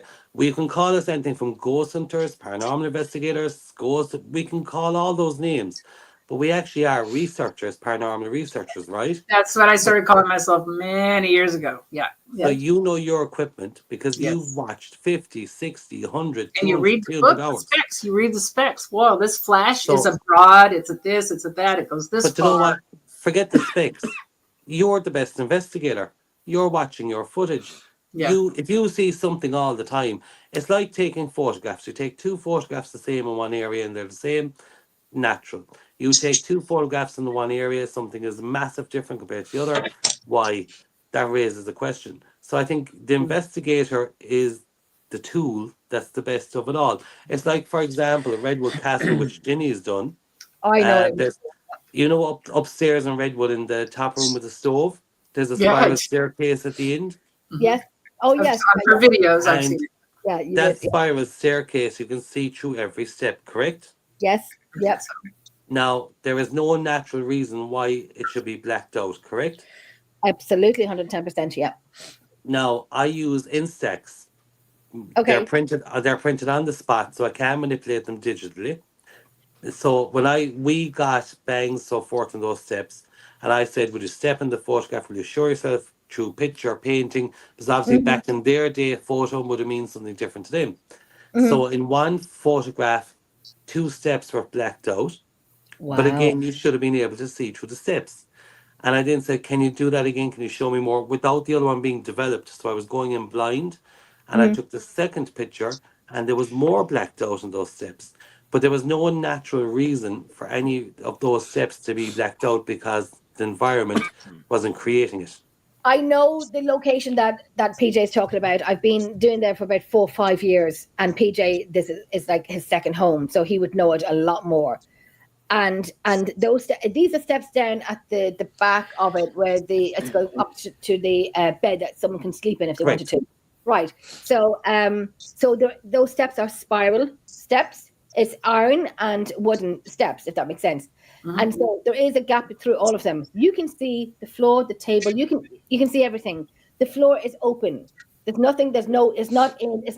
So there's no kick plates on the stairs. So it's just the risers, and there's no. So you can through it through. Yeah, and you can see the floor that we all sit and sleep in and set up in, and so on and so on. The fire's lit there, and so on and so on. So there's nothing there, and only behind those stairs would be that window. And a table as well. You can, apart from that, the lights are lit because everyone's setting up, or with the lights on at the time, PJ. So this was nighttime. It was later in the night. I actually focused it out away from those because it's on the Instagram, but there was no natural reason for that to happen. But take it back a step to me having the musician in the chapel. And if I shared that video and I was like, oh, look at the orbs, I would totally be ridiculed. Fake. Yeah, I'd be faking it, and that's not what we do. Because if you to someone on a TV show going orbs and blah blah, that would have looked Not what what we they should call do. it. It's not what But we do, but it's what people do. Yeah, but surely Correct. that comes back to Robyn's So original point of ethics. So that's what I say. Anything I will ever post is something I can send over. But I think it's like everything. Jenny, Christopher, Jacqueline, yourself, Mistress. I'll always call you Mistress. If any one of us, we're used to what our cameras do, what our audio do, what we do. We know the tones from a natural voice in an environment to something different. Not one of us, I would imagine, would post something that we know is not what we believe to be within the realm of Inexplicable. correct. And the tone is, I always say, our ears are, when you do it for years, your ear becomes the best tool of what's a natural voice. Right. To anything I else. love that. I'm all about the EVPs. EVPs are my thing. I love EVPs. Like EVPs, and then just that voice phenomenon that everybody hears with their ears. Correct. There, and that as a side note, that has been happening a couple of times here in my house lately, and I just say uncool, bro, uncool. I was in the kitchen and the second floor bathroom. I knew my husband was in the second floor bathroom, and I heard his voice go, help, help, help. This was maybe last week. So I run up and I'm like, and he's like, what do you want? And I was like, why are you screaming for help? He's like, I don't know what you're talking about. And I was like, dude, something just screamed. Wow. Literally, I walked back down and I was making a salad, and I walked back and I said, okay. I said, so I'm walking down the stairs and I go, really, using my husband's voice? That's uncool. That's what I said. But I have a question. I have a question for you, though, bringing that back. Because we recently had a case of mimicking, which is what you were saying, mimicking the voice. Yeah. But I bring it back another step. So the home I'm in tonight we're doing is not the home I had 10 years ago, right? My son is in that. And interesting thing is, I captured an EVP on that on a New Year's Day with a friend of mine, another fellow with Ghostbuster, Maria. And we captured a voice going, hello. I said, do you not want to give your name? And he goes, okay, Francis. But I stopped the recording. About 4 or 5 years later, when I rewatched it to show it to someone else, I left it play by accident, it actually goes, Leo, which is my son's name. Okay. Now, forward it on, a different place, different location. It's still there, it's still going, but is it down to the person, the place, or the thing, which is the question? But myself, Leo, Eva, and Veronica, I think, was around investigation, and we actually got a voice mimic, but it wasn't the person in the area. And it's the first time I've come across a mimic. Right. And if we hadn't done the investigation, we would have swore that was you that did it. And we couldn't share it because nobody's going to believe it. But that's the first time ever I've ever caught a mimic. That's brilliant. I've never done a mimic before. It takes you back, right? It takes you back for a second, right? So I have had plays with your mind of who was what, when, and where. Because I'm always very conscious. I can nearly, because I use 5 cameras, I can always account for, because generally we're a group, but I can always account for if someone to is know where everybody is, and then Correct. the dynamics of the building and how sound travels through a building. Yeah. Because I've had places where you've been on like second floor, you don't hear the people. You get to the third floor, you're like, you guys shut up on the first floor, dude. We're trying to do EVP so we can hear you down there in the kitchen. Second floor, we couldn't hear it. But to go take one step back about recording people, I have had an instance where I take detailed notes when I'm listening. This is what was said. This is the EVPs. This is who's saying what. And I went back to actually play it for someone else. And what I heard as an EVP at that time, when I played it back, we both heard something completely different. You could kind of discern what I thought it was at the first point. And I mean, I was pretty sure. That's why I wrote it down. But it's like it had somehow morphed over time. Yes. No, but more, or I just got it completely wrong. And you can get shit completely wrong, right? Completely, but I agree with what you're saying because technology has changed. I find I've gone back to stuff 10, 12 years ago. Yes, that long ago. I was And using a with the mini new- disc, like from a video camera that used to use those DVD. Yeah, and I was like, that's not going, what am I? You look at that now, and you run that through something where you take out the background noise, or you do vocal only, And there it is. and the wording is so different. It's like totally different. But There even I find there we even had a case there now where we went back to a location. We often do multiple location, and something we captured. Do you ever have something just sits with you? Yeah, of course. Yeah, I'm sure I've heard that. And I went back to about 8 years ago. The fucking same recording 8 years ago, I got 8 years later on a location. But what I do love though is I did location in Dublin. It was a Georgian house, no electricity, just our cameras, battery packs, whatever. The camera was facing the stairs up and the camera was facing the stairs down. So you would either have to come down to go down through the corridor or up. Nobody came up, nobody went down. Yet there's laughter and so forth happening above. And I always say laughter is one of the best energy builds. That's why I like to have a bit of a laugh. I want people to be comfortable. So you get stuff when everyone's relaxing at that moment. You're like, and like you get stuff. Yeah. That's when you get the most. The most is when you have people happy, comfortable with each other. And at the back of it, we got a bang, and next to there's me. But there's nobody there. Nobody came up, nobody went down. So that's what I love when I can physically go, nobody came up, nobody went down. Nobody was there. It's like even the reel I shared there, Jenny, of Tarbert Jail. So in that reel, even though I'm out of view, I shut the door and I go, the room is sealed. And you'll hear the pitter of my feet going down the stairs because the echo sounds. And it's important to make those notes. Right? And I just go on camera, the room is sealed. So the room was sealed. You hear me pittering down the stairs to the group where I kept everyone together with 2 members of my team. Shortly after I leaving, there was the voice. But there was nobody in the room. So I love that. I love that because to me, that's concrete of if you've no contamination, you don't have people wandering, you know where everybody is. That's what I love. I love when it's that, or they call your name, or there's an area. That's what I love. Yeah. Sorry, that was a bit of a rant. No, I completely agree. I love it. And just says the room I'm standing in used to be a different configuration. And I used to keep this as like a closet room or whatever. And I had English Mastiffs. That's a big fucking closet. It's not. It's like a 10 by 12 room. It's like a baby's room or something. I'm in a giant old Victorian house right now. So that and upstate New York. But I walked down. I used to keep clothes in here, and I had English Mastiff dogs. And for whatever reason, something had told me to be recording when I walked in. I just felt, and you just feel like something's going on. And so my biggest one, Brontosaurus, her name is Emily Bronte, Saurus. Anyway, Bronte, I go, come on in here, Bronte. And I'm on a recording. And you hear this woman go, ugh, I'm in here. Like she's so disappointed that we come in and stuff, and that just that natural. I wasn't going, who's here? What's going on? What's your name? When were you born? When did you die? That's the same fucking questions we all ask 100 times. I was just like, come on in, Bronte. I wanted her to lay down while I changed my clothes. And you hear this distinct woman's voice to the right of me say, I'm in here. And I think that's one of my favorite ones. I've had thousands of EVPs, but I just like, because it was just like a human reaction. It's like, bitch, first of all, I don't want dogs in the house. Second, because trust me, I figured it out. They didn't want like the dogs in the house. Don't want dogs in here. You're in my private space. Like she was just so like, hate you. But then again, think about before, dogs weren't inside the way they are today. Yeah. I always say we have to think about their environment to ours. And but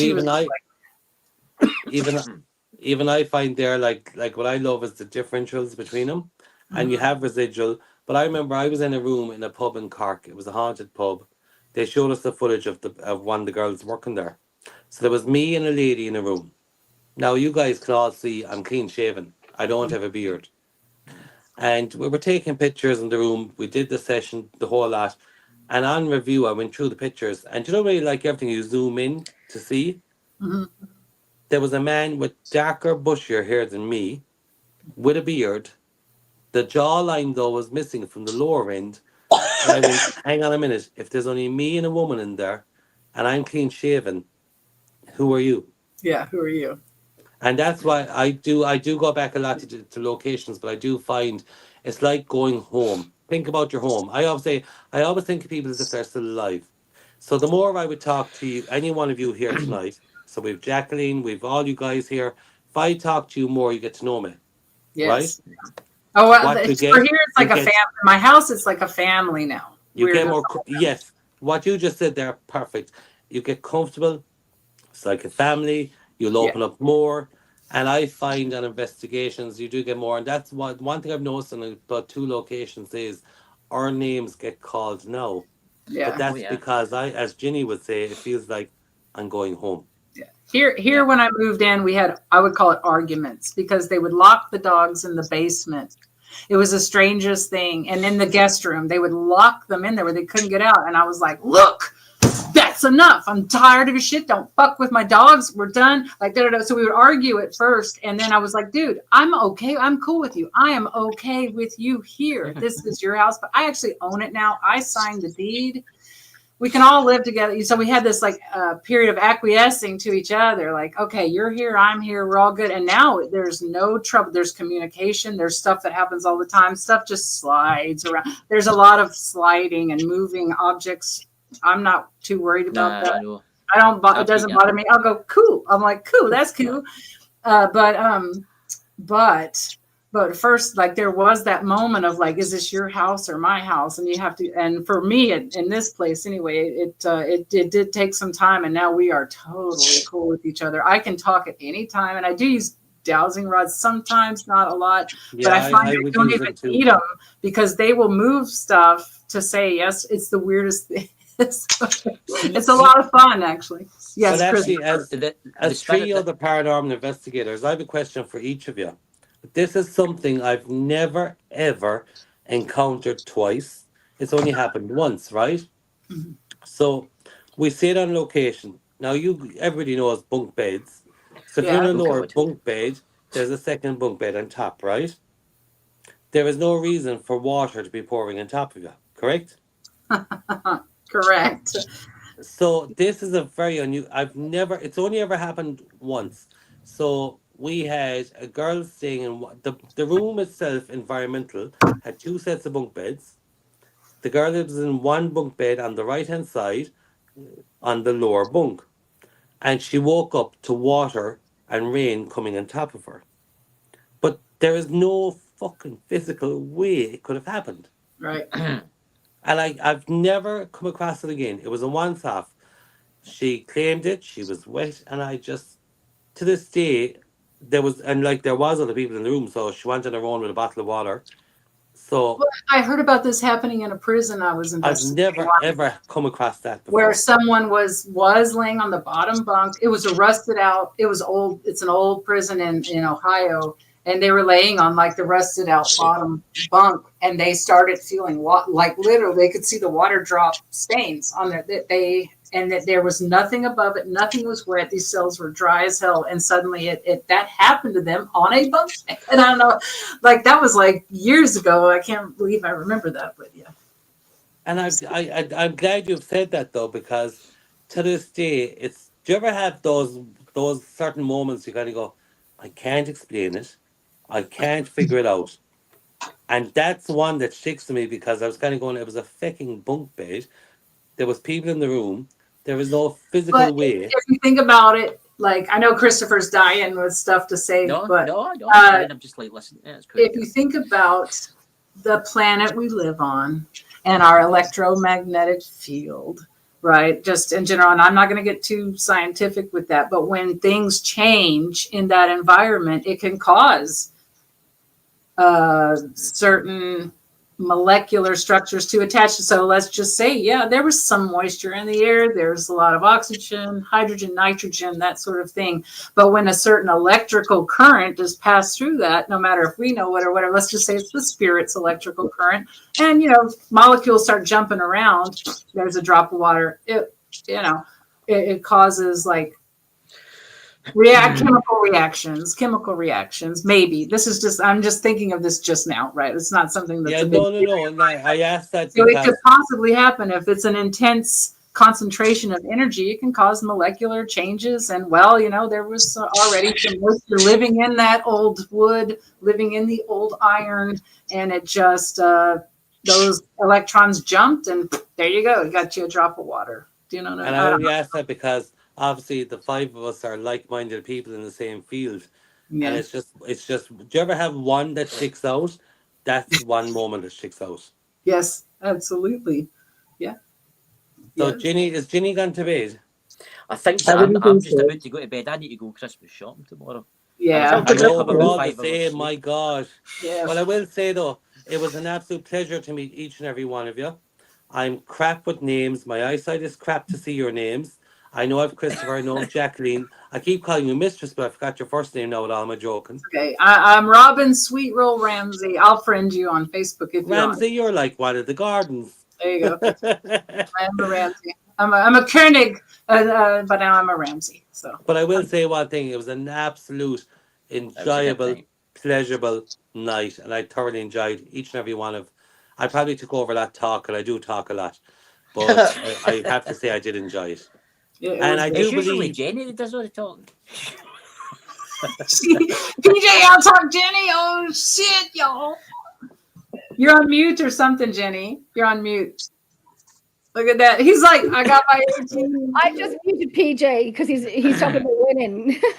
Yeah, I think PJ won the evening. And you know the funny thing is, I thought I'd barely get one answer tonight. Well, it was a rough start because we couldn't hear the fuck you were saying. But after that, after that thing, he's like, ooh, bitches, look at him. Oh, he's rubbing it in a little bit, gloating. Well, no, I'm after learning my lesson. Don't put my phone on portrait because the volume is under the fucking phone. We've done this before many times on shows. I was like, PJ. One thing I want to say very quickly before we come to the end of it, which a 2-hour show has turned into like an hour. 4 hours and 15 minutes. Yeah. You know, when it comes to the Irish, we don't like to talk too long. But very, very quickly before we go into the results of who won. Hello. Yeah.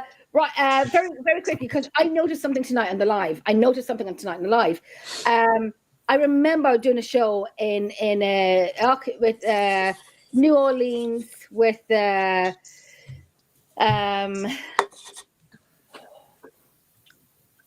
don't want to say any names because they may be persona non grata. No, you can say the name. No. Was it with Howard or Howard? Oh, Howard Petrie. Howard the Petrie dish. Yeah, many years ago with Howard, right? And I did a show with him, and there was 5 people on the panel, and we were talking away and bantering away and so on and so on.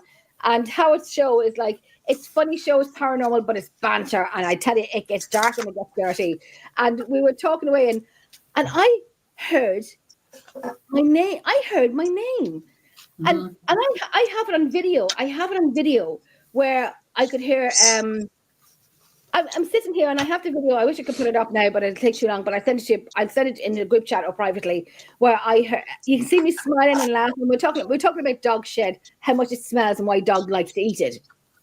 Oh, that's what we were talking about. You're classy. That's what we were talking about. And then I'm like sitting here laughing, and I'm talking away, and all of a sudden you see me going,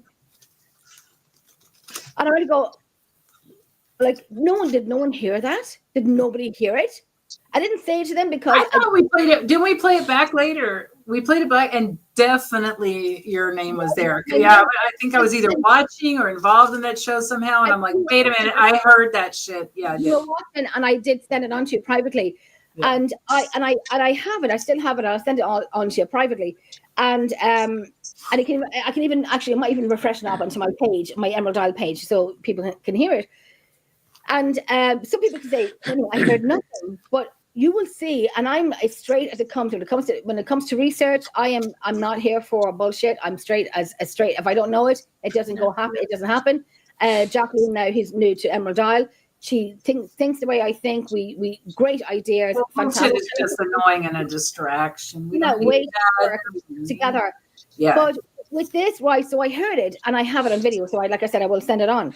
Now, even tonight when we were talking and we're having little bathroom breaks and cigarette breaks and so on and so on, I have noted down one time.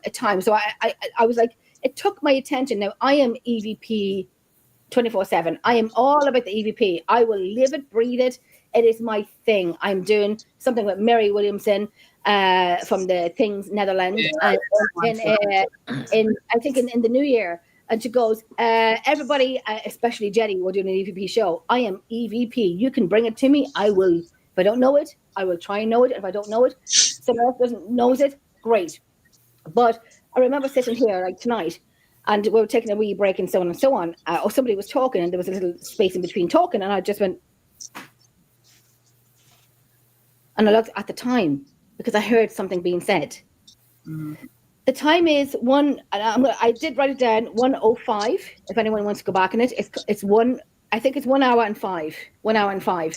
So if anyone wants to go 1 hour and 3, just to make sure you get the beginning of it and you will see me looking up at the camera. Now it could be someone's microphone where something happened in the background that it sounded like I'm not going to say what I heard.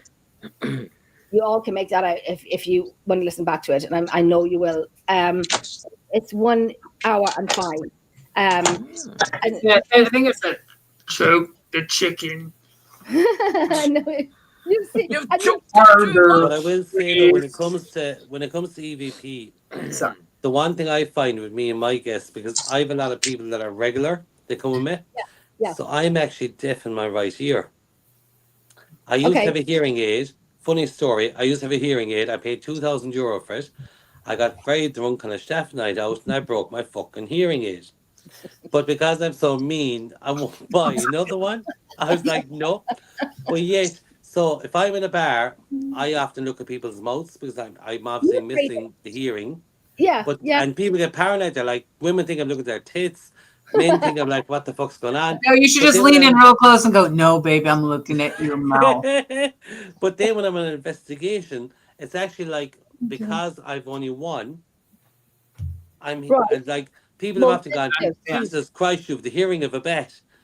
But I don't know, is it because I've only one? So I actually... history teaching the blind. I was a blind teacher, a teacher of the blind. And it's not necessarily that one sense gets more acute, it's that your brain reallocates sections for safety. So your brain, which was like, oh, I'm going to do half over here and half over there, your brain may have just said, okay, we got to focus. We're just focused over here now. That's my little answer. Now, don't get me wrong. If I'm on a night out and I come home half drunk, I'll hear nothing. I snore until morning. You hear something from me. I was out last weekend up in the north of Ireland in Dungannon. It's beautiful, beautiful cottage. We started at like 4:00 in the afternoon in this fabulous cottage. Let me tell you. No, not yet, but I will be going back. It is the best. It was just, this place was, I said to the owner, I said, I am, with your permission, I would love to give your number and your location out, because they do rent it out, an Airbnb. It is the best of the best. It is fabulous what they did with it. Rose Hill Cottage in Dungannon. It's fabulous, darling, fabulous. It's fabulous. And it's just, look, PJ, look at your screen. You gave a thumbs down. I dare you, bitch. I dare you. It's fabulous. And it looks like but the whole cottage is built only 5-6 years of age. But the cottage is built from everything around Ireland that this guy could accumulate. The light switches, there's a cinema room in it. Anyway, blah, blah, blah, blah, blah. So, now Lawrence was saying, fucker, yeah. You wee shite. I do like to laugh. Go on anyway. So Lawrence is saying, had to take a call. How did the quiz go? Was there a winner? Well, you see, we had a wee bit of a chat and a banter before that, because we are afraid to come out with the winner. And the winner will get a surprise tomorrow. Yeah, surprise, motherfucker. The quiz went really well. Everyone was very astute. They knew all. The quiz went great. Where's my numbers? Where is it down there? PJ, having a somewhat feeble start because of his audio, came back really strong. Well, I went jack shit, but I actually, for something side that I thought I'd be taking a back seat, just laughing away, couldn't really give a shit, and I fucking beat Ginny. Well, listen, hold on now, Mr. O'Sullivan. I dropped my phone. That was my belly. My belly hit the table. Listen, it ain't over to That's the what happens when you're fat. Let me count my chickens. You're dead chicken. You told your chicken. Might take a while. Hold on. Jacqueline is the only one. I haven't heard Jacqueline's, because I think I was watching Christopher's, but I haven't heard really Jacqueline's. So she could whip my arse. Ooh. Don't have to say anything, really. I can't even comment. I can't comment. Okay, so Mistress, control your crowd. I have the final scores written down. Okay. This should be good. I'm fucking watching for a fix here. Ginny, I'm watching you, lady. Okay. Come on, I have to pay. Please, before I die of old age. And then come back and point. Christopher wants to bed. I want to go to Thailand. I want to go to Thailand. I want to go to Thailand. I want to go to Thailand. So I have accumulated, everyone's all paranormal researchers have accumulated a score of an amazing victory, hard-earned work of 21 ticks. Well, that's both Jacqueline and you together. I'm as a team. I'm lying. Robbed. I'm lying. I'm lying. But I'm lying. Hang on. Mistress did it better. How'd I choose? 17. Okay, so 17 neighborhoods. Jacqueline and Jen as a team got 17. Christopher, what did you get? I think I get 3 right or something like that. 3. I know that Tracy got 2. I got none. And PJ on his own. Look at this guy, got 18. PJ tonight is declared the clear winner of tonight's 2024 Christmas. I fucking love Mistress. Mistress has the right answer. I love her. In the night. I'm going to bed. We want to congratulate PJ on his extraordinary knowledge of Celtic, Scottish, Irish, and general European history, Celtic, and whatnot. No, it's because I love listening to Irish folklore stories. So that's all. I was just looking. There you go. There you go. Well, it pays off, right? To listen and remember. So I know I learned a lot. To say tonight. What a great night, though, guys. Every one of you. Oh, 4 hours, 25, 33, 34 seconds. It went faster. It felt more like 3. But I had a great time. Yeah. I will do up a prize for you tomorrow night. Tomorrow. Fucking right, you will.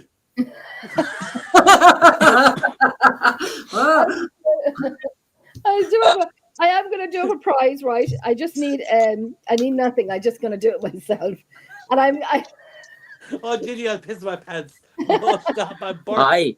Hi. Jump up and do it really quick. Yes. No, I haven't peed since I walked in this room like an extra hour early because of time change and I didn't get it right. No, well, we did it. We 6 did hours. I'm going to be peeing the olives out of my martini. Come here. I've never wanted a commode as much as right now. I could piss under the table. I think Imagine yourself standing next to I'd fuck the head off you with your imagination. It's a beautiful waterfall or at an old pub and you're like, Jacqueline, come back and fucking save me, will you? Pardon my French. I'm afraid, PJ, I don't think there's any saving you. I mean, it's going to be that fun anyway. There's 5 of us here. There's no saving any one of us. I have to agree with that. Yeah, I would agree with that too. Well, look, happy Christmas, everybody. Christopher's like, bye. Bye, Christopher. It was great to see you. Jacqueline, great. PJ, great. Robyn, thank you, everybody. Thank you. Hold on, Chris. Chris, you can leave because I know you have to go to the bathroom. The rest of you stay for a second. Chris, I know you need to go to the bathroom. I know. Hello. I said I need to go to the toilet. What we're going to do is, what I'm going to do is, if anybody wants to stay in the background, we're going to stay for like one more little drinky poos and a bit of a banter. Pucavogue Paranormal Ireland Investigations has been the winner of tonight. Well earned. Oh, Pucavogue. And with that winner's choice, I really have to go to the toilet. Goodbye, everyone. Good night, Christopher. Good night. Thank you. I'm going to bring us into the background. And Chris, God bless him. I break his heart every time we do a show together. That looks like a Texas flag that PJ's got in the background. That blue background with the white star and then the red at the bottom. I bet it's at the top. Sorry to talk over you. I just need to turn off my PC. I've got to pee. Okay, my love. We end the show and then we can talk because I think we all have to pee. I know. I'm going to bring us into the background now. I'm going to say goodnight, everyone. Thank you so much for being here tonight. Thank you. It was a fantastic show. It went longer. Robyn, you can go for a pee if you want to, and I'll say goodnight and end it off now. Into look at it. See, find yourself with the questions. Find yourself.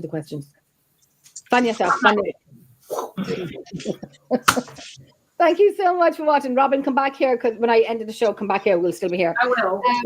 Thank you so much for watching, for being part of the show tonight. It went on a little longer than we expected. It went on longer than we expected. I know myself and Jacqueline were up last night until the wee hours of the morning talking. So we look. No, not you. I look a little tired. You can see my bags. I look a little tired, but it was a fun quiz, and the best team won. It was a great show. It was brilliant. But we're going to bring us in. I'm going to bring us into the background.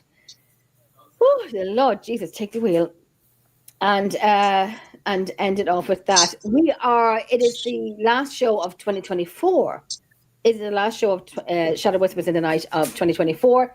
We will be back on the 18th of January when we have Patty Negre coming on with us.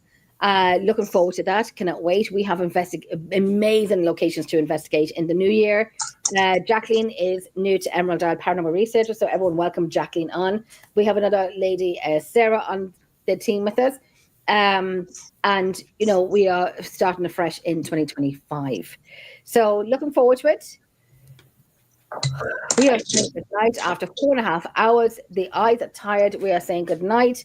No, I was just saying, PJ, that this is the last show of 2024 for Shadow Whispers in the Night. And, Ginny, that's nice. Listen, I need to go and talk to this. Me and Jackie were up last night until the wee hours in the morning talking. That's why I think my glasses are hiding my baggy eyes, but it's not doing a great job of it. But we're going to say good night. We're going to say thank you so much for watching. Fair play to PJ O'Sullivan and Thumb. Oh shit, we're still live. No, it's okay. Don't give a shite. It's okay. I like to talk. I like to talk. But Pucavogue Investigations in Ireland, and I want to say fair play to them. Yeah, they won. Whatever. Anyway, next. Right. Look at this. Ginny, I'm sorry you lost. Stay there and bring us in the background. Thank you so much. Happy Christmas to everyone. Happy Christmas. Happy Christmas, everybody. From Emerald Isle Paranormal Research, Shadow Whispers in the Night, and Jacqueline, PJ, and Mistress Robyn Ramsey. And Tracy. Christmas, bitches. And Chris as well, and Tracy, who's here with us tonight as well. What's the word for good night in Irish? Stronger fall. Fuck Mahone!